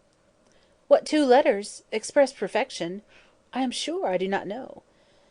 "Ah, you will never guess. You," to Emma, "I am certain will never guess. I will tell you. M and A. Emma. Do you understand?" Understanding and gratification came together. It might be a very indifferent piece of wit, but Emma found a great deal to laugh at and enjoy in it. And so did Frank and Harriett. It did not seem to touch the rest of the party equally. Some looked very stupid about it, and Mr. Knightley gravely said, "This explains the sort of clever thing that is wanted, and Mr. Weston has done very well for himself, but he must have knocked up everybody else. Perfection should not have come quite so soon." "Oh, for myself, I protest I must be excused," said Mrs. Elton. "I really cannot attempt. I am not at all fond of the sort of thing. I had an acrostic once sent to me upon my own name, which I was not at all pleased with. I knew who it came from. An abominable puppy! You know who I mean," nodding to her husband. These kinds of things are very well at Christmas, when one is sitting round the fire, but quite out of place, in my opinion, when one is exploring about the country in summer. Miss Woodhouse must excuse me. I am not one of those who have witty things at everybody's service. I do not pretend to be a wit. I have a great deal of vivacity in my own way, but I really must be allowed to judge when to speak and when to hold my tongue. Pass us, if you please, Mr. Churchill. Past Mr. E., Knightley, Jane, and myself. We have nothing clever to say, not one of us. Yes, yes, pray pass me, added her husband, with a sort of sneering consciousness. I have nothing to say that can entertain Miss Woodhouse, or any other young lady. An old married man, quite good for nothing. Shall we walk, Augusta? With all my heart. I am really tired of exploring so long in one spot. Come, Jane, take my other arm. Jane declined it, however, and the husband and wife walked off. Happy couple, said Frank Churchill, as soon as they were out of hearing. How well they suit one another. Very lucky, marrying, as they did, upon an acquaintance formed only in a public place. They only knew each other, I think, a few weeks in Bath. Peculiarly lucky, for as to any real knowledge of a person's disposition that Bath, or any public place, can give, it is all nothing, there can be no knowledge. It is only by seeing women in their own homes, among their own set, that you can form any just judgment. Short of that, it is all guess and luck, and will generally be ill luck. How many a man has committed himself on a short acquaintance, and rued it all the rest of his life? Miss Fairfax, who had seldom spoken before, except among her own confederates, spoke now. Such things do occur, undoubtedly. She was stopped by a cough. Frank Churchill turned towards her to listen. You were speaking, said he, gravely. She recovered her voice. I was only going to observe, that though such unfortunate circumstances do sometimes occur to both men and women, I cannot imagine them to be very frequent. A hasty and imprudent attachment may arise, but there is generally time to recover from it afterwards. I would be understood to mean, that it can be only a weak, irresolute character, whose happiness must be always at the mercy of chance, who will suffer an unfortunate acquaintance to be an inconvenience, or an oppression for ever. He made no answer, merely looked, and bowed in submission, and soon afterwards said, in a lively tone, Well, I have so little confidence in my own judgment, that whenever I marry, I hope somebody will choose my wife for me. Will you, turning to Emma, will you choose a wife for me? I am sure I should like anybody fixed on by you. You provide for the family, you know, with a smile at his father. Find somebody for me. I am in no hurry. Adopt her, educate her, and make her like myself. By all means, if you can. Very well, I undertake the commission. You shall have a charming wife. She must be very lively, and have hazel eyes. I care for nothing else. I shall go abroad for a couple of years, and when I return, I shall come to you for my wife. Remember. Emma was in no danger of forgetting. It was a commission to touch every favourite feeling. Would not Harriet be the very creature described? Hazel eyes excepted, 2 years more might make her all that he wished. He might even have Harriet in his thoughts at that moment. Who could say it? Referring the education to her seemed to imply it. Now, ma'am, said Jane to her aunt, shall we join Mrs. Elton? If you please, my dear, with all my heart. I am quite ready. I was ready to have gone with her, but this will do just as well. We shall soon overtake her. There she is. No, that's somebody else. That's one of the ladies in the Irish car party, not at all like her. Well, I declare. They walked off, followed in half a minute by Mr. Knightley. Mr. Weston, his son, Emma, and Harriet, only remained, and the young man's spirits now rose to a pitch almost unpleasant.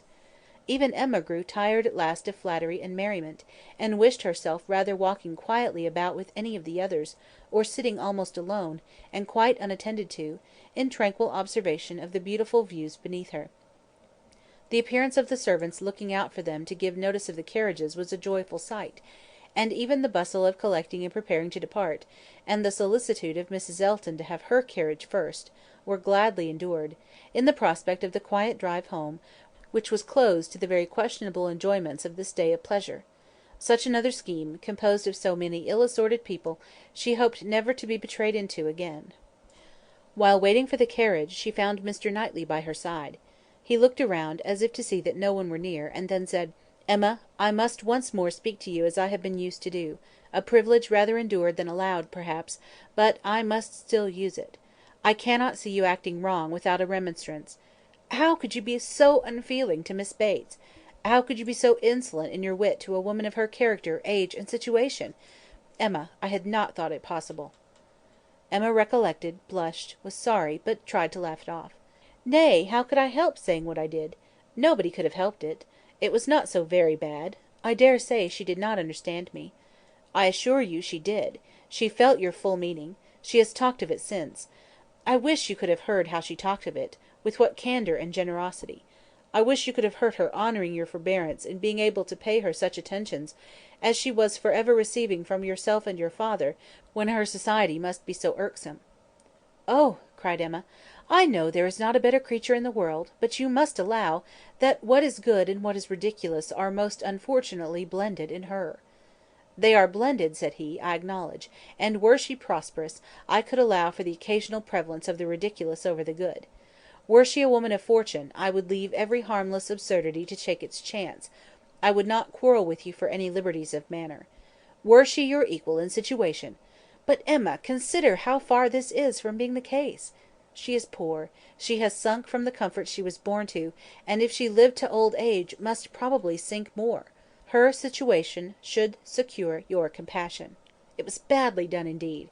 You, whom she had known from an infant, whom she had seen grow up from a period when her notice was an honour, to have you now, in thoughtless spirits, and the pride of the moment, laugh at her, humble her, and before her niece too, and before others, many of whom, certainly some, would be entirely guided by your treatment of her. This is not pleasant to you, Emma, and it is very far from pleasant to me. But I will tell you truths while I can, satisfied with proving myself your friend, by very faithful counsel, and trusting that you will some time or other do me greater justice than you can do now." While they talked, they were advancing towards the carriage. It was ready, and before she could speak again, he had handed her in. He had misinterpreted the feelings which had kept her face averted, and her tongue motionless. They were combined only of anger against herself, mortification, and deep concern.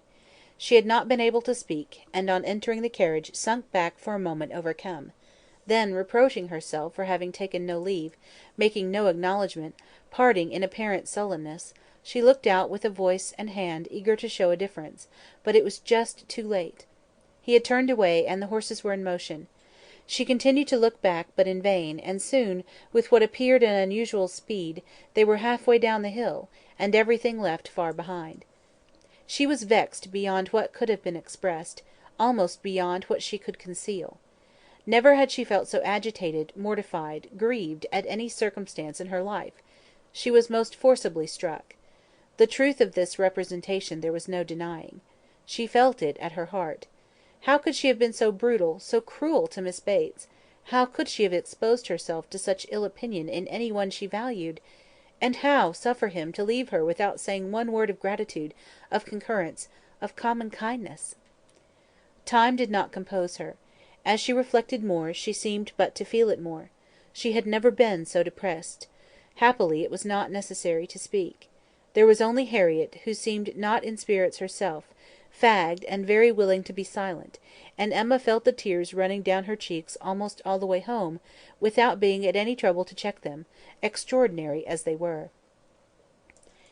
Volume 3, Chapter 7. Volume 3, Chapter 8. The wretchedness of a scheme to Box Hill was in Emma's thoughts all the evening. How it might be considered by the rest of the party she could not tell.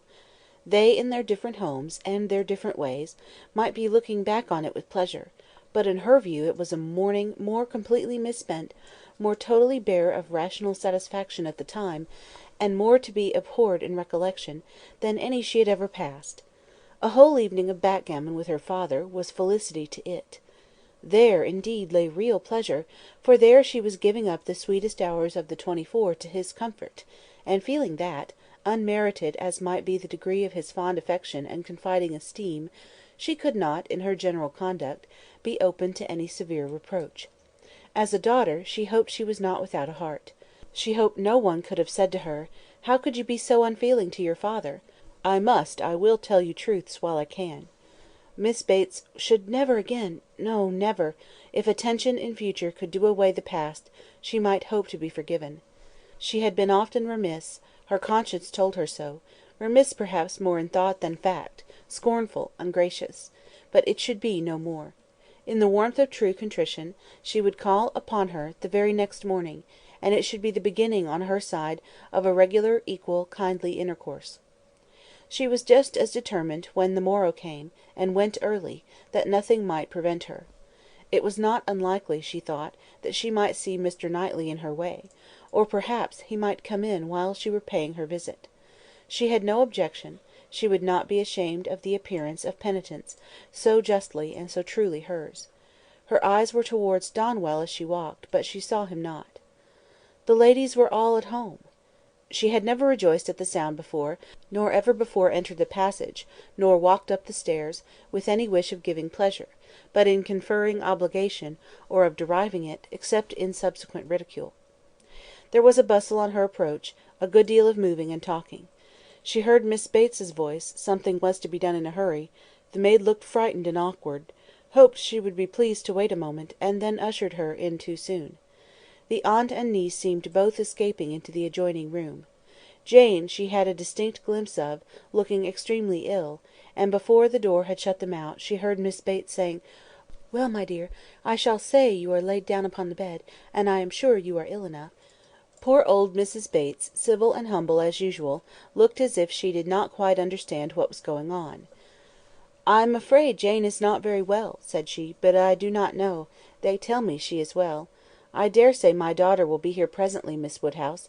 I hope you find a chair. I wish Hetty had not gone. I am very little able— Have you a chair, ma'am? Do you sit where you like? I am sure she will be here presently." Emma seriously hoped she would. She had a moment's fear of Miss Bates keeping away from her. But Miss Bates soon came, "very happy and obliged;" but Emma's conscience told her there was not the same cheerful volubility as before, less of ease of look and manner. A very friendly inquiry after Miss Fairfax, she hoped, might lead the way to a return of old feelings. The touch seemed immediate. "Ah, Miss Woodhouse, how kind you are! I suppose you have heard, and are come to give us joy. There does not seem much like joy, indeed, in me," twinking away a tear or two; "but it will be very trying for us to part with her, after having had her so long.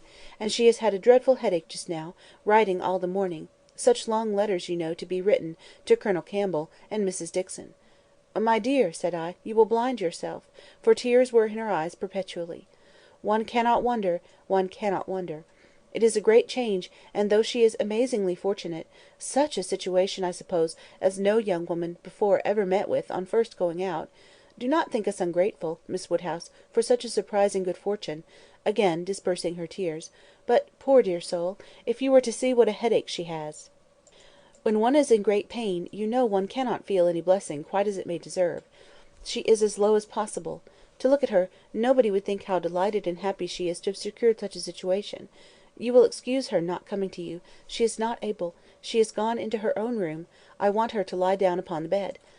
"My dear," said I shall say you are laid down upon the bed." But, however, she is not; she is walking about the room. But, now that she has written her letters, she says she shall soon be well. She will be extremely sorry to miss seeing you, Miss Woodhouse, but your kindness will excuse her. You were kept waiting at the door. I was quite ashamed, but somehow there was a little bustle, for it so happened that we had not heard the knock, and till you were on the stairs we did not know anybody was coming. "It is only Mrs. Cole," said I; "depend upon it, nobody else would come so early." "Well," said she, "it must be borne some time or other, and it may as well be now." But then Patty came in and said it was you. "Oh," said I, "it is Miss Woodhouse; I am sure you will like to see her." "I can see nobody," said she; and up she got, and would go away, and that was what made us keep you waiting, and extremely sorry and ashamed we were. If you must go, my dear," said I, "you must, and I will say you are laid down upon the bed." Emma was most sincerely interested. Her heart had long been growing kinder towards Jane, and this picture of her present sufferings acted as a cure of every former ungenerous suspicion, and left her nothing but pity; and the remembrance of the less just and less gentle sensations of the past, obliged her to admit that Jane might very naturally resolve on seeing Mrs. Cole, or any other steady friend, when she might not bear to see herself. She spoke as she felt, with earnest regret and solicitude, sincerely wishing that the circumstances which she collected from Miss Bates to be now actually determined on, might be as much for Miss Fairfax's advantage and comfort as possible. It must be a severe trial to them all; she had understood it was to be delayed till Colonel Campbell's return. "So very kind," replied Miss Bates, "but you were always kind." There was no bearing such an always, and, to break through her dreadful gratitude, Emma made the direct inquiry of, "Where, may I ask, is Miss Fairfax going?" "To a Mrs. Smallridge, charming woman, most superior, to have the charge of her 3 little girls. Delightful children. Impossible that any situation could be more replete with comfort, if we except, perhaps, Mrs. Suckling's own family, and Mrs. Bragg's. But Mrs. Smallridge is intimate with both, and in the very same neighbourhood. Lives only 4 miles from Maple Grove. Jane will be only 4 miles from Maple Grove. Mrs. Elton, I suppose, has been the person to whom Miss Fairfax owes—" "Yes, our good Mrs. Elton, the most indefatigable, true friend. She would not take a denial. She would not let Jane say no, for when Jane first heard of it was the day before yesterday, the very morning we were at Donwell, when Jane first heard of it, she was quite decided against accepting the offer, and for the reasons you mention, exactly as you say, she had made up her mind to close with nothing till Colonel Campbell's return, and nothing should induce her to enter into any engagement at present; and so she told Mrs. Elton over and over again, and I am sure I had no more idea that she would change her mind; but that good Mrs. Elton, whose judgment never fails her, saw farther than I did. It is not everybody that would have stood out in such a kind way as she did, and refused to take Jane's answer, but she positively declared she would not write any such denial yesterday as Jane wished her; she would wait; and sure enough, yesterday evening it was all settled that Jane should go. Quite a surprise to me. I had not the least idea. Jane took Mrs. Elton aside, and told her at once, that upon thinking over the advantages of Mrs. Smallridge's situation, she had come to the resolution of accepting it. I did not know a word of it till it was all settled." "You spent the evening with Mrs. Elton?" "Yes, all of us. Mrs. Elton would have us come. It was settled so, upon the hill, while we were walking about with Mr. Knightley. 'You must all spend your evening with us,' said she. 'I positively must have you all come.'" "Mr. Knightley was there too, was he?" "No, not Mr. Knightley. He declined it from the first; and though I thought he would come, because Mrs. Elton declared that she would not let him off, he did not; but my mother, Jane, and I were all there, and a very agreeable evening we had. Such kind friends, you know, Miss Woodhouse, one must always find agreeable, though everybody seemed rather fagged after the morning's party. Even pleasure, you know, is fatiguing, and I cannot say that any of them seemed very much to have enjoyed it. However, I shall always think it a very pleasant party, and feel extremely obliged to the kind friends who included me in it." "Miss Fairfax, I suppose, though you were not aware of it, had been making up her mind the whole day?" "I dare say she had. Whenever the time may come, it must be unwelcome to her and all her friends; but I hope her engagement will have every alleviation that is possible, I mean as to the character and manners of the family." "Thank you, dear Miss Woodhouse. Yes, indeed, there is everything in the world that can make her happy in it. Except the Sucklings and Braggs, there is not such another nursery establishment, so liberal and elegant, in all Mrs. Elton's acquaintance. Mrs. Smallridge, a most delightful woman, a style of living almost equal to Maple Grove; and as to the children, except the little Sucklings and little Braggs, there are not such elegant, sweet children anywhere. Jane will be treated with such regard and kindness. It will be nothing but pleasure, a life of pleasure; and her salary! I really cannot venture to name her salary to you, Miss Woodhouse. Even you, used as you are to great sums, would hardly believe that so much could be given to a young person like Jane." "Ah, madam," cried Jane, "if other children are at all like what I remember to have been myself, I should think 5 times the amount of what you have ever heard yet named as a salary on such occasions, dearly earned." "You are so noble in your ideas. And when is Miss Fairfax to leave you?" "Very soon, very soon; indeed, that's the worst of it. Within a fortnight. Mrs. Smallridge is in a great hurry. My poor mother does not know how to bear it. So then I try to put it out of her thoughts, and say, 'Come, ma'am, do not let us think about it any more.' Her friends must all be sorry to lose her, and will not Colonel and Mrs. Campbell be sorry to find that she has engaged herself before their return?" "Yes, Jane says she is sure they will; but yet this is such a situation as she cannot feel herself justified in declining. I was so astonished when she first told me that she had been saying to Mrs. Elton, and when Mrs. Elton at the same moment came congratulating me upon it. It was before tea; stay, no, it could not be before tea, because we were just going to cards; and yet it was before tea, because I remember thinking—oh, no, now I recollect it, now I have it; something happened before tea, but not that. Mr. Elton was called out of the room before tea; old John Abdy's son wanted to speak with him. Poor old John! I have a great regard for him. He was clerk to my poor father 27 years ago, and now, poor old man, he is bedridden, and very poorly, with the rheumatic gout in his joints. I must go and see him to-day, and so will Jane, I am sure, if she gets out at all. And poor John's son came to talk to Mr. Elton about relief from the parish.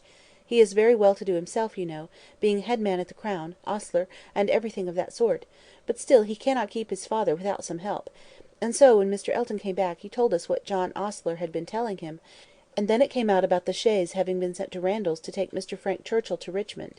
That was what happened before tea. It was after the tea that Jane spoke to Mrs. Elton."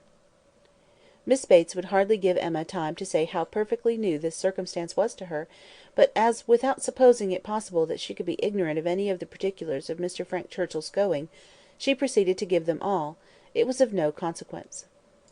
What Mr. Elton had learned from the ostler on the subject, being the accumulation of the ostler's own knowledge and the knowledge of the servants at Randalls, was, that a messenger had come over from Richmond soon after the return of the party from Box Hill, which messenger, however, had been no more than was expected, and that Mr. Churchill had sent his nephew a few lines, containing, upon the whole, a tolerable account of Mrs. Churchill, and only wishing him not to delay coming back beyond the next morning early; but that Mr. Frank Churchill, having resolved to go home directly, without waiting at all, and his horse seeming to have got a cold, Tom had been sent off immediately for the Crown chaise, and the ostler had stood out and seen it pass by, the boy going a good pace and driving very steady.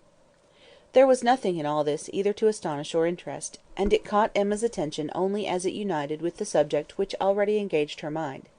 The contrast between Mrs. Churchill's importance in the world and Jane Fairfax's struck her. One was everything, the other nothing, and she sat musing on the difference of women's destiny, and quite unconscious on what her eyes were fixed, till roused by Miss Bates's saying, "Ay, I see what you have been thinking of, the pianoforte. What is to become of that? Very true. Poor dear Jane was talking of it just now. You must go, said she, you and I must part. You will have no business here. Let it stay, however, she said, give it house room till Colonel Campbell comes back. I shall talk to him about it, he will settle for me, he will help me out of all my difficulties. And to this day, I do believe, she knows not whether it was his present or his daughter's."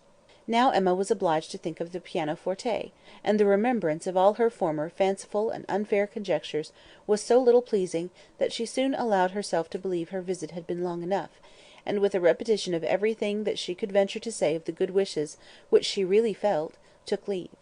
Volume 3, Chapter 9. Emma's pensive meditations, as she walked home, were not interrupted, but on entering the parlour, she found those who must rouse her. Mr. Knightley and Harriet had arrived during her absence, and were sitting with her father. Mr. Knightley immediately got up, and in a manner decidedly graver than usual, said, "I would not go away without seeing you, but I have no time to spare, and therefore must now be gone directly. I am going to London, to spend a few days with John and Isabella. Have you anything to send or say besides the love which nobody carries?" "Nothing at all. But is this not a sudden scheme?" "Yes, rather. I have been thinking of it some little time." Emma was sure he had not forgiven her; he looked unlike himself. Time, however, she thought, would tell him that they ought to be friends again. While he stood, as if meaning to go, but not going, her father began his inquiries. "Well, my dear, and did you get there safely? And how did you find my worthy old friend and her daughter? I dare say they must have been very obliged to you for coming. Dear Emma has been to call on Mrs. and Miss Bates, Mr. Knightley, as I told you before. She is always so attentive to them." Emma's colour was heightened by this unjust praise, and with a smile and shake of the head, which spoke much, she looked at Mr. Knightley. It seemed as if there were an instantaneous impression in her favour, as if his eyes received the truth from hers, and all that had passed of good in her feelings were at once caught and honoured. He looked at her now with a glow of regard. She was warmly gratified, and in another moment still more so, by a little movement of more than common friendliness on his part. He took her hand; whether she had not herself made the first motion, she could not say. She might, perhaps, have rather offered it; but he took her hand, pressed it, and certainly was on the point of carrying it to his lips, when from some fancy or other he suddenly let it go. Why he should feel such a scruple, why he should change his mind when it was all but done, she could not perceive. He would have judged better, she thought, if he had not stopped. The intention, however, was indubitable, and whether it was that his manners had in general so little gallantry, or however else it happened, but she thought nothing became him more. It was with him of so simple yet so dignified a nature. She could not but recall the attempt with great satisfaction. It spoke such perfect amity. He left them immediately afterwards, gone in a moment. He always moved with the alertness of a mind which could neither be undecided nor dilatory, but now he seemed more sudden than usual in his disappearance.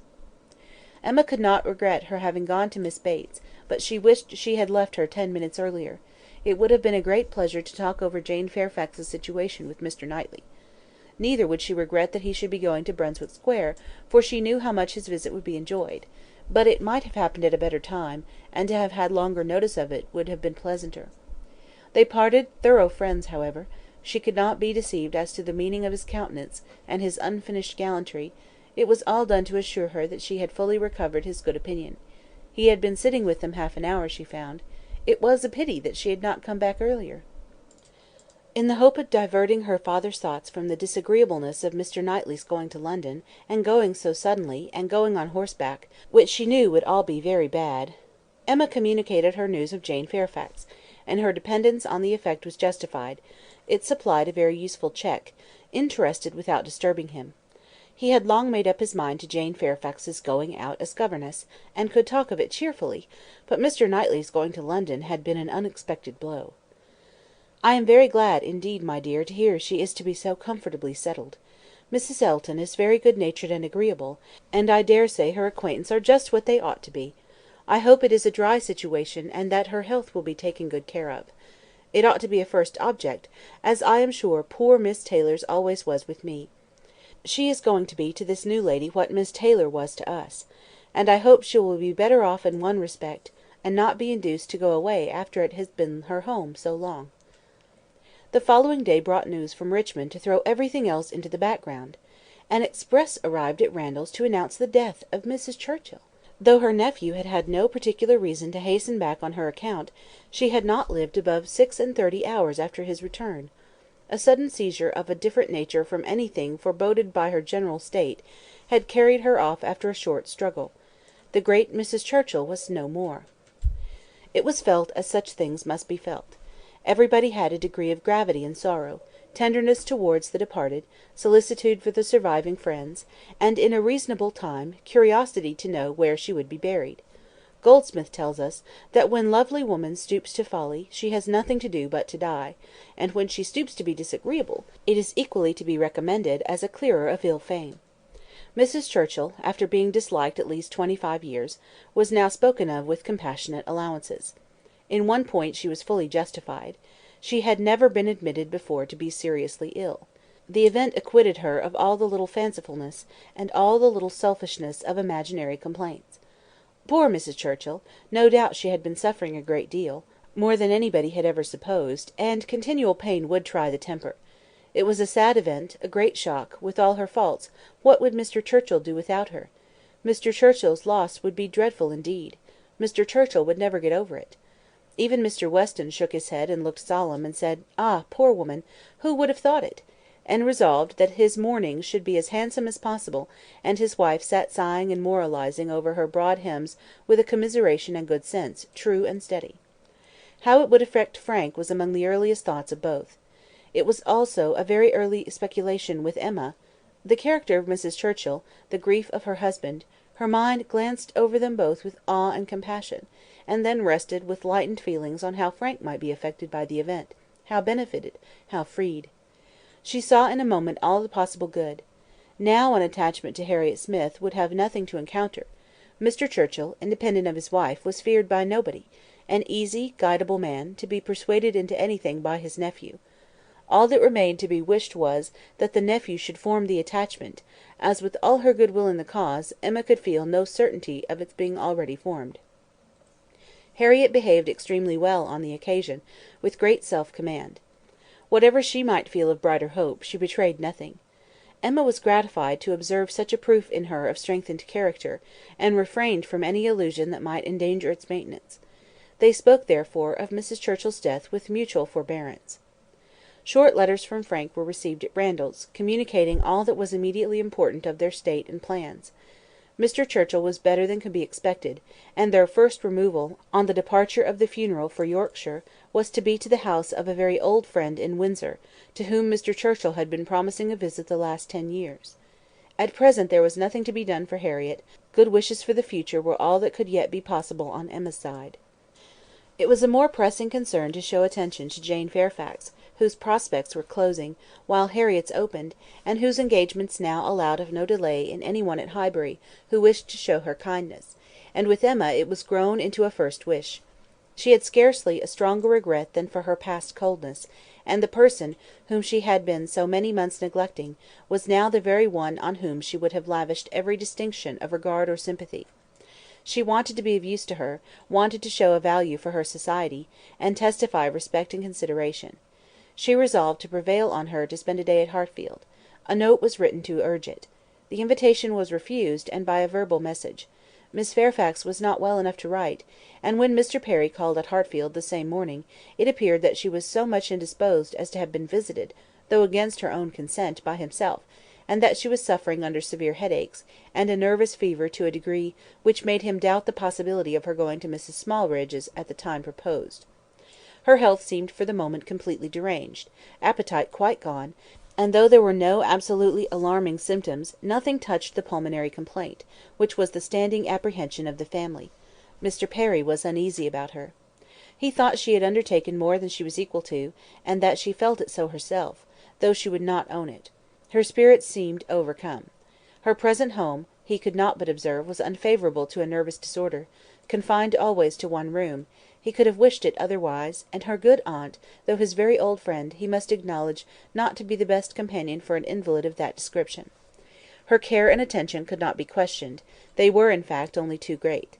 He very much feared that Miss Fairfax derived more evil than good from them. Emma listened with the warmest concern, grieved for her more and more, and looked around eager to discover some way of being useful. To take her, be it only an hour or two, from her aunt, to give her change of air and scene, and quiet rational conversation, even for an hour or two, might do her good; and the following morning she wrote again to say, in the most feeling language she could command, that she would call for her in the carriage at any hour that Jane would name, mentioning that she had Mr. Perry's decided opinion in favour of such exercise for his patient. The answer was only in this short note: "Miss Fairfax's compliments and thanks, but is quite unequal to any exercise." Emma felt that her own note had deserved something better, but it was impossible to quarrel with words whose tremulous inequality showed indisposition so plainly, and she thought only of how she might best counteract this unwillingness to be seen or assisted. In spite of the answer, therefore, she ordered the carriage, and drove to Mrs. Bates's, in the hope that Jane would be induced to join her; but it would not do. Miss Bates came to the carriage door, all gratitude, and agreeing with her most earnestly in thinking that an airing might be of the greatest service, and everything that message could do was tried, but all in vain. Miss Bates was obliged to return without success. Jane was quite unpersuadable; the mere proposal of going out seemed to make her worse. Emma wished she could have seen her, and tried her own powers, but almost before she could hint the wish, Miss Bates made it appear that she had promised her niece on no account to let Miss Woodhouse in. Indeed, the truth was, that poor dear Jane could not bear to see anybody at all. Mrs. Elton, indeed, could not be denied, and Mrs. Cole had made such a point, and Mrs. Perry had said so much, but except them Jane would really see nobody.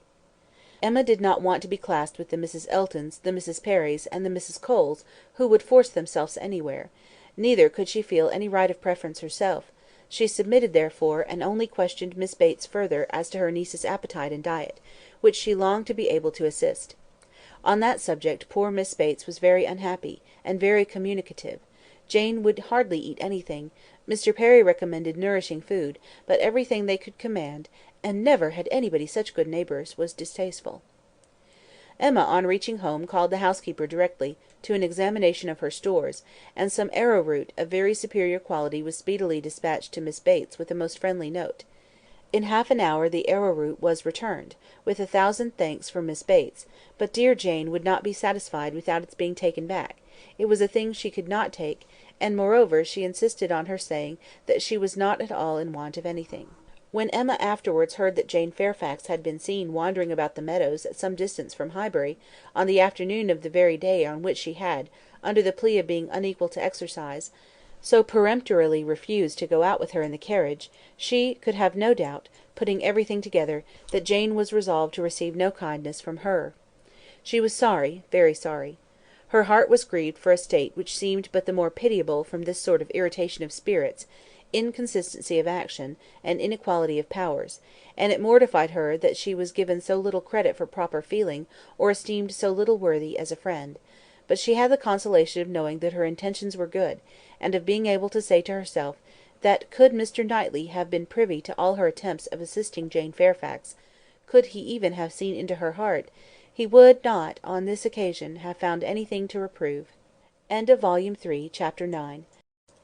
Volume 3, Chapter 10. One morning, about 10 days after Mrs. Churchill's decease, Emma was called downstairs to Mr. Weston, who could not stay 5 minutes, and wanted particularly to speak with her. He met her at the parlour door, and hardly asking her how she did, in the natural key of his voice, sunk in immediately to say, unheard by her father, "Can you come to Randalls at any time this morning? Do, if it be possible. Mrs. Weston wants to see you. She must see you." "Is she unwell?" "No, no, not at all, only a little agitated.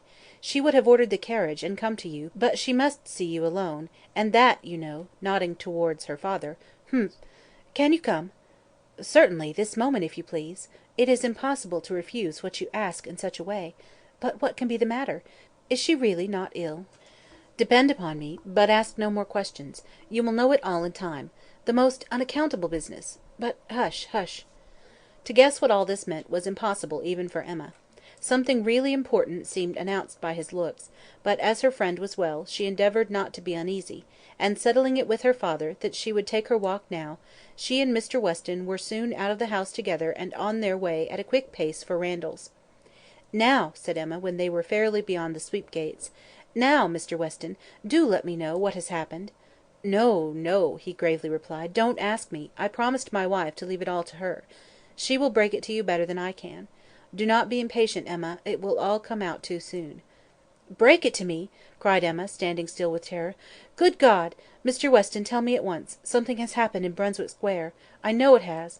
Tell me, I charge you to tell me this moment what it is." "No, indeed, you are mistaken. Mr. Weston, do not trifle with me. Consider how many of my dearest friends are now in Brunswick Square. Which of them is it?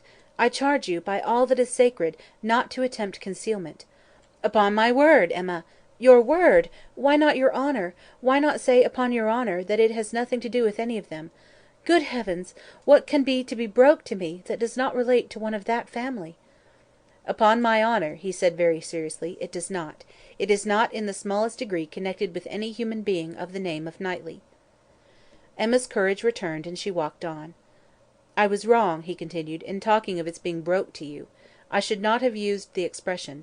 In fact, it does not concern you; it concerns only myself; that is, we hope— In short, my dear Emma, there is no occasion to be so uneasy about it.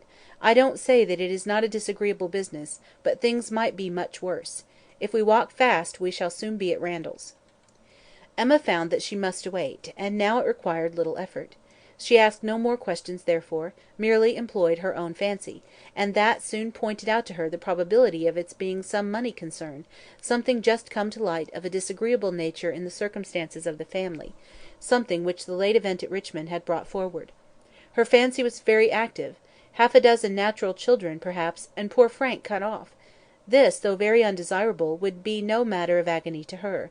It inspired little more than an animating curiosity. "Who is that gentleman on horseback?" said she, as they proceeded, speaking more to assist Mr. Weston in keeping his secret, than with any other view. "I do not know. One of the Otways. Not Frank; it is not Frank, I assure you. You will not see him. He is half way to Windsor by this time." "Has your son been with you, then?" "Oh, yes! Did you not know? Well, well, never mind." For a moment he was silent, and then added in a tone much more guarded and demure, "Yes, Frank came over this morning, just to ask us how we did." They hurried on, and were speedily at Randalls. "Well, my dear," said he, as they entered the room, "I have brought her, and now I hope you will soon be better. I shall leave you together. There is no use in delay. I shall not be far off if you want me." And Emma distinctly heard him add, in a lower tone, before he quitted the room, "I have been as good as my word. She has not the least idea."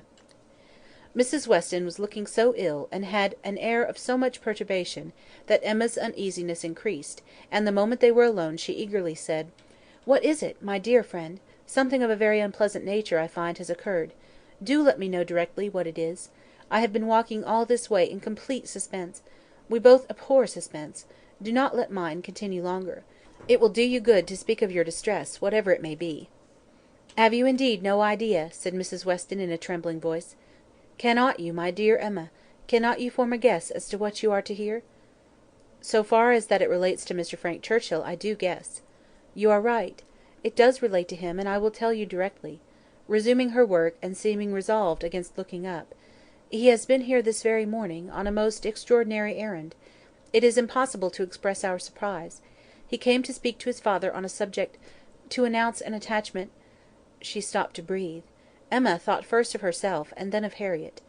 "More than an attachment, indeed," resumed Mrs. Weston. "An engagement, a positive engagement. What will you say, Emma? What will anybody say, when it is known that Frank Churchill and Miss Fairfax are engaged; nay, that they have been long engaged?" Emma even jumped with surprise, and, horror struck, exclaimed, "Jane Fairfax! Good God! you are not serious? You do not mean it?" "You may well be amazed," returned Mrs. Weston, still averting her eyes, and talking on with eagerness, that Emma might have time to recover, "you may well be amazed. But it is even so. There has been a solemn engagement between them ever since October, formed at Weymouth, and kept a secret from everybody. Not a creature knowing it but themselves; neither the Campbells, nor her family, nor his. It is so wonderful, that though perfectly convinced of the fact, it is yet almost incredible to myself. I can hardly believe it. I thought I knew him." Emma scarcely heard what was said. Her mind was divided between two ideas: her own former conversations with him about Miss Fairfax, and poor Harriet; and for some time she could only exclaim, and require confirmation, repeated confirmation. "Well," said she at last, trying to recover herself, "this is a circumstance which I must think of at least half a day, before I can at all comprehend it. What! engaged to her, all the winter, before either of them came to Highbury?" "Engaged since October; secretly engaged. It has hurt me, Emma, very much. It has hurt his father equally. Some part of his conduct we cannot excuse." Emma pondered a moment, and then replied, "I will not pretend not to understand you, and to give you all the relief in my power. Be assured that no such effect has followed his attentions to me, as you are apprehensive of." Mrs. Weston looked up, afraid to believe, but Emma's countenance was as steady as her words. "That you may have less difficulty in believing this boast, of my present perfect indifference," she continued, "I will farther tell you, that there was a period in the early part of our acquaintance, when I did like him, when I was very much disposed to be attached to him; nay, was attached, and how it came to cease, is perhaps the wonder. Fortunately, however, it did cease. I have really, for some time past, for at least these 3 months, cared nothing about him. You may believe me, Mrs. Weston, this is the simple truth." Mrs. Weston kissed her with tears of joy, and when she could find utterance, assured her, that this protestation had done her more good than anything else in the world could do. "Mr. Weston will be almost as much relieved as myself," said she. "On this point we have been wretched. It was our darling wish that you might be attached to each other, and we were persuaded that it was so. Imagine what we have been feeling on your account." "I have escaped, and that I should escape may be a matter of grateful wonder to you and myself. But this does not acquit him, Mrs. Weston, and I must say, that I think him greatly to blame. What right had he to come among us with affection and faith engaged, and with manners so very disengaged? What right had he to endeavour to please, as he certainly did, to distinguish any one young woman with persevering attention, as he certainly did, while he really belonged to another? How could he tell what mischief he might be doing? How could he tell that he might not be making me in love with him? Very wrong indeed." "From something he said, my dear Emma, I rather imagined—" "And how could she bear such behaviour? Composure, with a witness! To look on, while repeated attentions were offering to another woman, before her face, and not resent it! That is a degree of placidity which I can neither comprehend nor respect." "There were misunderstandings between them, Emma; he said so expressly. He had not time to enter into much explanation. He was here only a quarter of an hour, and in a state of agitation, which did not allow the full use even of the time he could stay; but that there had been misunderstandings he decidedly said. The present crisis, indeed, seemed to be brought on by them, and those misunderstandings might very possibly arise from the impropriety of his conduct." "Impropriety! Oh, Mrs. Weston, it is too calm a censure. Much, much beyond impropriety. It has sunk him, I cannot say how it has sunk him in my opinion. So unlike what a man should be! None of that upright integrity, that strict adherence to truth and principle, that disdain of trick and littleness, which a man should display in every transaction of his life. Nay, dear Emma, now I must take his part; for though he has been wrong in this instance, I have known him long enough to answer for his having many, very many, good qualities, and—" "Good God!" cried Emma, not attending to her, "Mrs. Smallridge too! Jane actually on the point of going as governess! What could he mean by such horrible indelicacy? To suffer her to engage herself, to suffer her even to think of such a measure!" "He knew nothing about it, Emma. On this article I can fully acquit him. It was a private resolution of hers, not communicated to him, or at least not communicated in a way to carry conviction. Till yesterday I know he said he was in the dark as to her plans; they burst on him I do not know how, but by some letter or message, and it was the discovery of what she was doing, of this very project of hers, which determined him to come forward at once, own it all to his uncle, throw himself on his kindness, and, in short, put an end to the miserable state of concealment that had been carrying on so long." Emma began to listen better. "I am to hear from him soon," continued Mrs. Weston. "He told me at parting that he should soon write, and he spoke in a manner which seemed to promise me many particulars that could not be given now. Let us, therefore, wait for this letter. It may bring many extenuations. It may make things intelligible and excusable which are now not to be understood. Don't let us be severe; don't let us be in a hurry to condemn him. Let us have patience. I must love him, and now that I am satisfied on one point, the one material point, I am sincerely anxious for its all turning out well, and ready to hope that it may. They must both have suffered a great deal under such a system of secrecy and concealment." "His sufferings," replied Emma drily, "do not appear to have done him much harm. Well, and how did Mr. Churchill take it?" "Most favourably for his nephew; gave his consent with scarcely a difficulty. Conceive what the events of a week have done in that family! While poor Mrs. Churchill lived, I suppose there could not have been a hope, a chance, a possibility; but scarcely are her remains at rest in the family vault, than her husband is persuaded to act exactly opposite to what she would have required. What a blessing it is when undue influence does not survive the grave! He gave his consent with very little persuasion." "Ah!" thought Emma, "he would have done as much for Harriet." "This was settled last night, and Frank was off with the light this morning. He stopped at Highbury, at the Bateses, I fancy, some time, and then came on hither, but was in such a hurry to get back to his uncle, to whom he is just now more necessary than ever, that, as I tell you, he could stay with us but a quarter of an hour. He was very much agitated, very much indeed, to a degree that made him appear quite a different creature from anything I had ever seen him before. In addition to all the rest, there had been the shock of finding her so very unwell, which he had had no previous suspicion of, and there was every appearance of his having been feeling a great deal." "And do you really believe the affair to have been carrying on with such perfect secrecy? The Campbells, the Dixons, did none of them know of the engagement?" Emma could not speak the name of Dixon without a little blush. "None, not one. He positively said that it had been known to no being in the world but their two selves." "Well," said Emma, "I suppose we shall gradually grow reconciled to the idea, and I wish them very happy. But I shall always think it a very abominable sort of proceeding. What has it been but a system of hypocrisy and deceit, espionage and treachery? To come among us with professions of openness and simplicity, and such a league in secret to judge us all! Here have we been, the whole winter and spring, completely duped, fancying ourselves all on an equal footing of truth and honour, with two people in the midst of us, who may have been carrying round, comparing and sitting in judgment on sentiments and words, that were never meant for both to hear. They must take the consequence, if they have heard each other spoken of in a way not perfectly agreeable." "I am quite easy on that head," replied Mrs. Weston. "I am very sure that I never said anything of either to the other, which both might not have heard." "You are in luck. Your only blunder was confined to my ear, when you imagined a certain friend of ours in love with the lady." "True; but as I have always had a thoroughly good opinion of Miss Fairfax, I never could, under any blunder, have spoken ill of her; and as to speaking ill of him, there I must have been safe." At this moment Mr. Weston appeared at a little distance from the window, evidently on the watch. His wife gave him a look which invited him in, and while he was coming round, added, "Now, dearest Emma, let me entreat you to say and look everything that may set his heart at ease, and incline him to be satisfied with the match. Let us make the best of it, and indeed almost everything may be fairly said in her favour.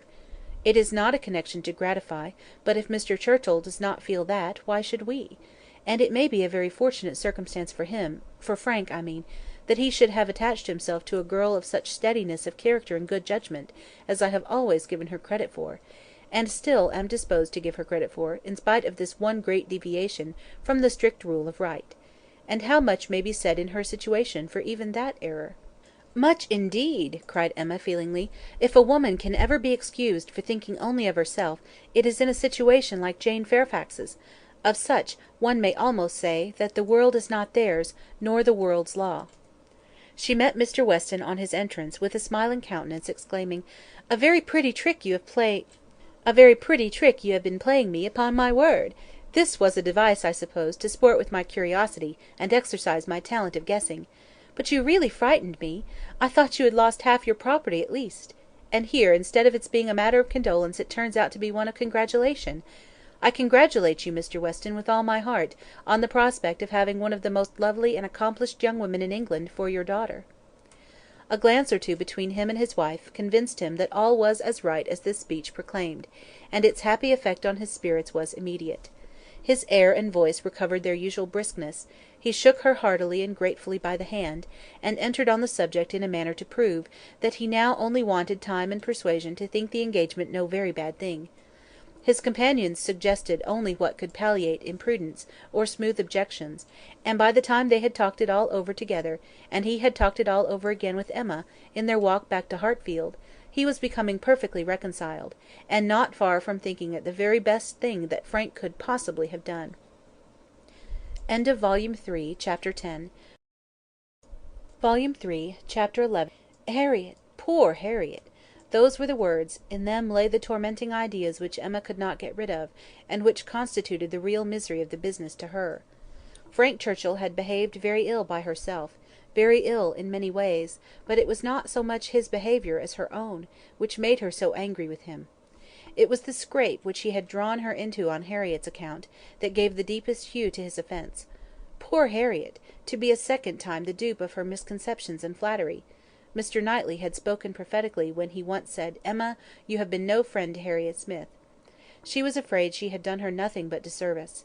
It was true that she had not to charge herself, in this instance as in the former, with being the sole and original author of the mischief, with having suggested such feelings as might otherwise never have entered Harriet's imagination, for Harriet had acknowledged her admiration and preference of Frank Churchill before she had ever given her a hint on the subject, but she felt completely guilty of having encouraged what she might have repressed. She might have prevented the indulgence and increase of such sentiments; her influence would have been enough; and now she was very conscious that she ought to have prevented them. She felt that she had been risking her friend's happiness on most insufficient grounds. Common sense would have directed her to tell Harriet, that she must not allow herself to think of him, and that there were 500 chances to 1 against his ever caring for her. But with common sense, she added, I am afraid I have had little to do. She was extremely angry with herself. If she could not have been angry with Frank Churchill too, it would have been dreadful. As for Jane Fairfax, she might at least relieve her feelings from any present solicitude on her account. Harriet would be anxiety enough; she need no longer be unhappy about Jane, whose troubles and whose ill health having, of course, the same origin, must be equally under cure. Her days of insignificance and evil were over. She would soon be well, and happy, and prosperous. Emma could now imagine why her own attentions had been slighted. This discovery laid many smaller matters open. No doubt it had been from jealousy. In Jane's eyes she had been a rival, and well might anything she could offer of assistance or regard be repulsed. An airing in the Hartfield carriage would have been the rack, and arrowroot from the Hartfield storeroom must have been poisoned. She understood it all, and as far as her mind could disengage itself from the injustice and selfishness of angry feelings, she acknowledged that Jane Fairfax would have neither elevation nor happiness beyond her desert.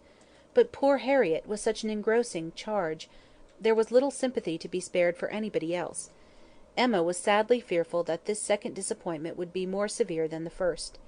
Considering the very superior claims of the object, it ought, and judging by its apparently stronger effect on Harriet's mind, producing reserve and self-command, it would, she must communicate the painful truth, however, as soon as possible. An injunction of secrecy had been among Mr. Weston's parting words. For the present, the whole affair was to be completely a secret. Mr. Churchill had made a point of it, as a token of respect to the wife he had so very recently lost, and everybody admitted it to be no more than due decorum. Emma had promised, but still Harriet must be accepted. It was her superior duty. In spite of her vexation, she could not help feeling it almost ridiculous, that she should have the very same distressing and delicate office to perform by Harriet, which Mrs. Weston had just gone through herself. The intelligence which had been so anxiously announced to her, she was now anxiously announcing to another. Her heart beat quick on hearing Harriet's footstep and voice; so, she supposed, had poor Mrs. Weston felt when she was approaching Randalls. Could the event of the disclosure bear an equal resemblance? But of that, unfortunately, there could be no chance.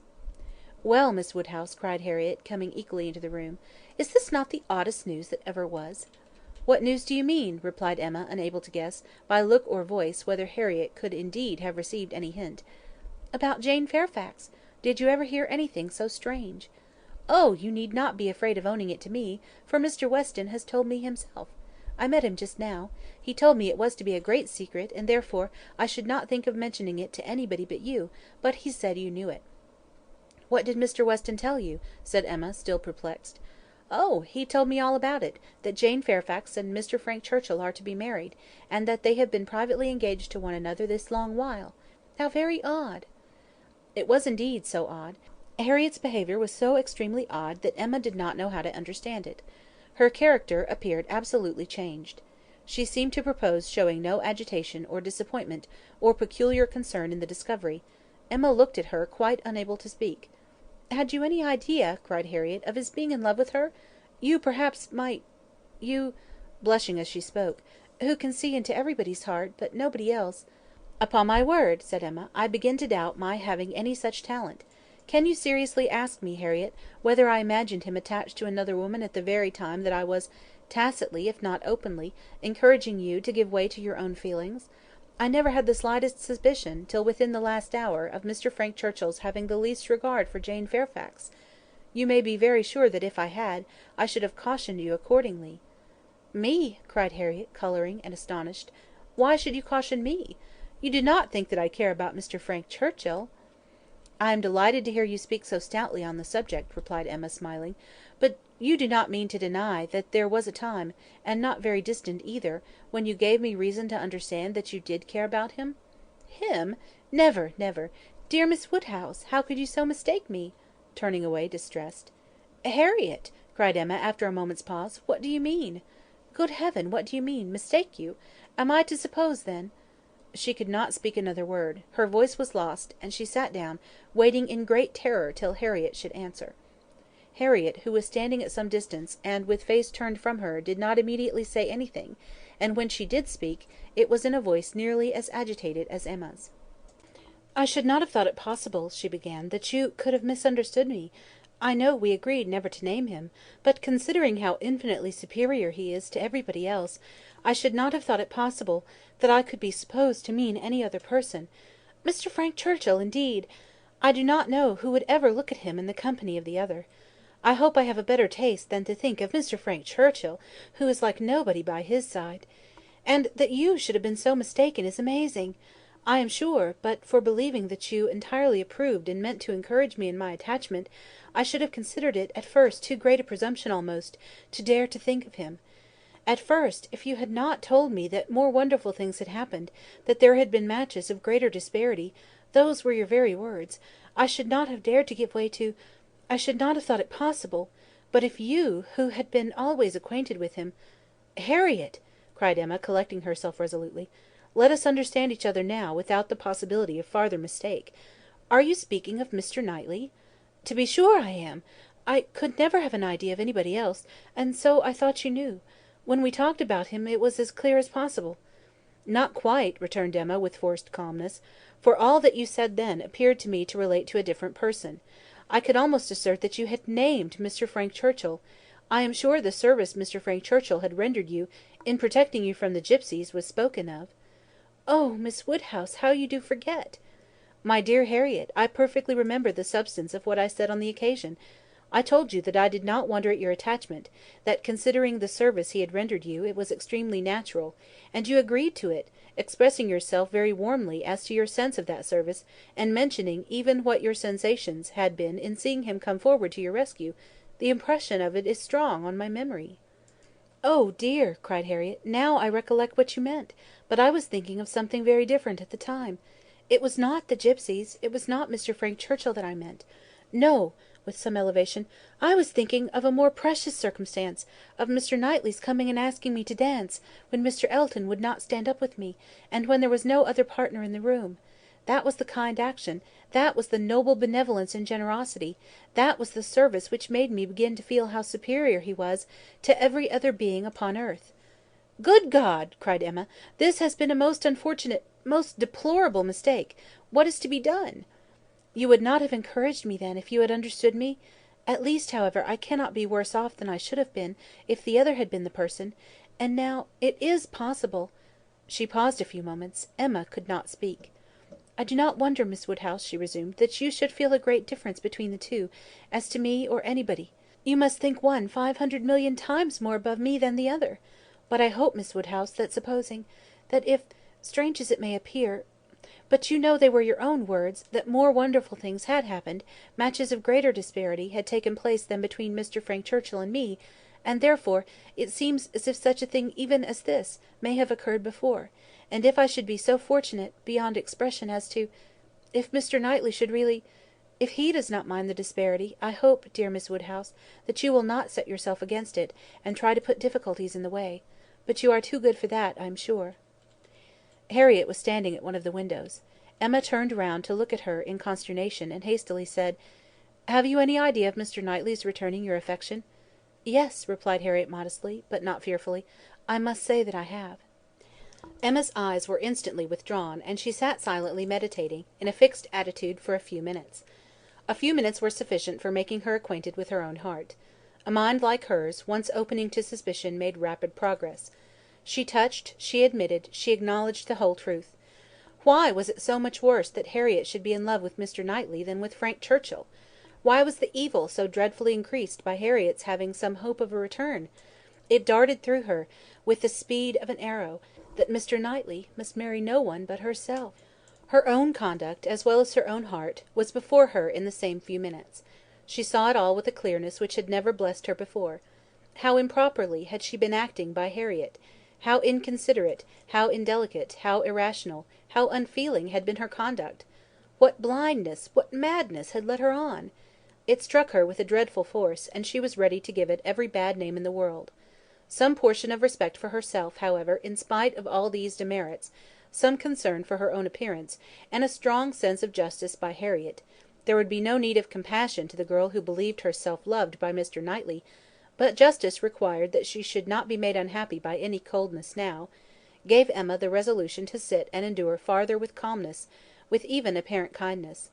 For her own advantage indeed, it was fit that the utmost extent of Harriett's hopes should be inquired into, and Harriett had done nothing to forfeit the regard and interest which had been so voluntarily formed and maintained, or to deserve to be slighted by the person whose counsels had never led her right. Rousing from reflection, therefore, and subduing her emotion, she turned to Harriett again, and in a more inviting accent, renewed the conversation; for as to the subject which had first introduced it, the wonderful story of Jane Fairfax, that was quite sunk and lost. Neither of them thought but of Mr. Knightley and themselves. Harriett, who had been standing in no unhappy reverie, was yet very glad to be called from it, by the now encouraging manner of such a judge and such a friend as Miss Woodhouse, and only wanted an invitation to give the history of her hopes with great, though trembling delight. Emma's tremblings as she asked, and as she listened, were better concealed than Harriett's, but they were not less. Her voice was not unsteady, but her mind was in all the perturbation that such a development of self, such a burst of threatening evil, such a confusion of sudden and perplexing emotions, must create. She listened with much inward suffering, but with great outward patience, to Harriett's detail. Methodical, or well arranged, or very well delivered, it could not be expected to be; but it contained, when separated from all the feebleness and tautology of the narration, a substance to sink her spirit; especially with the corroborating circumstances which her own memory brought in favour of Mr. Knightley's most improved opinion of Harriett. Harriett had been conscious of a difference in his behaviour ever since those two decisive dances. Emma knew that he had, on that occasion, found her much superior to his expectation. From that evening, or at least from the time of Miss Woodhouse's encouraging her to think of him, Harriet had begun to be sensible of his talking to her much more than he had been used to do, and of his having, indeed, quite a different manner towards her, a manner of kindness and sweetness. Latterly, she had been more and more aware of it. When they had been all walking together, he had so often come and walked by her, and talked so very delightfully. He seemed to want to be acquainted with her. Emma knew it to have been very much the case. She had often observed the change, to almost the same extent. Harriet repeated expressions of approbation and praise from him, and Emma felt them to be in the closest agreement with what she had known of his opinion of Harriet. He praised her for being without art or affection, for having simple, honest, generous feelings. She knew that he saw such recommendations in Harriet; he had dwelt on them to her more than once; much that lived in Harriet's memory, many little particulars of the notice she had received from him, a look, a speech, a removal from one chair to another, a compliment implied, a preference inferred, had been unnoticed, because unsuspected, by Emma.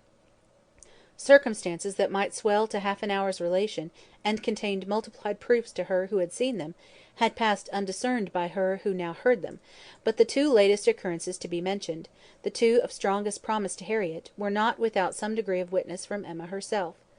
The first was his walking with her apart from the others, in the lime walk at Donwell, where they had been walking some time before Emma came, and he had taken great pains, she was convinced, to draw her from the rest to himself; and at first he had talked to her in a more particular way than he had ever done before, in a very particular way indeed.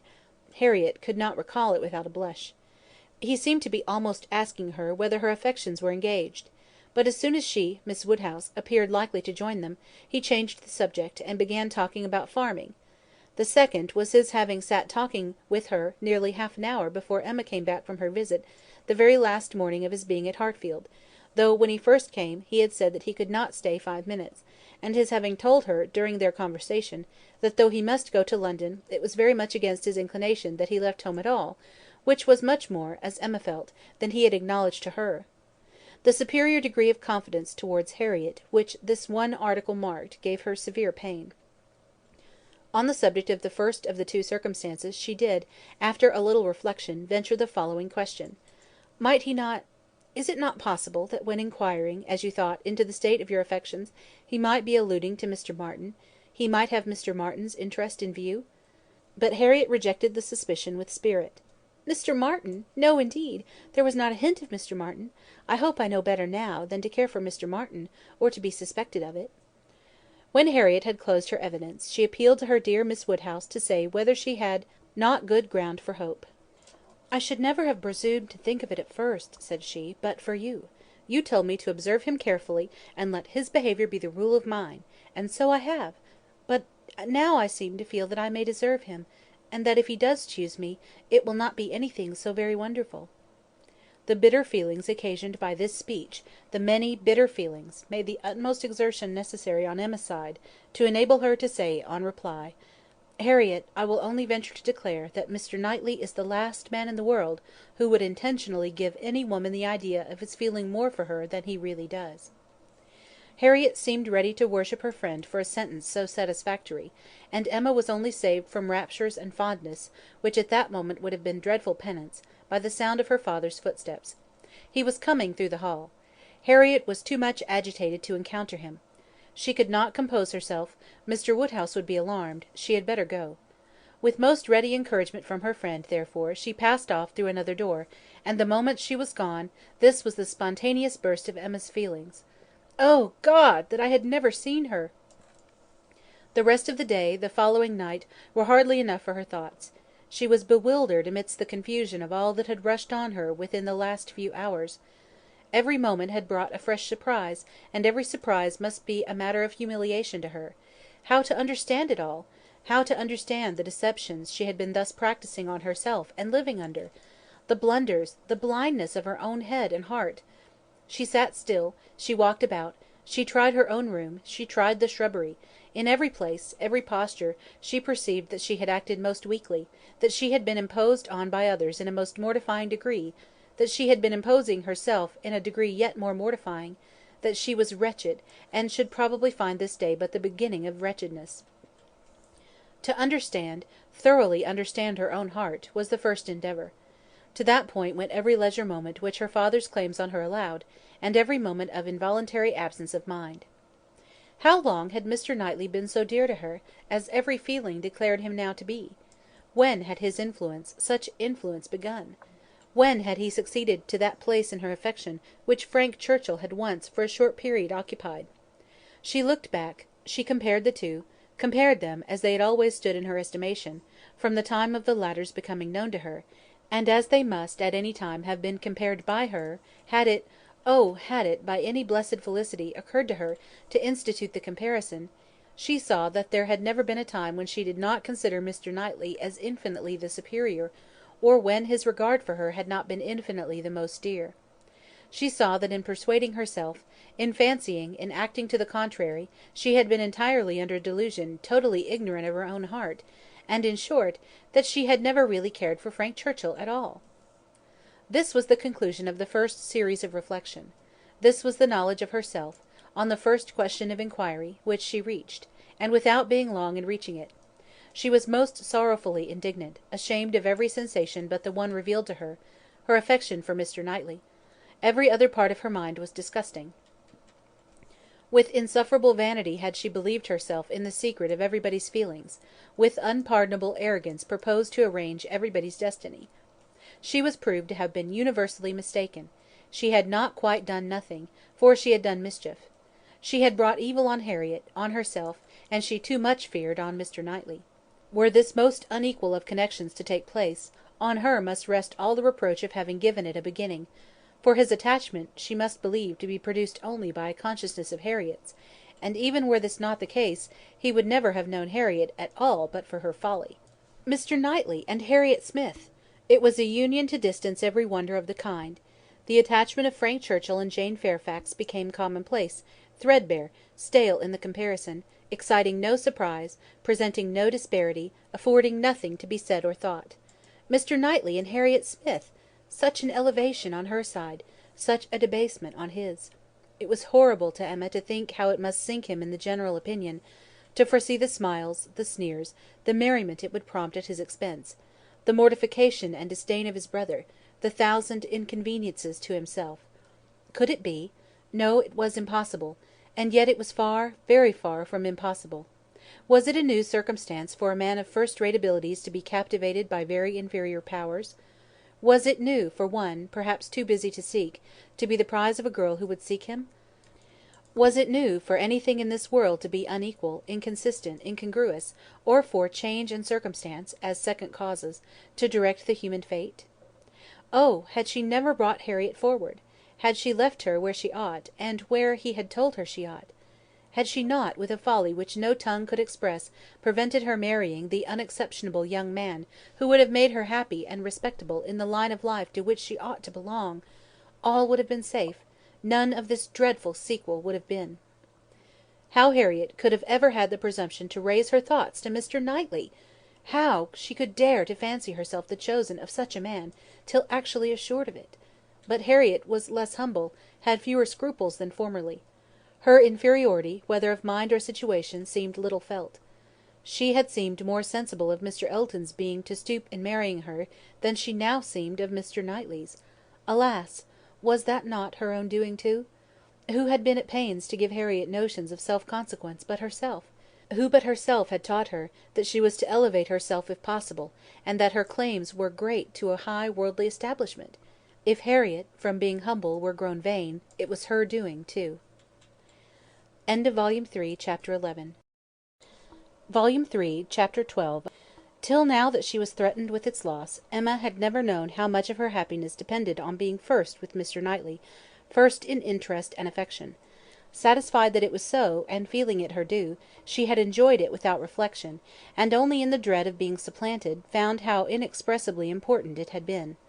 Long, very long, she felt she had been first, for having no female connections of his own, there had been only Isabella, whose claims could be compared with hers, and she had always known exactly how far he loved and esteemed Isabella.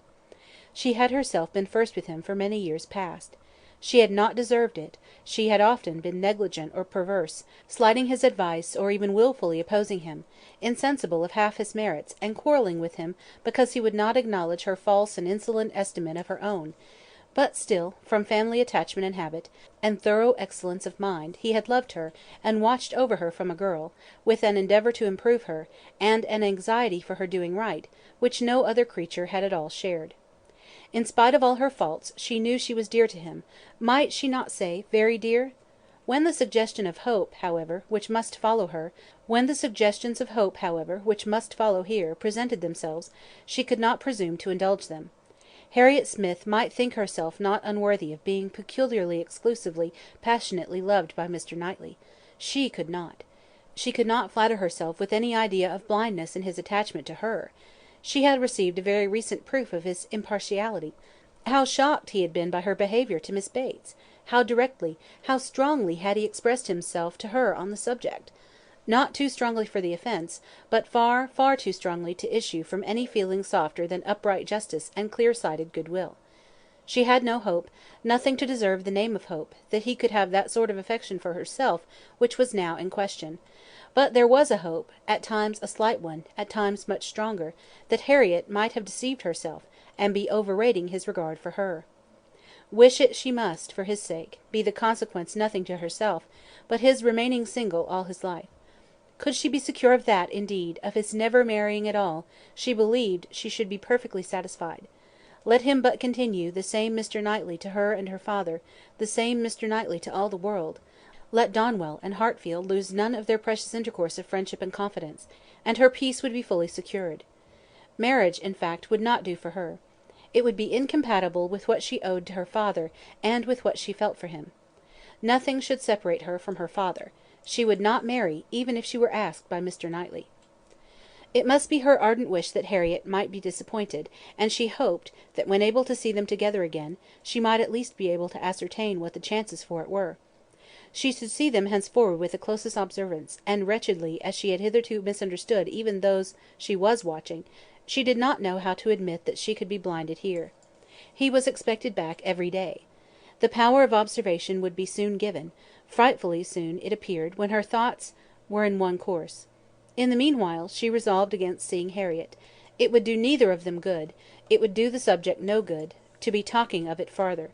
She was resolved not to be convinced as long as she could doubt, and yet had no authority for opposing Harriet's confidence.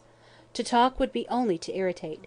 She wrote to her, therefore, kindly but decisively, to beg that she would not, at present, come to Hartfield, acknowledging it to be her conviction that all farther confidential discussion of one topic had better be avoided, and hoping that if a few days were allowed to pass before they met again, except in the company of others, she objected only to a tête-à-tête, they might be able to act as if they had forgotten the conversation of yesterday. Harriet submitted, and approved, and was grateful. This point was just arranged, when a visitor arrived to tear Emma's thoughts a little from the subject which had engrossed them, sleeping or waking, the last 24 hours. Mrs. Weston, who had been calling on her daughter-in-law elect, and took Hartfield in her way home, almost as much in duty to Emma as in pleasure to herself, to relate all the particulars of so interesting an interview.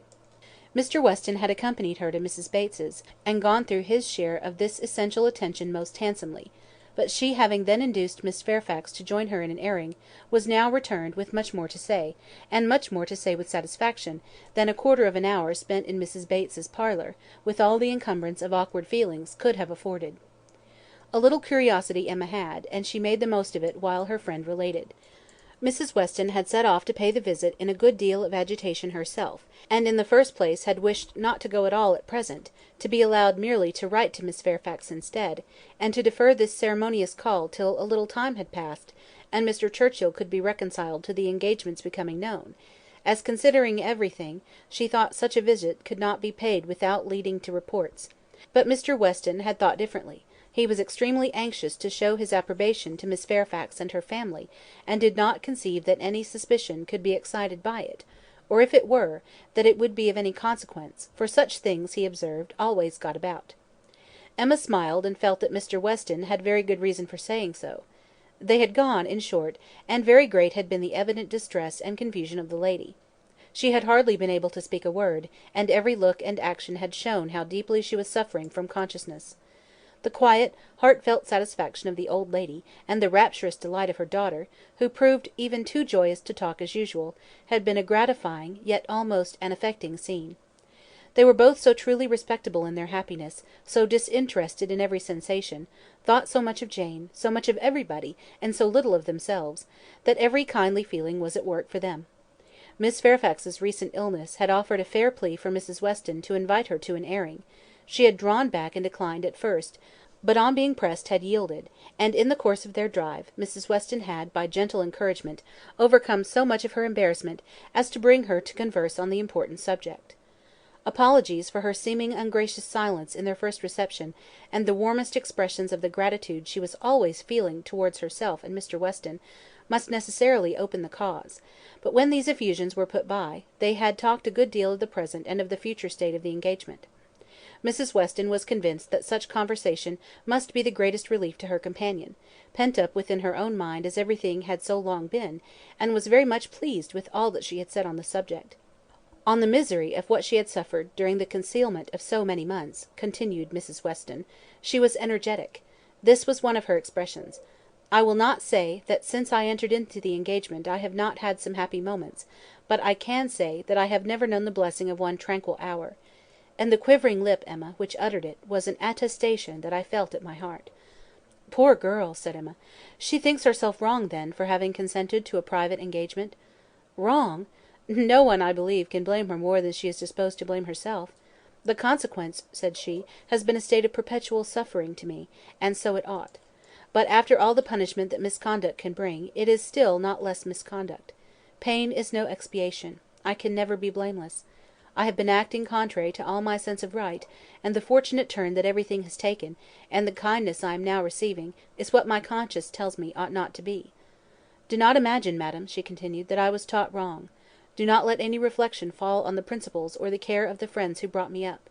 The error has been all my own. I do assure you that, with all the excuse that present circumstances may appear to give, I shall yet dread making the story known to Colonel Campbell. Poor girl! said Emma again. She loves him then excessively, I suppose. It must have been from attachment only that she could be led to form the engagement. Her affection must have overpowered her judgment. Yes, I have no doubt of her being extremely attached to him.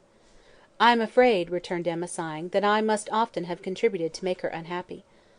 On your side, my love, it was very innocently done. But she probably had something of that in her thoughts, when alluding to the misunderstandings which she had given us hints of before. One natural consequence of the evil she involved herself in, she said, was that of making her unreasonable. The consciousness of having done amiss had exposed her to 1,000 inquietudes, and made her captious and irritable to a degree that had been hard for him to bear. I did not make allowances, said she, which I ought to have done, for his temper and spirits, his delightful spirits, and that gaiety, that playfulness of disposition, which under any other circumstances would, I am sure, have been as constantly bewitching to me as they were at first. She then began to speak of you, and of the great kindness you had shown during her illness, and with a blush which showed me how it was all connected, desired me, whenever I had an opportunity, to thank you. I could not thank you too much, for every wish and every endeavour to do her good. She was sensible that you had never received any proper acknowledgment from herself. If I did not know her to be happy now, said Emma seriously, which in spite of every little drawback from her scrupulous conscience she must be, I could not bear these thanks, for oh, Mrs. Weston, if there were an account drawn up of the evil and the good I have done to Miss Fairfax— Well, checking herself, and trying to be more lively, this is all to be forgotten. You are very kind to bring me these interesting particulars. They show her to the greatest advantage. I am sure she is very good. I hope she will be very happy. It is fit that the fortune should be all on his side, for I think the merit will be all on hers. Such a conclusion could not pass unanswered by Mrs. Weston. She thought well of Frank in almost every respect, and what was more, she loved him very much, and her defence was, therefore, earnest. She talked with a great deal of reason, and at least equal affection, but she had too much to urge for Emma's attention, and it was soon gone to Brunswick Square or to Donwell. She forgot to attempt to listen, and when Mrs. Weston ended with, "We have not yet had the letter we are so anxious for, you know, but I hope it will soon come," she was obliged to pause before she answered, and at last obliged to answer at random, before she could at all recollect what letter it was which they were so anxious for. "Are you well, my Emma?" was Mrs. Weston's parting question. "Oh, perfectly. I'm always well, you know. Be sure to give me intelligence of the letter as soon as possible." Mrs. Weston's communications furnished Emma with more food for unpleasant reflection, by increasing her esteem and compassion, and her sense of past injustice towards Miss Fairfax. She bitterly regretted not having sought a closer acquaintance with her, and blushed for the envious feelings which had certainly been in some measure the cause. Had she followed Mr. Knightley's known wishes, in paying that attention to Miss Fairfax which was every way her due, had she tried to know her better, had she done her part towards intimacy, had she endeavoured to find a friend there, instead of in Harriet Smith, she must in all probability have been spared from every pain which pressed on her now. Birth, abilities, and education, had been equally marking one as an associate for her, to be received with gratitude, and the other, what was she? Supposing even that they had never become intimate friends, that she had never been admitted into Miss Fairfax's confidence on this important matter, which was most probable, still, in knowing her as she ought, and as she might, she must have been preserved from the abominable suspicions of an improper attachment to Mr. Dixon, which she had not only foolishly fashioned and harboured herself, but had so unpardonably imparted, an idea which she greatly feared had been made a subject of material distress to the delicacy of Jane's feelings, by the levity or carelessness of Frank Churchill's. Of all the sources of evil surrounding the former, since her coming to Highbury, she was persuaded that she must herself have been the worst. She must have been a perpetual enemy.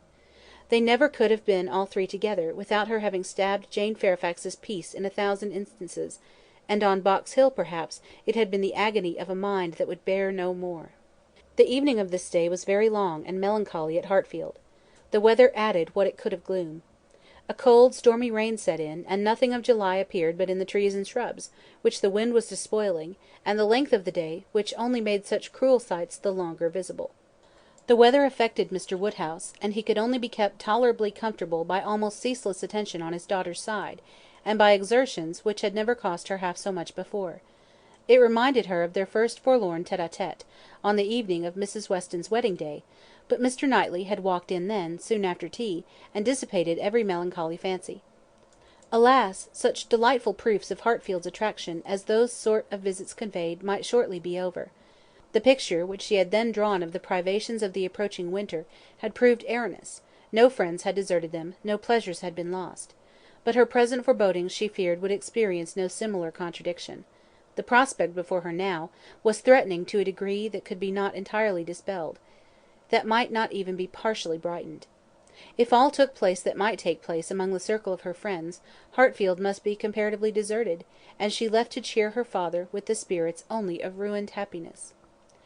The child to be born at Randalls must be a tie there even dearer than herself, and Mrs. Weston's heart and time would be occupied by it. They should lose her, and probably in great measure her husband also. Frank Churchill would return among them no more, and Miss Fairfax, it was reasonable to suppose, would soon cease to belong to Highbury. They would be married, and settled either at or near Enscombe. All that were good would be withdrawn, and if to these losses the loss of Donwell were to be added, what would remain of cheerful or of rational society within their reach? Mr. Knightley to be no longer coming there for his evening comfort, no longer walking in at all hours, as if ever willing to change his own home for theirs. How was it to be endured? And if he were to be lost to them for Harriet's sake, if he were to be thought of hereafter as finding in Harriet's society all that he wanted, if Harriet were to be the chosen, the first, the dearest, the friend, the wife to whom he looked for all the best blessings of existence, what could be increasing Emma's wretchedness but the reflection, never far distant from her mind, that it had all been her own work? When it came to such a pitch as this, she was not able to refrain from a start, or a heavy sigh, or even from walking about the room for a few seconds; and the only source whence anything like consolation or composure could be drawn, was in the resolution of her own better conduct, and the hope that, however inferior in spirit and gaiety might be the following and every future winter of her life to the past, it would yet find her more rational, more acquainted with herself, and leave her less to regret when it were gone. End of Volume 3, Chapter 12. Volume 3, Chapter 13. The weather continued much the same all the following morning, and the same loneliness, and the same melancholy, seemed to reign at Hartfield. But in the afternoon it cleared, the wind changed into a softer quarter, the clouds were carried off, the sun appeared, it was summer again. With all the eagerness which such a transition gives, Emma resolved to be out of doors as soon as possible. Never had the exquisite sight, smell, sensation of nature, tranquil, warm, and brilliant after a storm, been more attractive to her. She longed for the serenity they might gradually introduce, and on Mr. Perry's coming in soon after dinner, with a disengaged hour to give her father, she lost no time hurrying into the shrubbery. There, with spirits freshened, and thoughts a little relieved, she had taken a few turns, when she saw Mr. Knightley passing through the garden door, and coming towards her. It was the first intimation of his being returned from London. She had been thinking of him the moment before, as unquestionably 16 miles distant. There was time only for the quickest arrangement of mind. She must be collected and calm. In half a minute they were together. The how-d'ye-dos were quiet and constrained on each side. She asked after their mutual friends; they were all well. When had he left them? Only that morning. He must have had a wet ride. Yes, he meant to walk with her, she found. He had just looked into the dining room, and, as he was not wanted there, preferred being out of doors. She thought he neither looked nor spoke cheerfully, and the first possible cause for it, suggested by her fears, was that he had perhaps been communicating his plans to his brother, and was pained by the manner in which they had been received. They walked together. He was silent. She thought he was often looking at her, and trying for a fuller view of her face than it suited her to give. And this belief produced another dread. Perhaps he wanted to speak to her of his attachment to Harriet. He might be watching for encouragement to begin. She did not, could not, feel equal to lead the way to any such subject. He must do it all himself. Yet she could not bear this silence. With him it was most unnatural. She considered, resolved, and, trying to smile, began, "You have some news to hear, now you are come back, that will rather surprise you." "Have I?" he said quietly, and looking at her. "Of what nature?" "Oh, the best nature in the world, a wedding."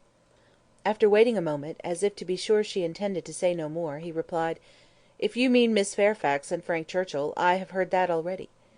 "How is it possible?" cried Emma, turning her glowing cheeks towards him; for while she spoke it occurred to her that he might have called at Mrs. Goddard's in his way.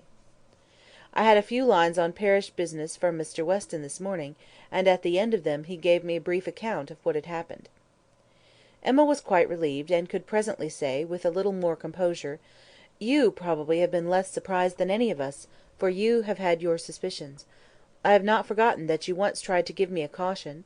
I wish I had attended to it, but," with a sinking voice and a heavy sigh, "I seem to have been doomed to blindness." For a moment or two nothing was said, and she was unsuspicious of having excited any particular interest, till she found her arm drawn within his, and pressed against his heart, and heard him thus saying, in a tone of great sensibility, speaking low, "Time, my dearest Emma, time will heal the wound. Your own excellent sense, your exertions for your father's sake, I know you will not allow yourself—" Her arm was pressed again, as he added in a more broken and subdued accent, "the feelings of the warmest friendship, indignation, abominable scoundrel!" and in a louder, steadier tone, he concluded with, "He will soon be gone, they will soon be in Yorkshire. I am sorry for her. She deserves a better fate." Emma understood him, and as soon as she could recover from the flutter of pleasure, excited by such tender consideration, replied, "You are very kind, but you are mistaken, and I must set you right. I am not in want of that sort of compassion. My blindness to what was going on, led me to act by them in a way that I must always be ashamed of, and I was very foolishly tempted to say and do many things, which may well lay me open to unpleasant conjectures, but I have no other reason to regret that I was not in the secret earlier." "Emma!" cried he, looking eagerly at her, "are you indeed—" but checking himself, "No, no, I understand you; forgive me; I am pleased that you can say even so much. He is no object of regret, indeed, and it will not be very long, I hope, before that becomes the acknowledgment of more than your reason. Fortunate that your affections were not further entangled! I could never, I confess, from your manners, assure myself as to the degree of what you felt. I could only be certain that there was a preference, and a preference which I never believed him to deserve. He is a disgrace to the name of man. And is he to be rewarded with that sweet young woman? Jane, Jane, you will be a miserable creature." "Mr. Knightley," said Emma, trying to be lightly, but really confused, "I am in a very extraordinary situation. I cannot let you continue in your error; and yet, perhaps, since my manners gave such an impression, I have as much reason to be ashamed of confessing that I never have been at all attached to the person we are speaking of, as it might be natural for a woman to feel in confessing exactly the reverse. But I never have." He listened in perfect silence. She wished him to speak, but he would not. She supposed she must say more before she were entitled to his clemency, but it was a hard case to be obliged still to lower herself in his opinion. She went on, however. "I have very little to say for my own conduct. I was tempted by his attentions, and allowed myself to appear pleased. An old story, probably, a common case, and no more than has happened to hundreds of my sex before, and yet it may not be the more excusable in one who sets up, as I do, for understanding. Many circumstances assisted the temptation. He was the son of Mr. Weston. He was continually here. I always found him very pleasant, and in short, for," with a sigh, "let me swell out the causes ever so ingeniously, they all centre in this last, my vanity was flattered, and I allowed his attentions. Latterly, however, for some time, indeed, I have had no idea of their meaning anything. I thought them a habit, a trick, nothing that called for seriousness on my side. He has imposed on me, but he has not injured me. I have never been attached to him. And now I can tolerably comprehend his behaviour. He never wished to attach me. It was merely a blind, to conceal his real situation with another. It was his object to blind all about him, and no one, I am sure, could be more effectually blinded than myself. Except that I was not blinded, that it was my good fortune, that... in short, I was somehow or other safe from him." She had hoped for an answer here, for a few words to say that her conduct was at least intelligible, but he was silent, and, as far as she could judge, deep in thought. At last, and tolerably in his usual tone, he said, "I have never had a high opinion of Frank Churchill. I can suppose, however, that I may have underrated him. My acquaintance with him has been trifling, and even if I have not underrated him hitherto, he may yet turn out well. With such a woman he has a chance. I have no motive for wishing him ill, and for her sake, whose happiness will be involved in his good character and conduct, I shall certainly wish him well." "I have no doubt of their being happy together," said Emma. "I believe them to be very mutually and very sincerely attached." "He is a most fortunate man," returned Mr. Knightley, with energy. "So early in life, at 23, a period when, if a man chooses a wife, he generally chooses ill. At 23 to have drawn such a prize! What years of felicity that man, in all human calculation, has before him! Assured of the love of such a woman, the disinterested love, for Jane Fairfax's character vouches for her disinterestedness, everything in his favour, equality of situation, I mean, as far as regards society, and all the habits and manners that are important, equality in every point but one, and that one, since the purity of her heart is not to be doubted, such as must increase his felicity, for it will be his to bestow the only advantages she wants. A man would always wish to give a woman a better home than the one he takes her from, and he who can do it, where there is no doubt of her regard, must, I think, be the happiest of mortals. Frank Churchill is, indeed, the favourite of fortune. Everything turns out for his good. He meets with a young woman at a watering place, gains her affection, cannot even weary her by negligent treatment, and had he and all his family sought round the world for a perfect wife for him, they could not have found her superior. His aunt is in the way. His aunt dies. He has only to speak. His friends are eager to promote his happiness. He had used everybody ill, and they are all delighted to forgive him. He is a fortunate man indeed." "You speak as if you envied him. And I do envy him, Emma. In one respect he is the object of my envy." Emma could say no more.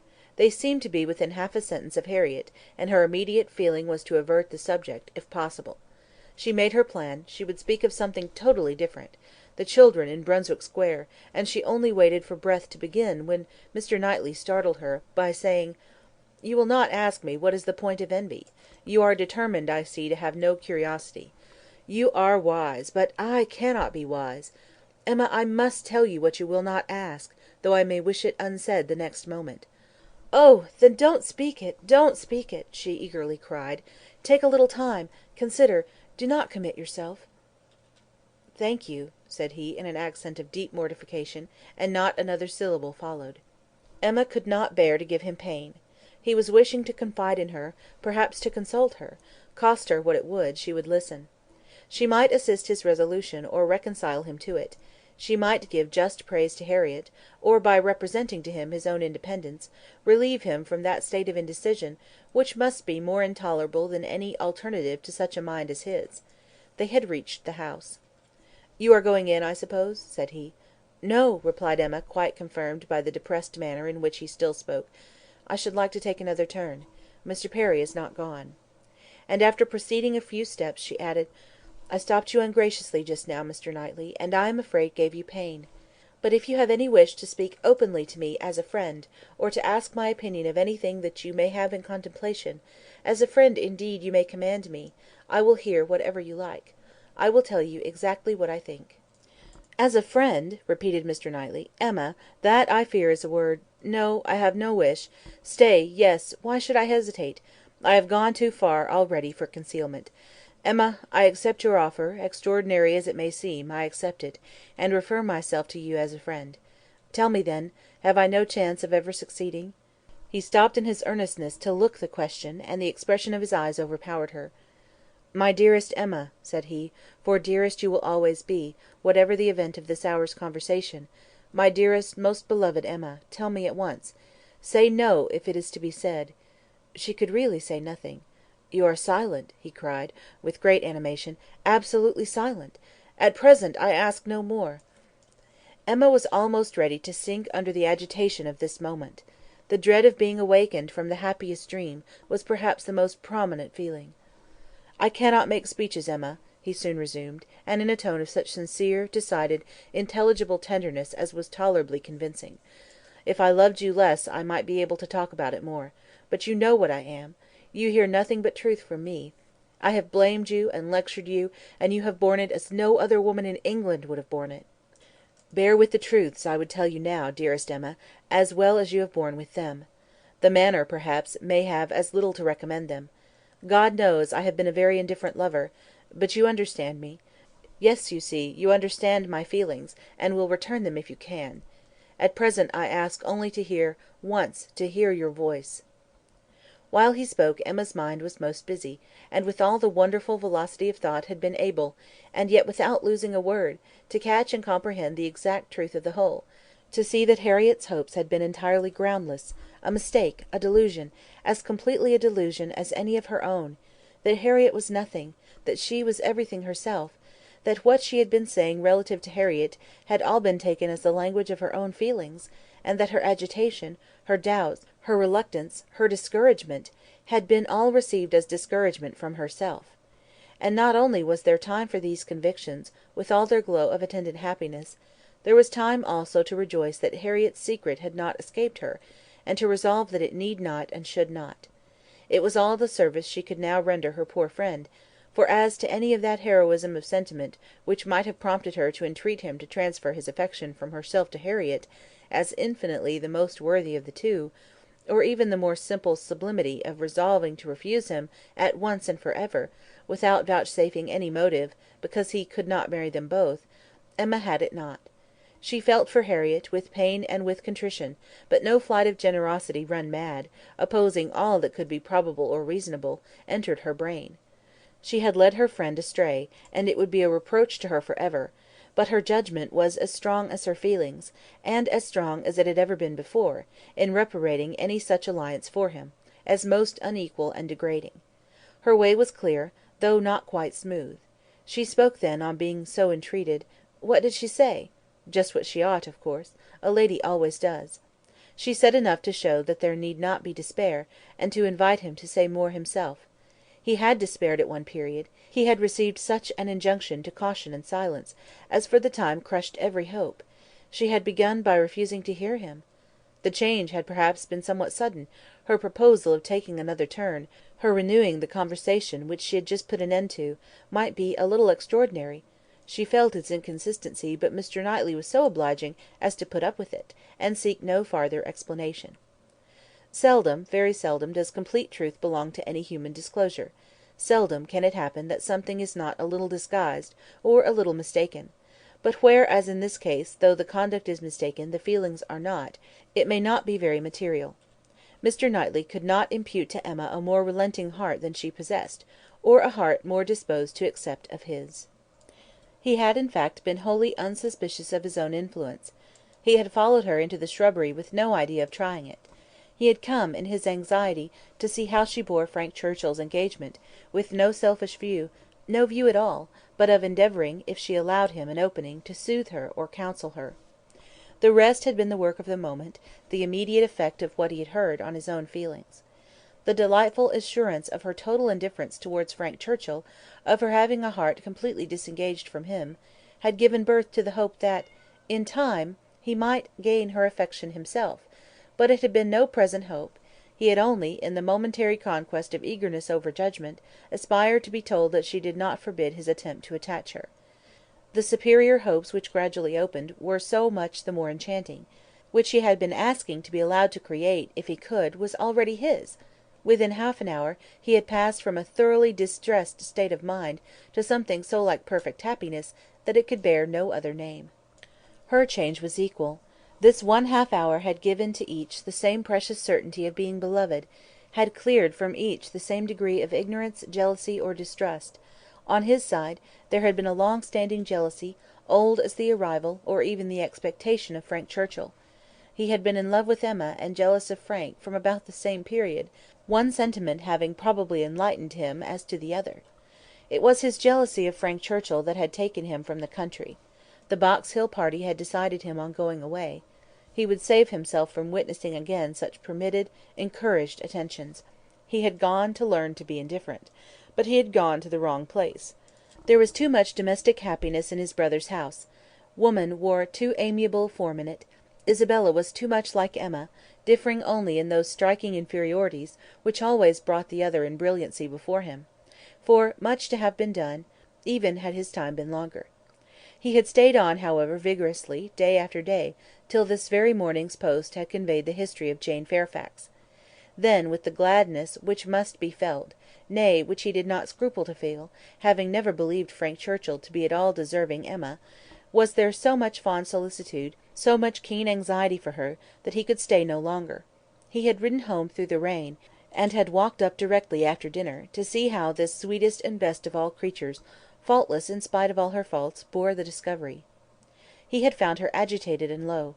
Frank Churchill was a villain! He heard her declare that she had never loved him. Frank Churchill's character was not desperate. She was his own Emma, by hand and word, when they returned into the house, and if he could have thought of Frank Churchill then, he might have deemed him a very good sort of fellow. End of Volume 3, Chapter 13. Volume 3, Chapter 14. What totally different feelings did Emma take back into the house from what she had brought out! She had then been only daring to hope for a little respite of suffering; now she was in an exquisite flutter of happiness, and such happiness moreover as she believed must still be greater when the flutter should have passed away. They sat down to tea, the same party round the same table. How often it had been collected! And how often had her eyes fallen on the same shrubs in the lawn, and observed the same beautiful effect of the western sun! But never in such a state of spirits, never in anything like it, and it was with difficulty that she could summon enough of her usual self to be the attentive lady of the house, or even the attentive daughter. Poor Mr. Woodhouse little suspected what was plotting against him in the breast of that man whom he was so cordially welcoming, and so anxiously hoping might not have taken cold from his ride. Could he have seen the heart, he would have cared very little for the lungs; but without the most distant imagination of the impending evil, without the slightest perception of anything extraordinary in the looks or ways of either, he repeated to them very comfortably all the articles of news he had received from Mr. Perry, and talked on with much self-contentment, totally unsuspicious of what they could have told him in return. As long as Mr. Knightley remained with them, Emma's fever continued; but when he was gone, she began to be a little tranquillised and subdued; and in the course of the sleepless night, which was the tax for such an evening, she found one or two such very serious points to consider, as made her feel that even her happiness must have some alloy. Her father, and Harriet. She could not be alone without feeling the full weight of their separate claims, and how to guard the comfort of both to the utmost was the question. With respect to her father, it was a question soon answered. She hardly knew yet what Mr. Knightley would ask, but a very short parley with her own heart produced the most solemn resolution of never quitting her father. She even wept over the idea of it, as a sin of thought. While he lived it must be only an engagement, but she flattered herself that if divested of the danger of drawing her away, it might become an increase of comfort to him. How to do her best by Harriet was of more difficult decision; how to spare her from any unnecessary pain, how to make her any possible atonement, how to appear least her enemy. On these subjects her perplexity and distress were very great, and her mind had to pass again and again through every bitter reproach and sorrowful regret that had ever surrounded it. She could only resolve at last, that she would still avoid a meeting with her, and communicate all that need be told by letter; that it would be inexpressibly desirable to have her removed just now for a short time from Highbury; and, indulging in one scheme more, nearly resolved that it might be practicable to get an invitation for her to Brunswick Square. Isabella had been pleased with Harriet, and a few weeks spent in London must give her some amusement. She did not think it in Harriet's nature to escape being benefited by novelty and variety, by the streets, the shops, and the children. At any rate, it would be a proof of attention and kindness in herself, from whom everything was due; a separation for the present, an averting of the evil day, when they must all be together again.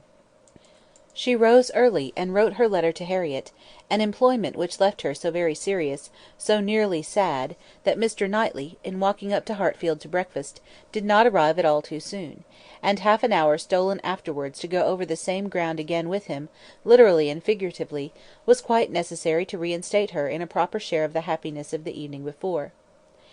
He had not left her long, by no means long enough for her to have the slightest inclination for thinking of anybody else, when a letter was brought her from Randalls, a very thick letter; she guessed what it must contain, and deprecated the necessity of reading it.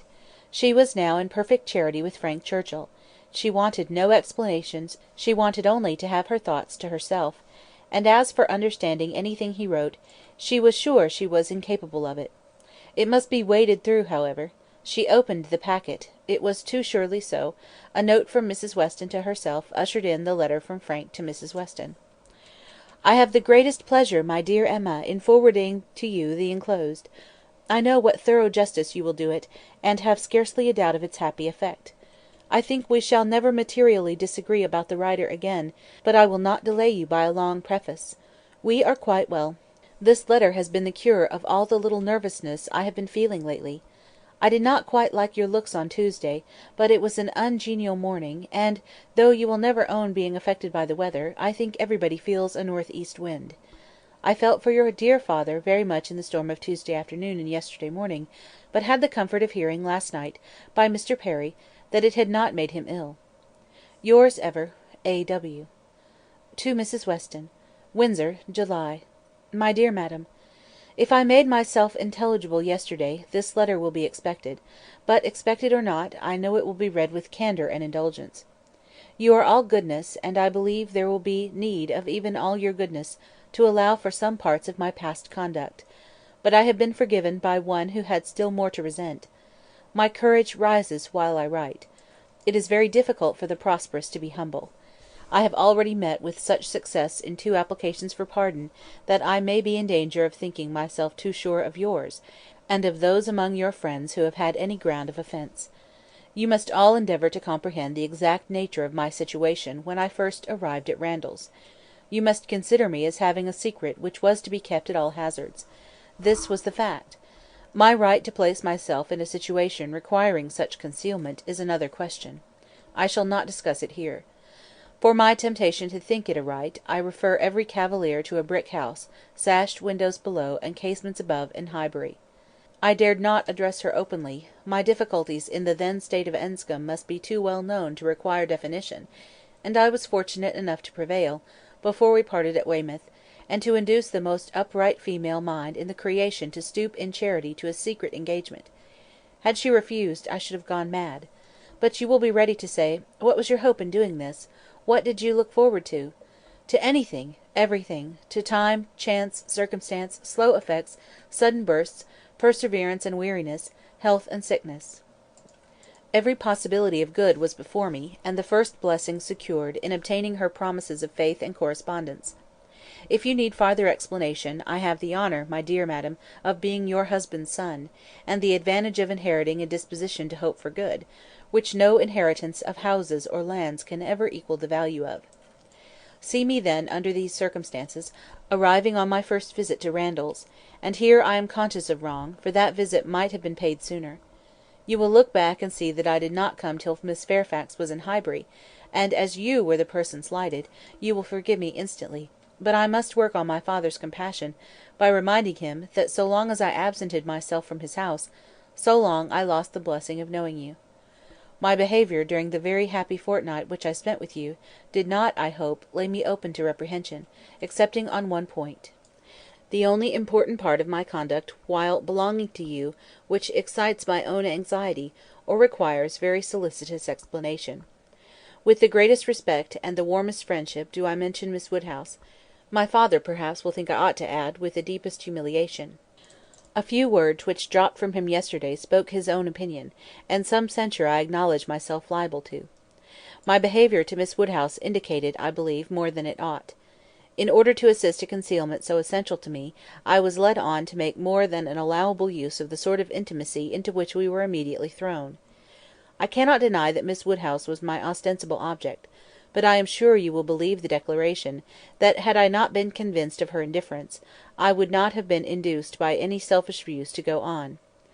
Amiable and delightful as Miss Woodhouse is, she never gave me the idea of a young woman likely to be attached, and that she was perfectly free from any tendency to being attached to me, was as much my conviction as my wish. She received my attentions with an easy, friendly, good-humoured playfulness, which exactly suited me. We seemed to understand each other. From our relative situation, those attentions were her due, and were felt to be so. Whether Miss Woodhouse began really to understand me before the expiration of that fortnight I cannot say. When I called to take leave of her, I remember that I was within a moment of confessing the truth, and then I fancied she was not without suspicion, but I have no doubt of her having since detected me, at least in some degree.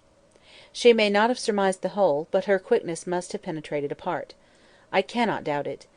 You will find, whenever the subject becomes freed from its present restraints, that it did not take her wholly by surprise. She frequently gave me hints of it. I remember her telling me at the ball, that I owed Mrs. Elton gratitude for her attentions to Miss Fairfax.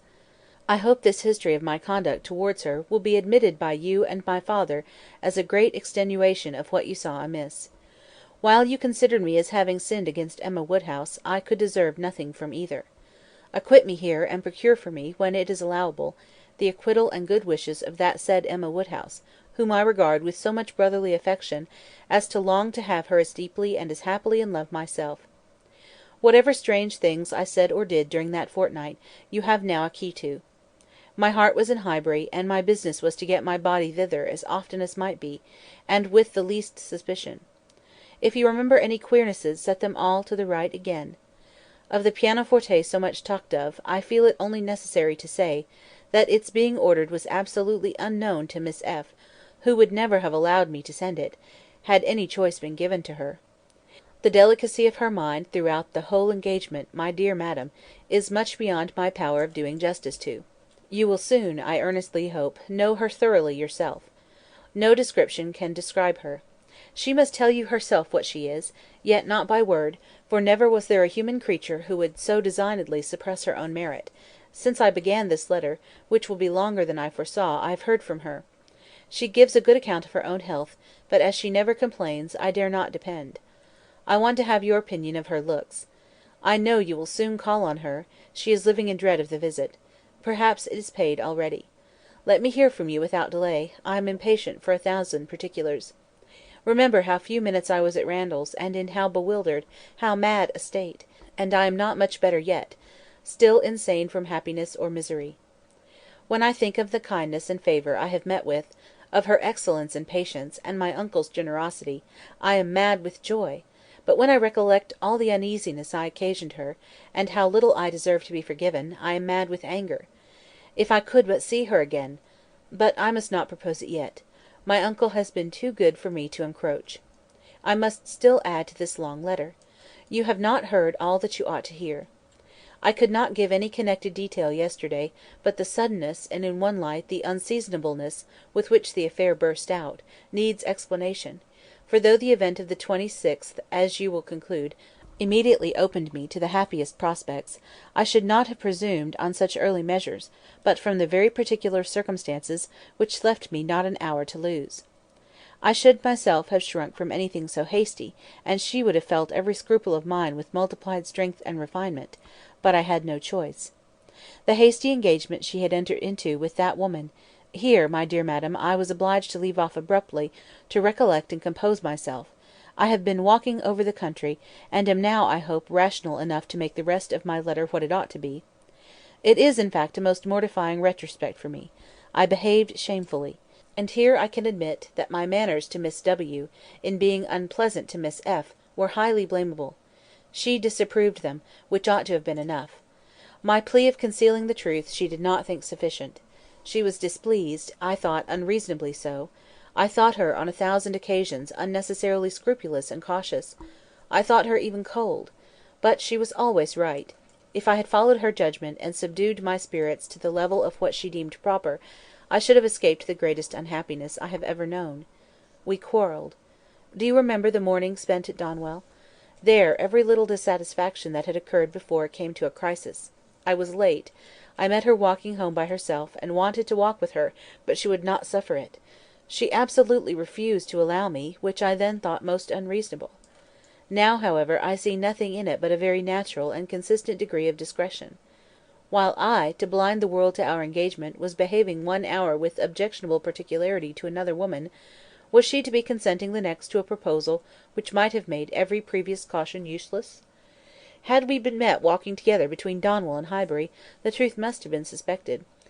I was mad enough, however, to resent it. I doubted her affection.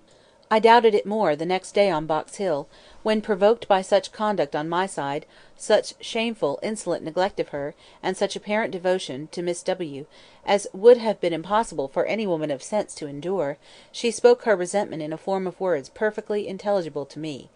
In short, my dear madam, it was a quarrel blameless on her side, abominable on mine, and I returned the same evening to Richmond, though I might have stayed with you till the next morning, merely because I would be as angry with her as possible. Even then I was not such a fool as not to mean to be reconciled in time; but I was the injured person, injured by her coldness, and I went away determined that she should make the first advances. I shall always congratulate myself that you were not of the Box Hill party.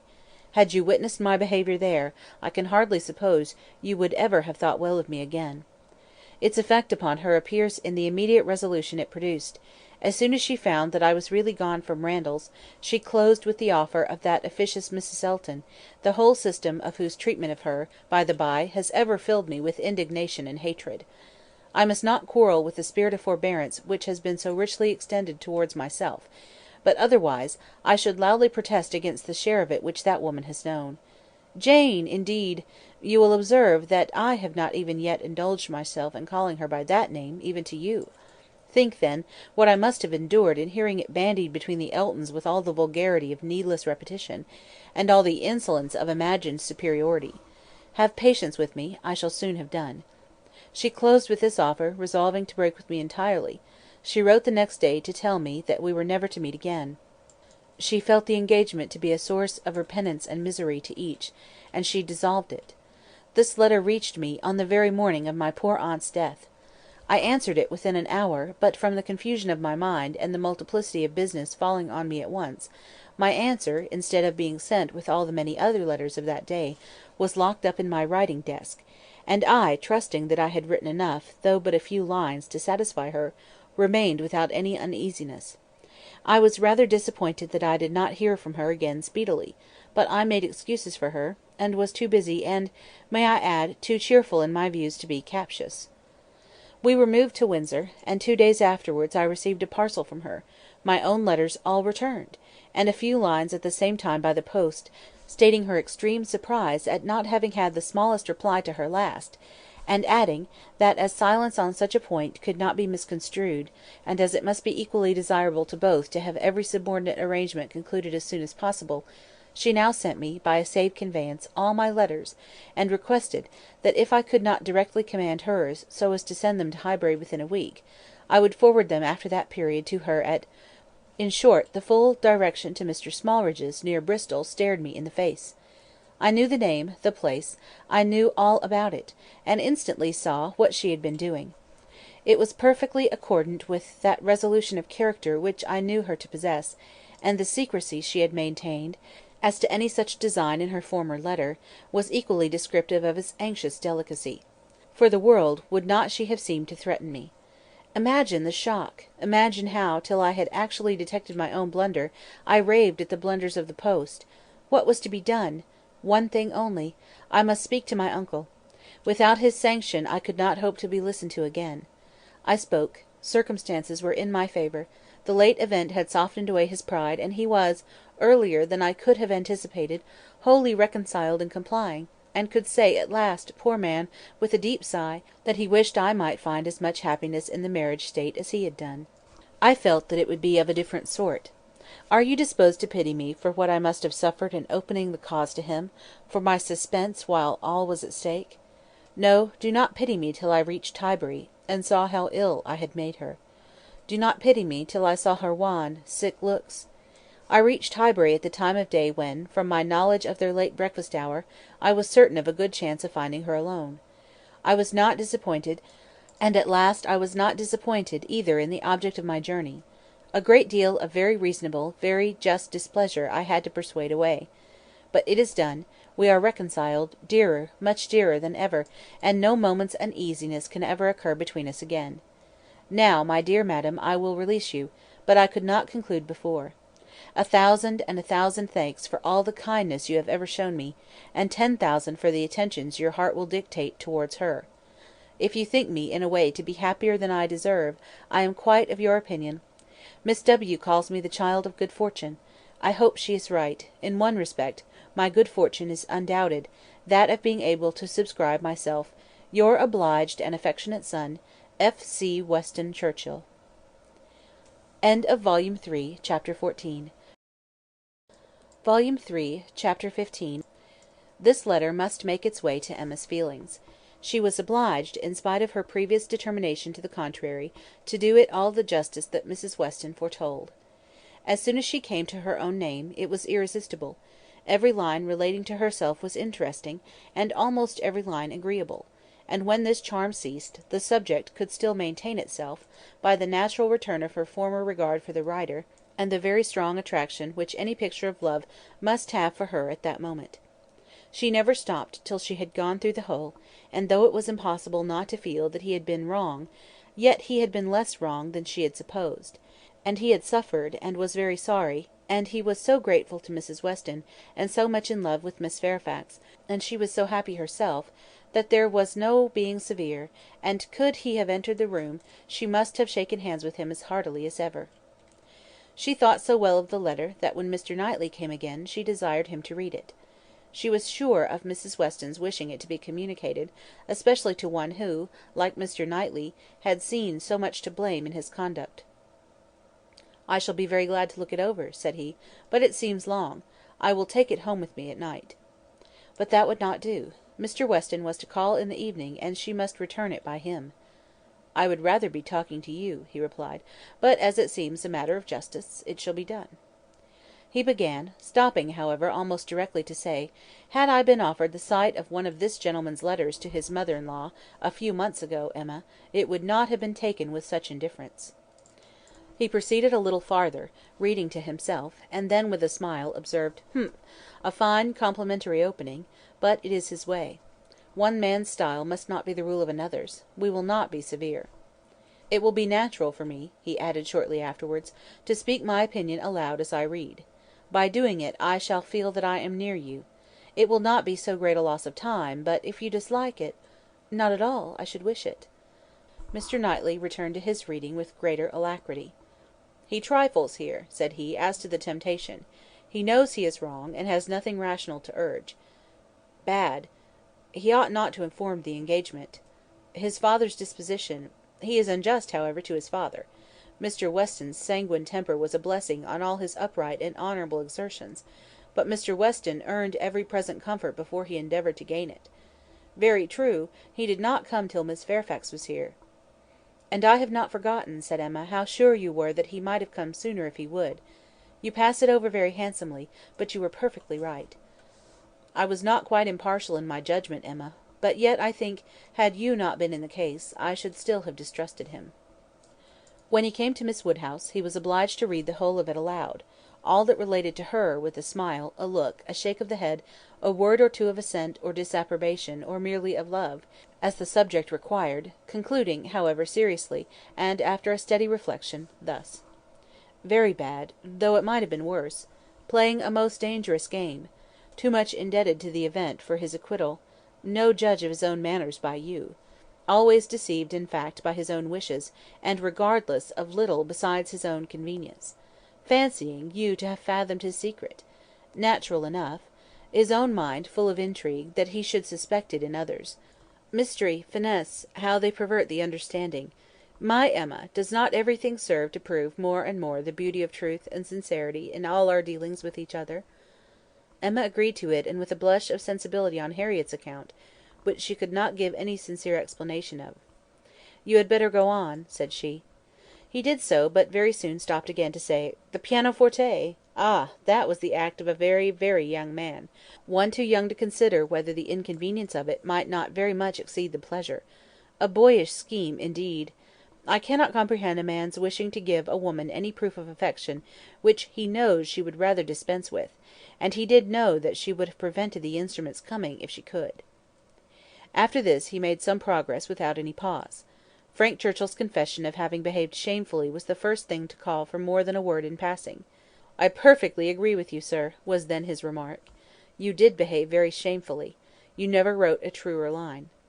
And having gone through what immediately followed of the basis of their disagreement, and his persisting to act in direct opposition to Jane Fairfax's sense of right, he made a fuller pause to say, "This is very bad." He had induced her to place herself, for his sake, in a situation of extreme difficulty and uneasiness, and it should have been his first object to prevent her from suffering unnecessarily. She must have had much more to contend with, in carrying on the correspondence, than he could. He should have respected even unreasonable scruples, had there been such, but hers were all reasonable. We must look to her one fault, and remember that she had done a wrong thing in consenting to the engagement, to bear that she should have been in a state of punishment. Emma knew that he was now getting to the Box Hill party, and grew uncomfortable. Her own behaviour had been so very improper. She was deeply ashamed, and a little afraid of his next look. It was all read, however, steadily, attentively, and without the smallest remark, and, excepting one momentary glance at her, instantly withdrawn, in the fear of giving pain, no remembrance of Box Hill seemed to exist. "There is no saying much for the delicacy of our good friends, the Eltons," was his next observation. "His feelings are natural. What! actually resolved to break with him entirely? She felt the engagement to be a source of repentance and misery to both; she dissolved it. What a view this gives of her sense of his behaviour! Well, he must be a most extraordinary— Nay, nay, read on; you will find how very much he suffers." "I hope he does," replied Mr. Knightley coolly, and resuming the letter. "Smallridge, what does this mean? What is all this?" She had engaged to go as governess to Mrs. Smallridge's children, a dear friend of Mrs. Elton's, a neighbour of Maple Grove; and, by the bye, I wonder how Mrs. Elton bears the disappointment. Say nothing, my dear Emma, while you oblige me to read, not even of Mrs. Elton. Only one page more; I shall soon have done. What a letter the man writes! I wish you would read it with kinder spirit towards him. Well, there is feeling here; he does seem to have suffered in finding her ill. Certainly, I can have no doubt of his being fond of her. Dearer, much dearer than ever. I hope he may long continue to feel all the value of such a reconciliation. He is a very liberal thanker, with his thousands and tens of thousands. Happier than I deserve. Come, he knows himself there. Miss Woodhouse calls me the child of good fortune. Those were Miss Woodhouse's words, were they? And a fine ending; and there is the letter. The child of good fortune! That was your name for him, was it? You do not appear to be so well satisfied with his letter as I am; but still you must, at least, I hope you must, think the better of him for it. I hope it does him some service with you." "Yes, certainly it does. He has had great faults of inconsideration and thoughtlessness, and I am very much in his opinion in thinking him likely to be happier than he deserves; but still, as he is, beyond a doubt, really attached to Miss Fairfax, and will soon, it may be hoped, have the advantage of being constantly with her, I am very ready to believe his character will improve, and acquire from hers the steadiness and delicacy of principle that it wants. And now, let me talk to you of something else. I have another person's interest at present so much at heart, that I cannot think any longer about Frank Churchill. Ever since I left you this morning, Emma, my mind has been hard at work on one subject." The subject followed; it was in plain, unaffected, gentlemanlike English, such as Mr. Knightley used even to the woman he was in love with, how to be able to ask her to marry him, without attacking the happiness of her father. Emma's answer was ready at the first word. While her father lived, any change of condition must be impossible for her. She could never quit him. Part only of this answer, however, was admitted. The impossibility of her quitting her father, Mr. Knightley felt as strongly as herself, but the inadmissibility of any other change he could not agree to. He had been thinking it over most deeply, most intently; he had at first hoped to induce Mr. Woodhouse to remove with her to Donwell; he had wanted to believe it feasible, but his knowledge of Mr. Woodhouse would not suffer him to deceive himself long, and now he confessed his persuasion that such a transplantation would be a risk of her father's comfort, perhaps even of his life, which must not be hazarded. Mr. Woodhouse taken from Hartfield! No, he felt that it ought not to be attempted. But the plan which had arisen on the sacrifice of this, he trusted his dearest Emma would not find in any respect objectionable. It was, that he should be received at Hartfield, so long as her father's happiness, in other words, his life, required Hartfield to continue her home, it should be his likewise. Of their all removing to Donwell, Emma had already her own passing thoughts. Like him, she had tried the scheme and rejected it, but such an alternative as this had not occurred to her.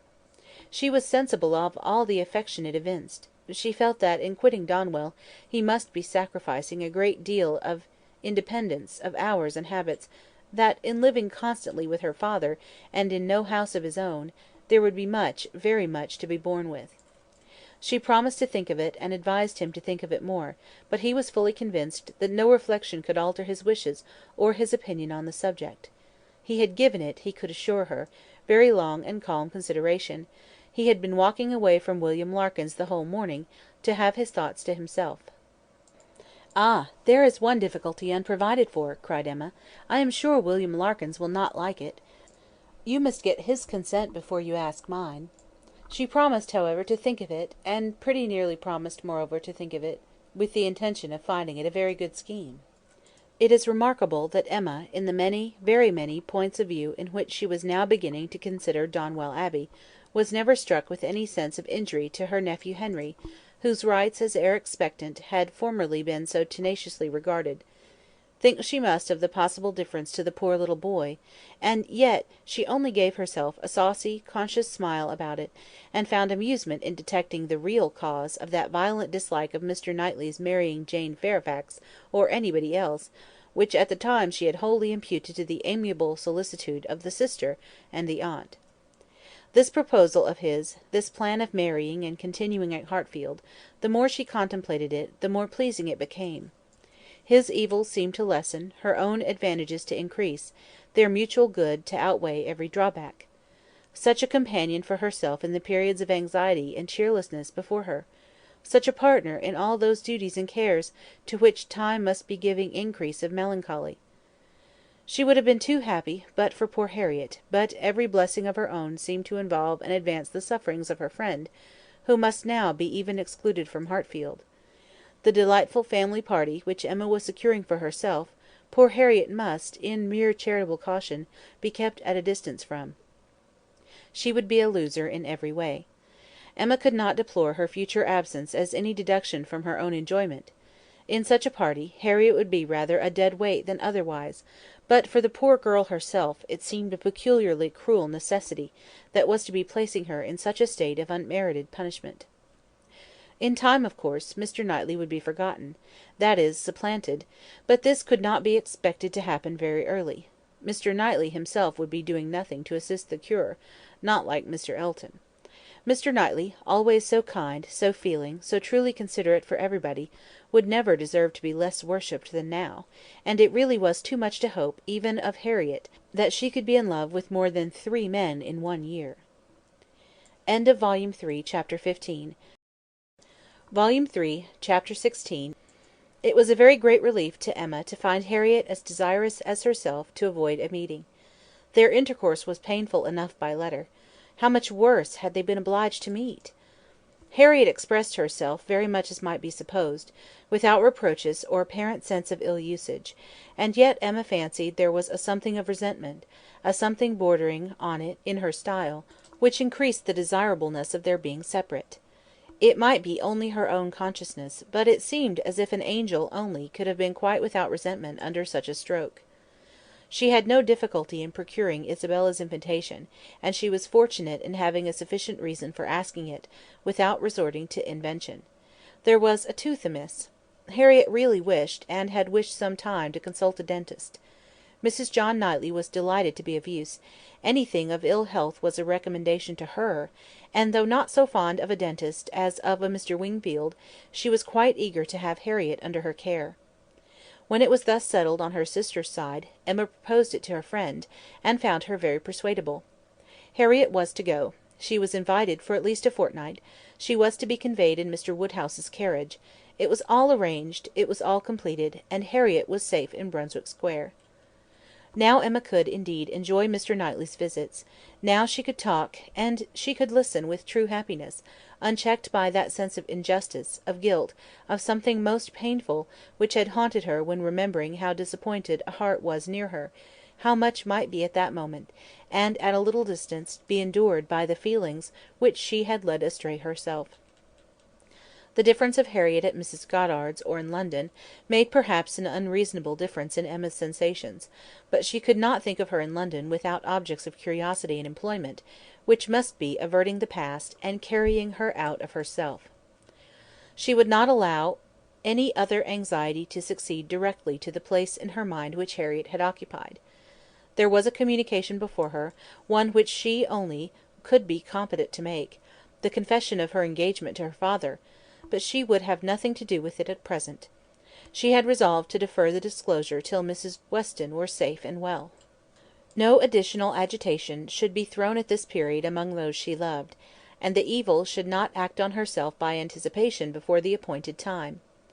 A fortnight, at least, of leisure and peace of mind, to crown every warmer but more agitated delight, should be hers. She soon resolved, equally as a duty and a pleasure, to employ half an hour of this holiday of spirits in calling on Miss Fairfax. She ought to go, and she was longing to see her; the resemblance of their present situations increasing every other motive of goodwill. It would be a secret satisfaction, but the consciousness of a similarity of prospect would certainly add to the interest with which she should attend to anything Jane might communicate. She went; she had driven once unsuccessfully to the door, but had not been into the house since the morning after Box Hill, when poor Jane had been in such distress as had filled her with compassion, though all the worst of her sufferings had been unsuspected. The fear of being still unwelcome determined her, though assured of their being at home, to wait in the passage, and send up her name. She heard Patty announcing it, but no such bustle succeeded as poor Miss Bates had before made so happily intelligible. No, she heard nothing but the instant reply of "Beg her to walk up," and a moment afterwards she was met on the stairs by Jane herself, coming eagerly forward, as if no other reception of her were felt sufficient. Emma had never seen her look so well, so lovely, so engaging. There was consciousness, animation, and warmth; there was everything which her countenance or manner could have ever wanted. She came forward with an offered hand, and said, in a low, but very feeling tone, "This is most kind indeed. Miss Woodhouse, it is impossible for me to express. I hope you will believe. Excuse me for being so entirely without words." Emma was gratified, and would have shown no want of words, if the sound of Mrs. Elton's voice from the sitting room had not checked her, and made it expedient to compress all her friendly and all her congratulatory sensations into a very, very earnest shake of the hand. Mrs. Bates and Mrs. Elton were together. Miss Bates was out, which accounted for the previous tranquillity. Emma could have wished Mrs. Elton elsewhere, but she was in a humour to have patience with everybody; and as Mrs. Elton met her with unusual graciousness, she hoped the rencontre would do them no harm. She soon believed herself to penetrate Mrs. Elton's thoughts, and understand why she was, like herself, in happy spirits.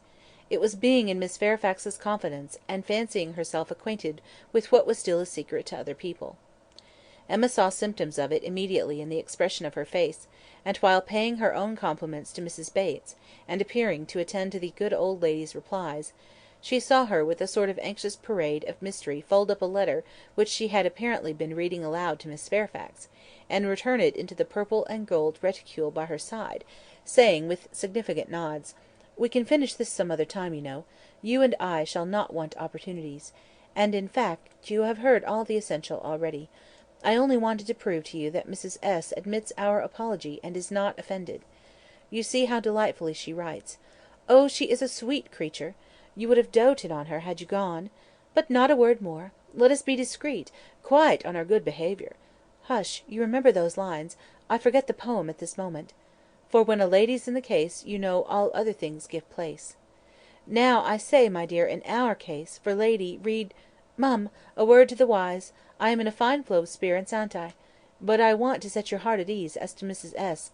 My representation, you see, has quite appeased her. And again, on Emma's merely turning her head to look at Mrs. Bates's knitting, she added, in a half-whisper, I mentioned no names, you will observe. Oh, no, cautious as a minister of state. I managed it extremely well. Emma could not doubt. It was a palpable display, repeated on every possible occasion. When they had all talked a little while in harmony of the weather and Mrs. Weston, she found herself abruptly addressed with, Do not you think, Miss Woodhouse, our saucy little friend here is charmingly recovered? Do not you think her cure does Perry the highest credit? Here was a sidelong glance of great meaning at Jane. Upon my word, Perry has restored her in a wonderfully short time. Oh, if you had seen her, as I did, when she was at the worst! And when Mrs. Bates was saying something to Emma, whispered farther, We do not say a word of any assistance that Perry might have, not a word of a certain young physician from Windsor. Oh, no! Perry shall have all the credit. I have scarce had the pleasure of seeing you, Miss Woodhouse, she shortly afterwards began, since the party to Box Hill. Very pleasant party. But yet I think there was something wanting. Things did not seem—that is, there seemed a little cloud upon the spirits of some. So it appeared to me, at least, but I might be mistaken. However, I think it answered so far as to tempt one to go again. What say you both to our collecting the same party, and exploring to Box Hill again while the fine weather lasts? It must be the same party, you know, quite the same party. Not one exception. Soon after this Miss Bates came in, and Emma could not help being diverted by the perplexity of her first answer to herself, resulting, she supposed, from doubt of what might be said, and impatience to say everything. Thank you, dear Miss Woodhouse, you are all kindness. It is impossible to say. Yes, indeed, I quite understand. Dearest Jane's prospects—that is, I do not mean— but she is charmingly recovered. How is Mr. Woodhouse? I am so glad. Quite out of my power. Such a happy little circle as you find us here. Yes, indeed, charming young man. That is, so very friendly. I mean, good Mr. Perry. Such attention to Jane. And from her great, more than commonly thankful delight towards Mrs. Elton for being there, Emma guessed that there had been a little show of resentment towards Jane from the vicarage quarter, which was now graciously overcome. After a few whispers, indeed, which placed it beyond a guess, Mrs. Elton, speaking louder, said, Yes, here I am, my good friend, and here have I been so long, that anywhere else I should think it necessary to apologise. But the truth is, that I am waiting for my lord and master. He promised to join me here, and pay his respects to you. What, are we to have the pleasure of a call from Mr. Elton?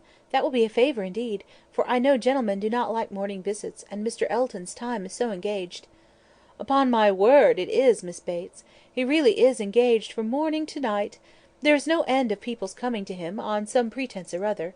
The magistrates, and overseers, and churchwardens are always wanting his opinion. They seem not able to do anything without him.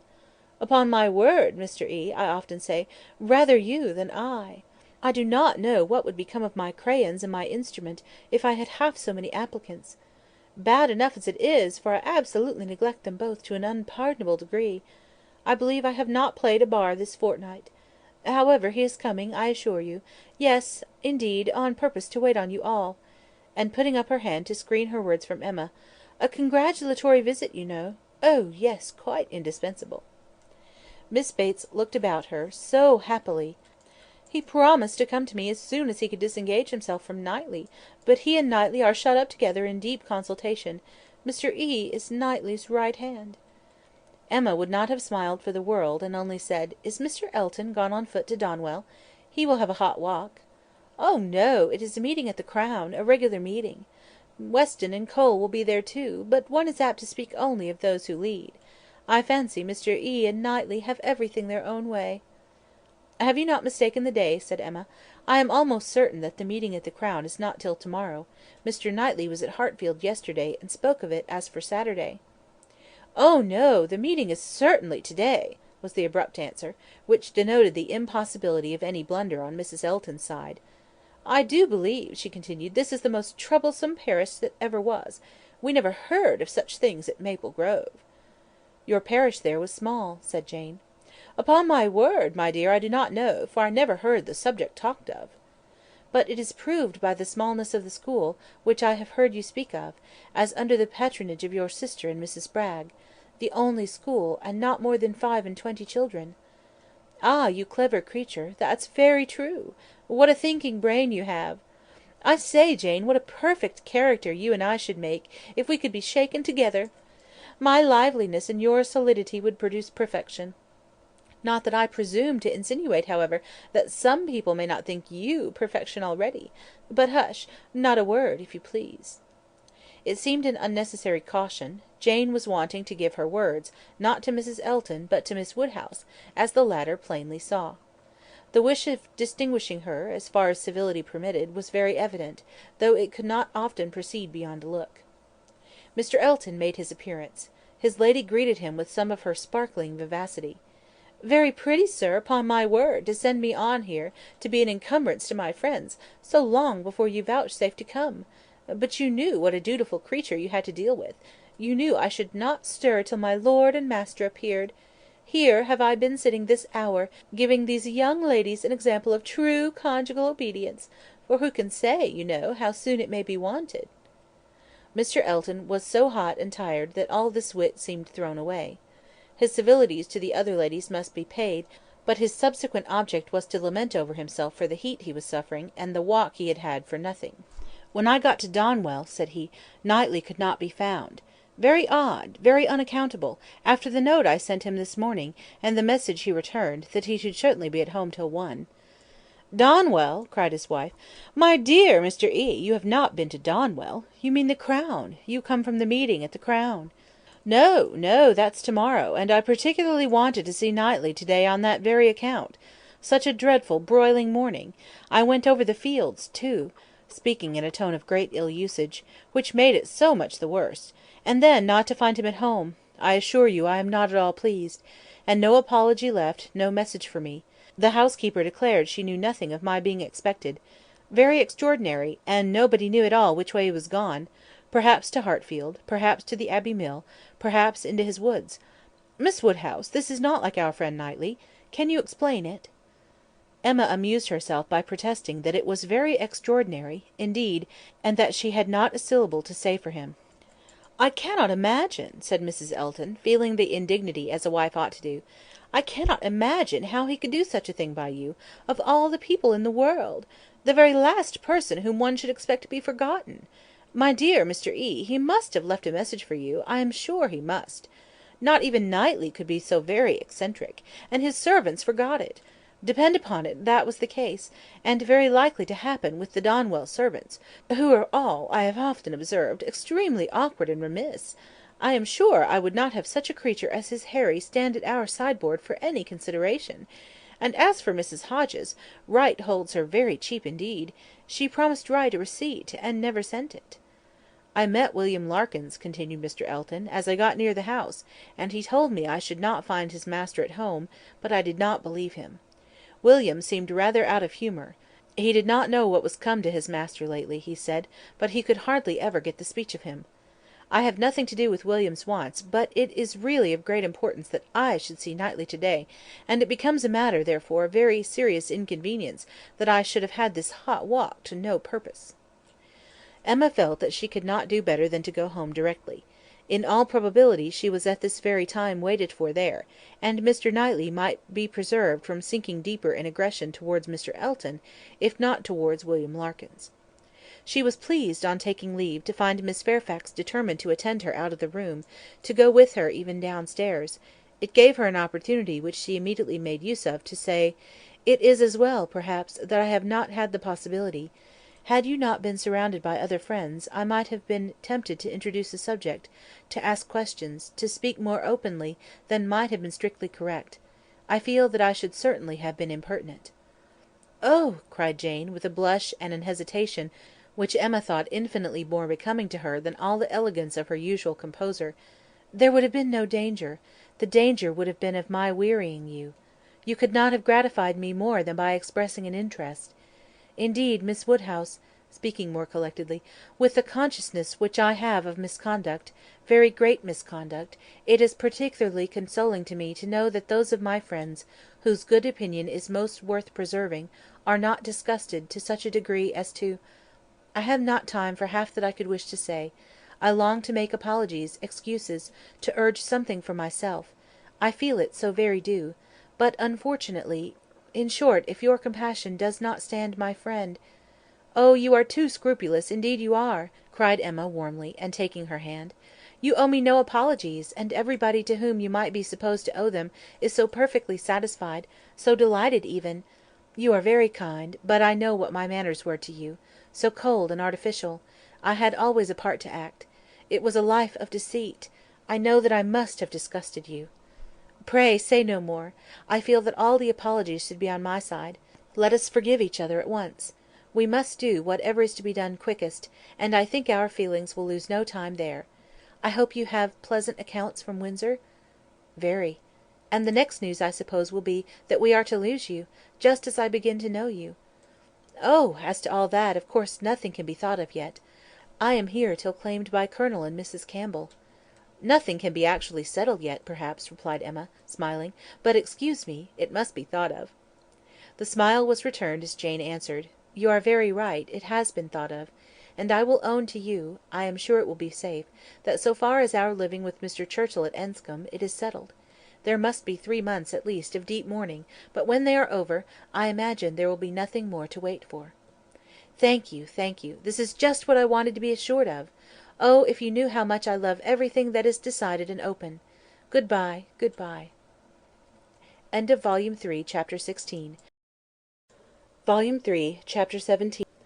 Mrs Weston's friends were all made happy by her safety, and if the satisfaction of her well doing could be increased to Emma, it was by knowing her to be the mother of a little girl. She had been decided in wishing for a Miss Weston. She would not acknowledge that it was with any view of making a match for her, hereafter, with either of Isabella's sons, but she was convinced that a daughter would suit both father and mother best. It would be a great comfort to Mr Weston as he grew older, and even Mr Weston might be growing older 10 years hence, to have his fireside enlivened by the sports and the nonsense, the freaks and the fancies of a child never banished from home; and Mrs Weston—no one could doubt that a daughter would be most to her, and it would be quite a pity that any one who so well knew how to teach should not have their powers in exercise again.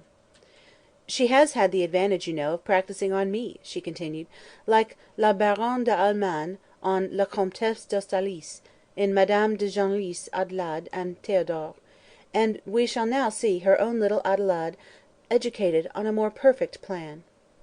"That is," replied Mr. Knightley, "she will indulge her even more than she did you, and believe that she does not indulge her at all. It will be the only difference." "Poor child!" cried Emma; "at that rate what will become of her?" "Nothing very bad; the fate of thousands. She will be disagreeable in infancy, and correct herself as she grows older. I am losing all my bitterness against spoilt children, my dearest Emma; I, who am owing all my happiness to you; would it not be horrible ingratitude in me to be severe on them?" Emma laughed, and replied, "But I had the assistance of all your endeavours to counteract the indulgence of other people. I doubt whether my own sense would have corrected me without it." "Do you? I have no doubt. Nature gave you understanding, Miss Taylor gave you principles. You must have done well. My interference was quite as likely to do harm as good. It was very natural for you to say, 'What right has he to lecture me?' and I am afraid very natural for you to feel that it was done in a disagreeable manner. I do not believe I did you any good. The good was all to myself, by making you an object of the tenderest affection to me. I could not think about you so much without doting on you, faults and all, and by dint of fancying so many errors, have been in love with you ever since you were 13, at least." "I am sure you were of use to me," cried Emma. "I was very often influenced rightly by you. Oftener than I would own at the time. I am very sure you did me good. And if poor little Anna Weston is to be spoiled, it would be the greatest humanity in you to do as much for her as you have done for me, except falling in love with her when she is 13. How often, when you were a girl, have you said to me, with one of your saucy looks, 'Mr. Knightley, I am going to do so and so; papa says I may, or I have Miss Taylor's leave,' something which, you knew, I did not approve. In such cases my interference was giving you 2 bad feelings instead of 1." What an amiable creature I was! No wonder you should hold my speeches in such affectionate remembrance. Mr. Knightley, you always called me Mr. Knightley, and from habit it has not so very formal a sound. And yet it is formal. I want you to call me something else, but I do not know what. I remember once calling you George, in one of my amiable fits, about 10 years ago. I did it because I thought it would offend you, but as you made no objection, I never did it again. And cannot you call me George now? Impossible! I can never call you anything but Mr. Knightley. I will not promise even to equal the elegant terseness of Mrs. Elton by calling you Mr. K., but I will promise, she added presently, laughing and blushing, I will promise to call you once by your Christian name. I do not say when, but perhaps you may guess where, in the building in which N takes M for better, for worse. Emma grieved that she could not be more openly just to one important service which his better sense would have rendered her, the advice which would have saved her from the worst of all her womanly follies, her wilful intimacy with Harriet Smith, but it was too tender a subject. She could not enter on it. Harriet was very seldom mentioned between them. This, on his side, might merely proceed from her not being thought of, but Emma was rather inclined to attribute it to delicacy, and a suspicion, from some appearances, that their friendship were declining. She was aware herself, that parting under any other circumstances, they certainly should have corresponded more, and that her intelligence would not have rested, as it now almost wholly did, on Isabella's letters. He might observe that it was so. The pain of being obliged to practise concealment towards him was very little inferior to the pain of having made Harriet unhappy. Isabella sent as good an account of her visitor as could be expected. On her first arrival, she had thought her out of spirits, which appeared perfectly natural, as there was a dentist to be consulted; but since that business had been over, she did not appear to find Harriet different from what she had known her before. Isabella, to be sure, was no very quick observer, yet if Harriet had not been equal to playing with the children, it would not have escaped her.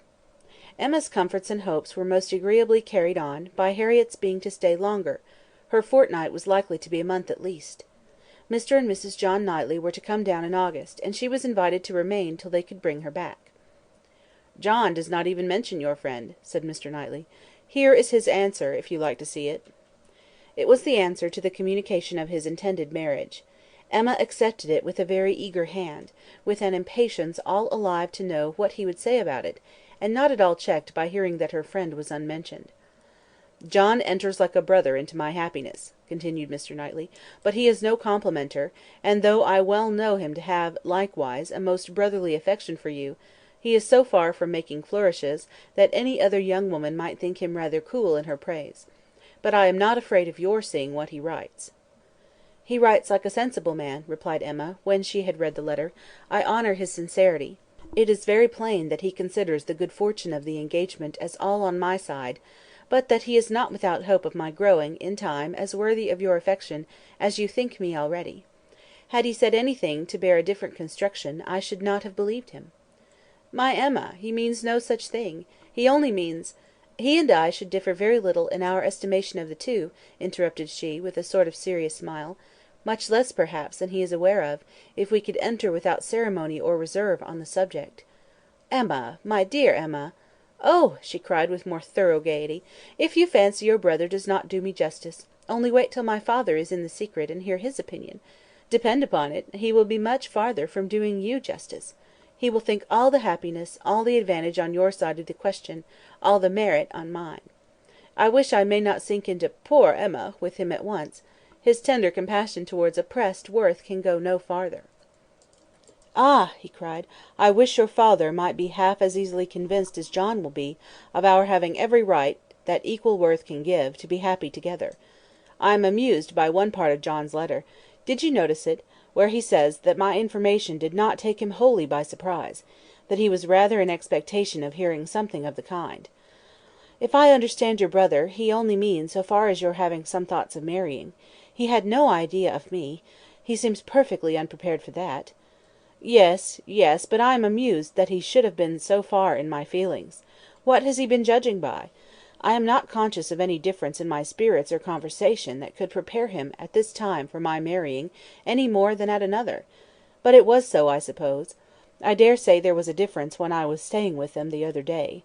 I believe I did not play with the children quite so much as usual. I remember one evening the poor boy's saying, "Uncle seems always tired now." The time was coming when the news must spread farther, and other persons' reception of it tried. As soon as Mrs. Weston was sufficiently recovered to admit Mr. Woodhouse's visits, Emma, having it in view that her gentle reasonings should be employed in the cause, resolved first to announce it at home, and then at Randalls. But how to break it to her father at last? She had bound herself to do it, in such an hour of Mr. Knightley's absence, or when it came to the point, her heart would have failed her, and she must have put it off. But Mr. Knightley was to come at such a time, and follow up the beginning she was to make. She was forced to speak, and to speak cheerfully too. She must not make it a more decided subject of misery to him, by a melancholy tone herself. She must not appear to think it a misfortune. With all the spirit she could command, she prepared him first for something strange, and then in a few words said, that if his consent and approbation could be obtained, which she trusted would be attended with no difficulty, since it was a plan to promote the happiness of all, she and Mr. Knightley meant to marry, by which means Hartfield would receive the constant addition of that person's company, whom she knew he loved, next to his daughters and Mrs. Weston, best in the world. Poor man!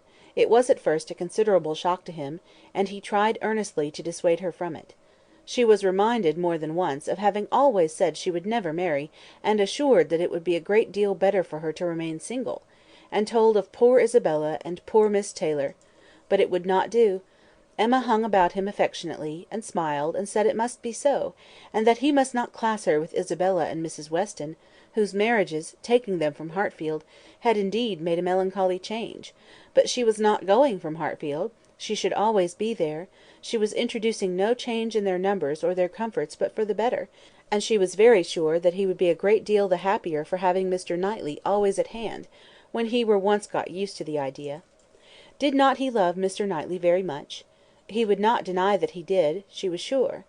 Whom did he ever want to consult on business but Mr. Knightley? Who was so useful to him, who so ready to write his letters, who so glad to assist him? Who so cheerful, so attentive, so attached to him? Would not he like to have him always on the spot? Yes, that was all very true. Mr. Knightley could not be there too often; he should be glad to see him every day; but they did see him every day as it was. Why could not they go on as they had done? Mr. Woodhouse could not soon be reconciled, but the worst was overcome; the idea was given; time and continual repetition must do the rest.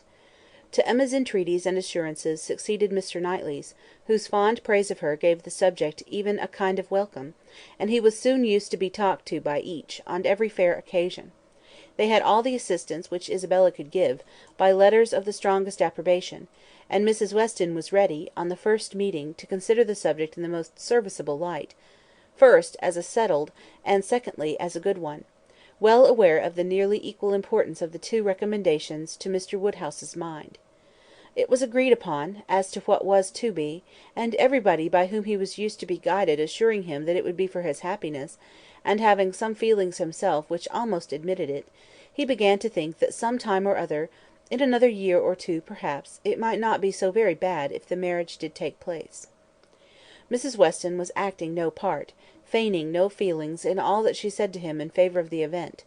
She had been extremely surprised, never more so, than when Emma first opened the affair to her. But she saw in it only increase of happiness to all, and had no scruple in urging him to the utmost. She had such a regard for Mr. Knightley as to think he deserved even her dearest Emma, and it was in every respect so proper, suitable, and unexceptionable a connection, and in one respect, one point of the highest importance, so peculiarly eligible, so singularly fortunate, that now it seemed as if Emma could not safely have attached herself to any other creature, and that she had herself been the stupidest of beings in not having thought of it, and wished it, long ago. How very few of those men in a rank of life to address Emma would have renounced their own home for Hartfield!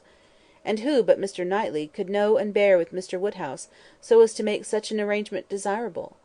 The difficulty of disposing of poor Mr. Woodhouse had always been felt in her husband's plans and her own, for a marriage between Frank and Emma. How to settle the claims of Enscombe and Hartfield had been a continual impediment, less acknowledged by Mr. Weston than by herself; but even he had never been able to finish the subject better than by saying, "Those matters will take care of themselves; the young people will find a way." But here there was nothing to be shifted off in a wild speculation on the future. It was all right, all open, all equal. No sacrifice on any side worth the name. It was a union of the highest promise of felicity in itself, and without one real, rational difficulty to oppose or delay it. Mrs. Weston, with her baby on her knee, indulging in such reflections as these, was one of the happiest women in the world. If anything could increase her delight, it was perceiving that the baby would soon have outgrown its first set of caps. The news was universally a surprise wherever it spread, and Mr. Weston had his 5 minutes' share of it, but 5 minutes were enough to familiarise the idea to his quickness of mind. He saw the advantages of the match, and rejoiced in them with all the constancy of his wife, but the wonder of it was very soon nothing, and by the end of an hour he was not very far from believing that he had always foreseen it. "It is to be a secret, I conclude," said he. "These matters are always a secret, till it is found out that everybody knows them. Only let me be told when I may speak out. I wonder whether Jane has any suspicion." He went to Highbury the next morning, and satisfied himself on that point. He told her the news. Was she not like a daughter, his eldest daughter? He must tell her, and Miss Bates being present, it passed of course to Mrs. Cole, Mrs. Perry, and Mrs. Elton immediately afterwards. It was no more than the principals were prepared for. They had calculated from the time of its being known at Randalls how soon it would be over Highbury, and were thinking of themselves, as the evening wonder in many a family circle, with great sagacity. In general, it was a very well approved match. Some might think him, and others might think her, the most in luck. One set might recommend their all removing to Donwell, and leaving Hartfield for the John Knightleys, and another might predict disagreements among their servants; but yet, upon the whole, there was no serious objection raised, except in one habitation, the vicarage. There the surprise was not softened by any satisfaction. Mr. Elton cared little about it; compared with his wife, he only hoped the young lady's pride would now be contented, and supposed she had always meant to catch Knightley if she could; and on the point of living at Hartfield, could daringly exclaim, "Rather he than I!" But Mrs. Elton was very much discomposed indeed. Poor Knightley! Poor fellow! Sad business for him! She was extremely concerned, for though very eccentric, he had 1,000 good qualities. How could he be so taken in? Did not think him at all in love, not the least. Poor Knightley! There would be an end of all pleasant intercourse with him. How happy he had been to come and dine with them whenever they asked! But that would all be over now. Poor fellow! No more exploring parties to Donwell made for her. Oh no! There would be a Mrs. Knightley to throw cold water on everything. Extremely disagreeable; but she was not at all sorry that she had abused the housekeeper the other day. Shocking plan, living together. It would never do. She knew a family near Maple Grove who had tried it, and had been obliged to separate before the end of the first quarter.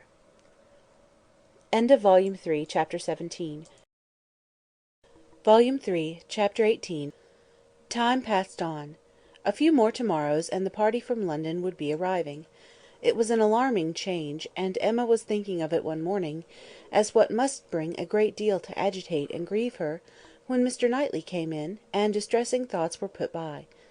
After the first chat of pleasure he was silent, and then, in a graver tone, began with— "I have something to tell you, Emma, some news." "Good or bad?" said she, quickly, looking up in his face. "I do not know which it ought to be called." "Oh, good, I am sure. I see it in your countenance. You are trying not to smile." "I am afraid," said he, composing his features, "I am very much afraid, my dear Emma, that you will not smile when you hear it." "Indeed! But why so? I can hardly imagine that anything which pleases or amuses you should not please and amuse me too." "There is one subject," he replied, "I hope but one, on which we do not think alike." He paused a moment, again smiling, with his eyes fixed on her face. "Does nothing occur to you? Do you not recollect Harriet Smith?" Her cheeks flushed at the name, and she felt afraid of something, though she knew not what. "Have you heard from her yourself this morning?" cried he. "You have, I believe, and know the whole." "No, I have not. I know nothing. Pray tell me." "You are prepared for the worst, I see, and very bad it is. Harriet Smith marries Robert Martin." Emma gave a start, which did not seem like being prepared, and her eyes, in eager gaze, said, "No, this is impossible," but her lips were closed. "It is so, indeed," continued Mr. Knightley. "I have it from Robert Martin himself. He left me not half an hour ago." She was still looking at him with the most speaking amazement. "You like it, Emma, as little as I feared. I wish our opinions were the same. But in time they will. Time, you may be sure, will make one or the other of us think differently, and in the meanwhile we need not talk much on the subject." "You mistake me, you quite mistake me," she replied, exerting herself. "It is not that such a circumstance would now make me unhappy, but I cannot believe it.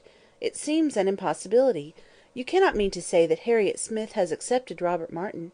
You cannot mean that he has even proposed to her again yet. You only mean that he intends it." "I mean that he has done it," answered Mr. Knightley, with smiling but determined decision, "and been accepted." "Good God!" cried she. "Well!" Then having recourse to her work basket, in excuse for leaning down her face, and concealing all the exquisite feelings of delight and entertainment which she knew she must be expressing, she added, "Well, now tell me everything; make this intelligible to me. How, and where? Let me know it all. I never was more surprised; but it does not make me unhappy, I assure you. How has it been possible?"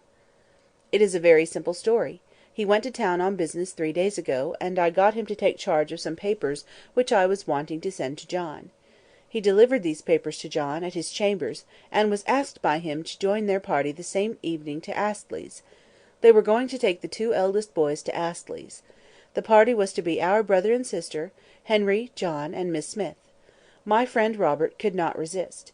They called for him in their way, were all extremely amused, and my brother asked him to dine with them the next day, which he did; and in the course of that visit, as I understand, he found an opportunity of speaking to Harriet, and certainly did not speak in vain. She made him, by her acceptance, as happy even as he is deserving. He came down by yesterday's coach, and was with me this morning immediately after breakfast, to report his proceedings, first on my affairs, and then on his own. This is all that I can relate of the how, where, and when. Your friend Harriet will make a much longer history when you see her. She will give you all the minute particulars which only woman's language can make interesting. In our communications we deal only in the great. However, I must say that Robert Martin's heart seemed for him, and to me, very overflowing, and that he did mention, without its being much to the purpose, that on quitting their box at Astley's, my brother took charge of Mrs. John Knightley, and little John, and he followed with Miss Smith and Henry, and that at one time they were in such a crowd as to make Miss Smith rather uneasy. He stopped. Emma dared not any immediate reply. To speak, she was sure would be to betray a most unreasonable degree of happiness. She must wait a moment, or he would think her mad. Her silence disturbed him, and after observing her a little while, he added, "Emma, my love, you said that this circumstance would not now make you unhappy, but I am afraid it gives you more pain than you expected. His situation is an evil, but you must consider it as what satisfies your friend, and I will answer for your thinking better and better of him as you know him more. His good sense and principles would delight you. As far as the man is concerned, you could not wish your friend in better hands. His rank in society I would alter if I could, which is saying a great deal, I assure you, Emma. You laugh at me about William Larkins, but I could quite as ill spare Robert Martin." And having now brought herself not to smile too broadly, she did, cheerfully answering, "You need not be at any pains to reconcile me to the match. I think Harriet is doing extremely well. Her connections may be worse than his. In respectability of character, there can be no doubt that they are. I have been silent from surprise merely, excessive surprise. You cannot imagine how suddenly it has come on me, how peculiarly unprepared I was; for I had reason to believe her very lately more determined against him, much more than she was before." "You ought to know your friend best," replied Mr. Knightley; "but I should say she was a good-tempered, soft-hearted girl, and not likely to be very, very determined against any young man who told her he loved her." Emma could not help laughing, as she answered, "Upon my word, I believe you know her quite as well as I do. But, Mr. Knightley, are you perfectly sure that she has absolutely and downright accepted him? I suppose she might in time, but can she already? Did not you misunderstand him? You were both talking of other things, of business, shows of cattle, or new drills, and might not you, in the confusion of so many subjects, mistake him? It was not Harriet's hand that he was certain of, it was the dimensions of some famous ox." The contrast between the countenance and air of Mr. Knightley and Robert Martin was, at this moment, so strong to Emma's feelings, and so strong was the recollection of all that had so recently passed on Harriet's side, so fresh the sound of those words spoken with such emphasis, "No, I hope I know better than to think of Robert Martin," that she was really expecting the intelligence to prove, in some measure, premature. It could not be otherwise. "Do you dare say this?" cried Mr. Knightley. "Do you dare to suppose me so great a blockhead as not to know what a man is talking of? What do you deserve?" "Oh, I always deserve the best treatment, because I never put up with any other; and therefore you must give me a plain, direct answer. Are you quite sure that you understand the terms on which Mr. Martin and Harriet now are?" "I am quite sure," he replied, speaking very distinctly, "that he told me she had accepted him, and that there was no obscurity, nothing doubtful, in the words he used; and I think I can give you a proof that it must be so. He asked my opinion as to what he was to do now.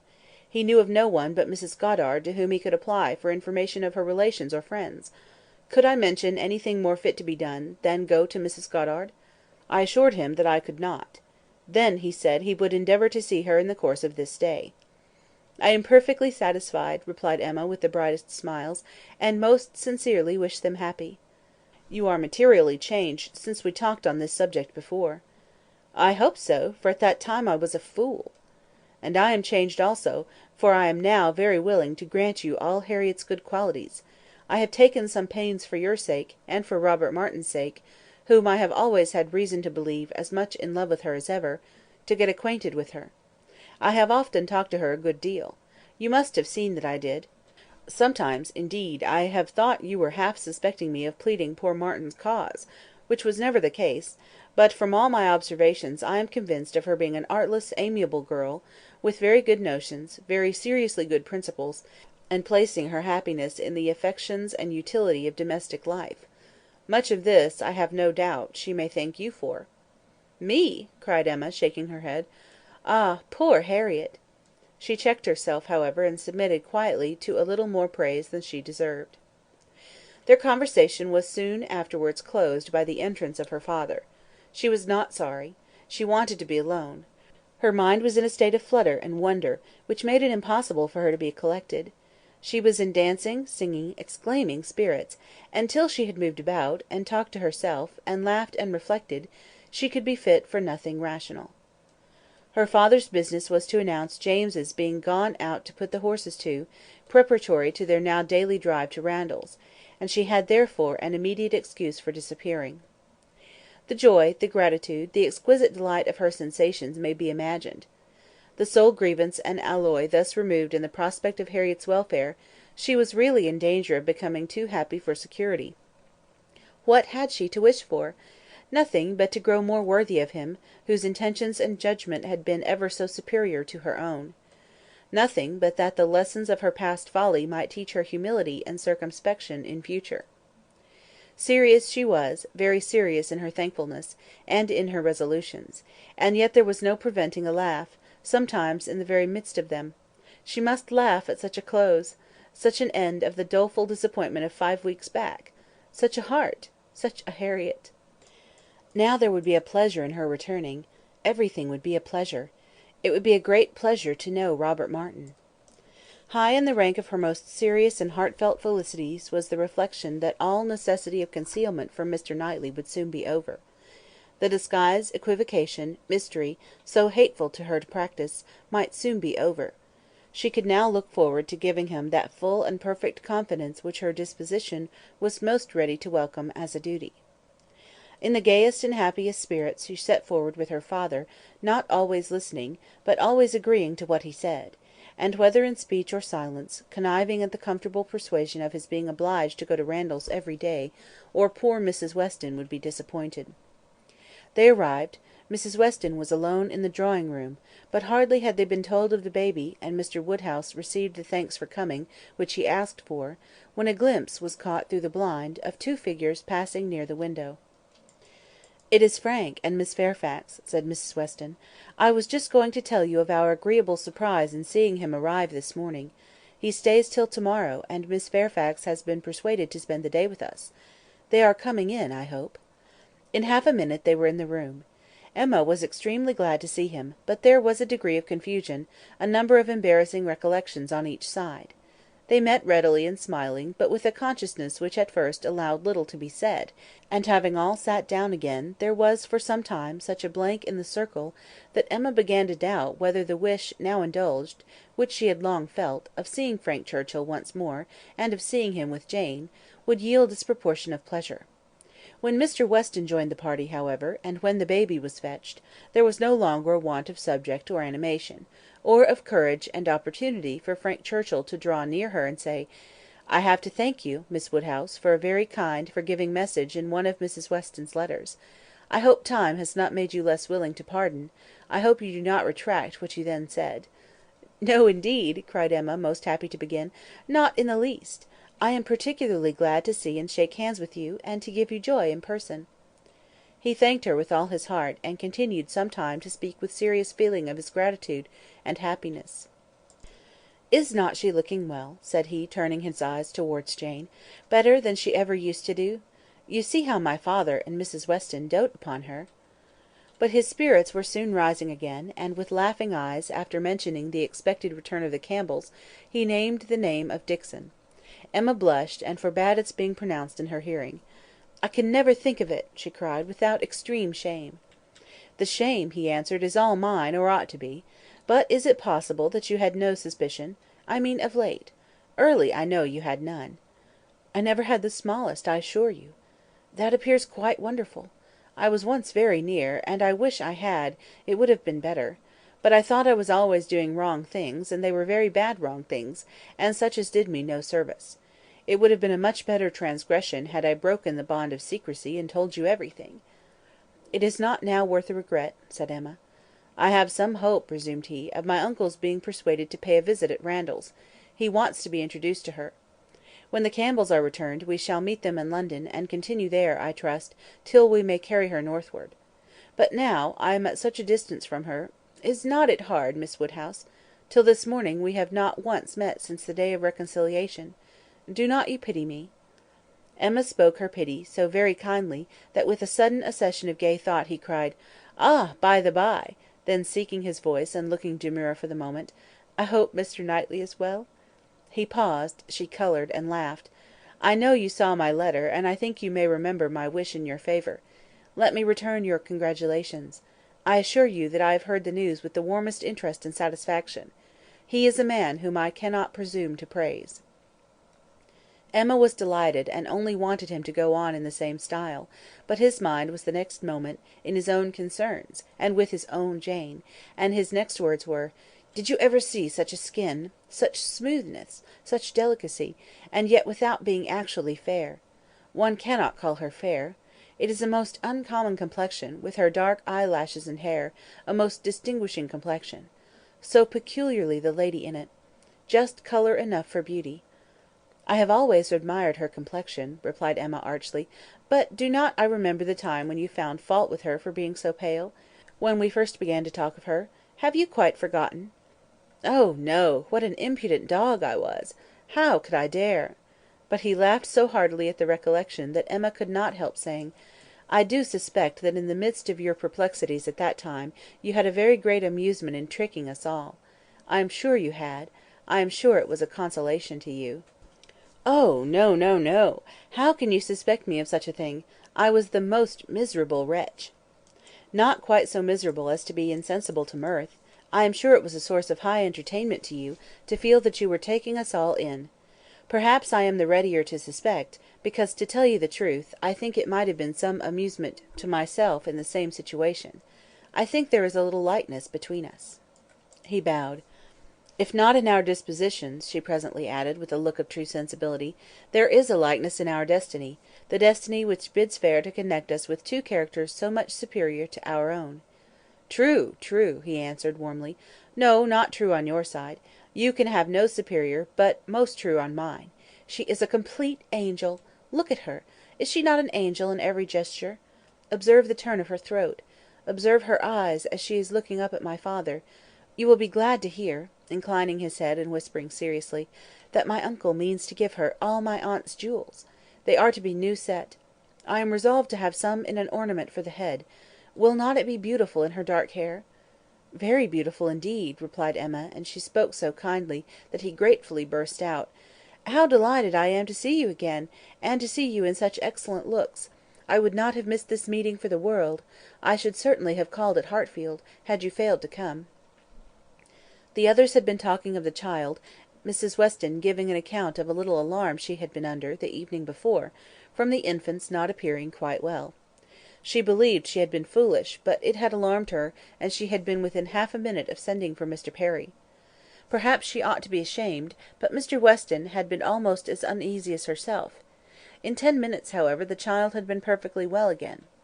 This was her own history, and particularly interesting it was to Mr. Woodhouse, who commended her very much for thinking of sending for Perry, and only regretted that she had not done it. She should always send for Perry, if the child appeared in the slightest degree disordered, were it only for a moment. She could not be too soon alarmed, nor send for Perry too often. It was a pity, perhaps, that he had not come last night, for though the child seemed well now, very well considering, it would probably have been better if Perry had seen it. Frank Churchill caught the name. "Perry!" said he to Emma, and trying, as he spoke, to catch Miss Fairfax's eye. "My friend Perry! What are they saying about Mr. Perry? Has he been here this morning? And how does he travel now? Has he set up his carriage?" Emma soon recollected and understood him, and while she joined in the laugh, it was evident from Jane's countenance that she too was really hearing him, though trying to seem deaf. "Such an extraordinary dream of mine!" he cried. "I can never think of it without laughing. She hears us, Miss Woodhouse. I see it in her cheek, her smile, her vain attempt to frown. Look at her. Do not you see that at this instant the very passage of her own letter, which sent me the report, is passing under her eye, that the whole blunder is spread before her, that she can attend to nothing else, though pretending to listen to the others?" Jane was forced to smile completely for a moment, and the smile partly remained as she turned towards him and said in a conscious, low, yet steady voice, "How you can bear such recollections is astonishing to me. They will sometimes obtrude, but how you can court them!" He had a great deal to say in return, and very entertainingly, but Emma's feelings were chiefly with Jane, in the argument, and on leaving Randalls, and falling naturally into a comparison of the two men, she felt, that pleased as she had been to see Frank Churchill, and really regarding him as she did with friendship, she had never been more sensible of Mr. Knightley's high superiority of character. The happiness of this most happy day received its completion, in the animated contemplation of his worth which this comparison produced. End of Volume 3, Chapter 18. Volume 3, Chapter 19. If Emma still had, at intervals, an anxious feeling for Harriet, a momentary doubt of its being possible for her to be really cured of her attachment to Mr. Knightley, and really able to accept another man from unbiassed inclination, it was not long that she had to suffer from the recurrence of any such uncertainty. A very few days brought the party from London, and she had no sooner an opportunity of being 1 hour alone with Harriet, than she became perfectly satisfied, unaccountable as it was, that Robert Martin had thoroughly supplanted Mr. Knightley, and was now forming all her views of happiness. Harriet was a little distressed, did look a little foolish at first, but having once owned that she had been presumptuous and silly, and self-deceived before, her pain and confusion seemed to die away with the words, and leave her without a care for the past, and with the fullest exultation in the present and future; for as to her friend's approbation, Emma had instantly removed every fear of that nature, by meeting her with the most unqualified congratulations. Harriet was most happy to give every particular of the evening at Astley's, and the dinner the next day; she could dwell on it all with the utmost delight. But what did such particulars explain? The fact was, as Emma could now acknowledge, that Harriet had always liked Robert Martin, and that his continuing to love her had been irresistible. Beyond this, it must ever be unintelligible to Emma. The event, however, was most joyful, and every day was giving her fresh reason for thinking so. Harriet's parentage became known. She proved to be the daughter of a tradesman, rich enough to afford her the comfortable maintenance which had ever been hers, and decent enough to have always wished for concealment. Such was the blood of gentility which Emma had formerly been so ready to vouch for. It was as likely to be untainted, perhaps, as the blood of many a gentleman; but what a connection had she been preparing for Mr. Knightley, or for the Churchills, or even for Mr. Elton? The stain of illegitimacy, unbleached by nobility or wealth, would have been a stain indeed. No objection was raised on the father's side; the young man was treated liberally, It was all as it should be; and as Emma became acquainted with Robert Martin, who was now introduced at Hartfield, she fully acknowledged him in all the appearance of sense and worth which could bid fairest for her little friend. She had no doubt of Harriet's happiness with any good-tempered man; but with him, and in the home he offered, there would be the hope of more, of security, stability, and improvement. She would be placed in the midst of those who loved her, and who had better sense than herself; retired enough for safety, and occupied enough for cheerfulness. She would never be led into temptation, nor left for it to find her out. She would be respectable and happy; and Emma admitted her to be the luckiest creature in the world, to have created so steady and persevering an affection in such a man; or if not quite the luckiest, to yield only to herself. Harriet, necessarily drawn away by her engagements with the Martins, was less and less at Hartfield, which was not to be regretted. The intimacy between her and Emma must sink; their friendship must change into a calmer sort of goodwill; and fortunately, what ought to be, and must be, seemed already beginning, and in the most gradual, natural manner. Before the end of September, Emma attended Harriet to church, and saw her hand bestowed on Robert Martin with so complete a satisfaction as no remembrances, even connected with Mr. Elton, as he stood before them, could impair. Perhaps, indeed, at that time, she scarcely saw Mr. Elton, but as the clergyman whose blessing at the altar might next fall on herself. Robert Martin and Harriet Smith, the latest couple engaged of the three, were the first to be married. Jane Fairfax had already quitted Highbury, and was restored to the comforts of her beloved home with the Campbells. The Mr. Churchills were also in town, and they were only waiting for November. The intermediate month was the one fixed on, as far as they dared, by Emma and Mr. Knightley. They had determined that their marriage ought to be concluded while John and Isabella were still at Hartfield, to allow them the fortnight's absence in a tour to the seaside, which was the plan. John and Isabella, and every other friend, were agreed in approving it. But Mr. Woodhouse, how was Mr. Woodhouse to be induced to consent? He, who had never yet alluded to their marriage but as a distant event. When first sounded on the subject he was so miserable that they were almost hopeless. A second allusion, indeed, gave less pain. He began to think it was to be, and that he could not prevent it; a very promising step of the mind on its way to resignation. Still, however, he was not happy; nay, he appeared so much otherwise, that his daughter's courage failed.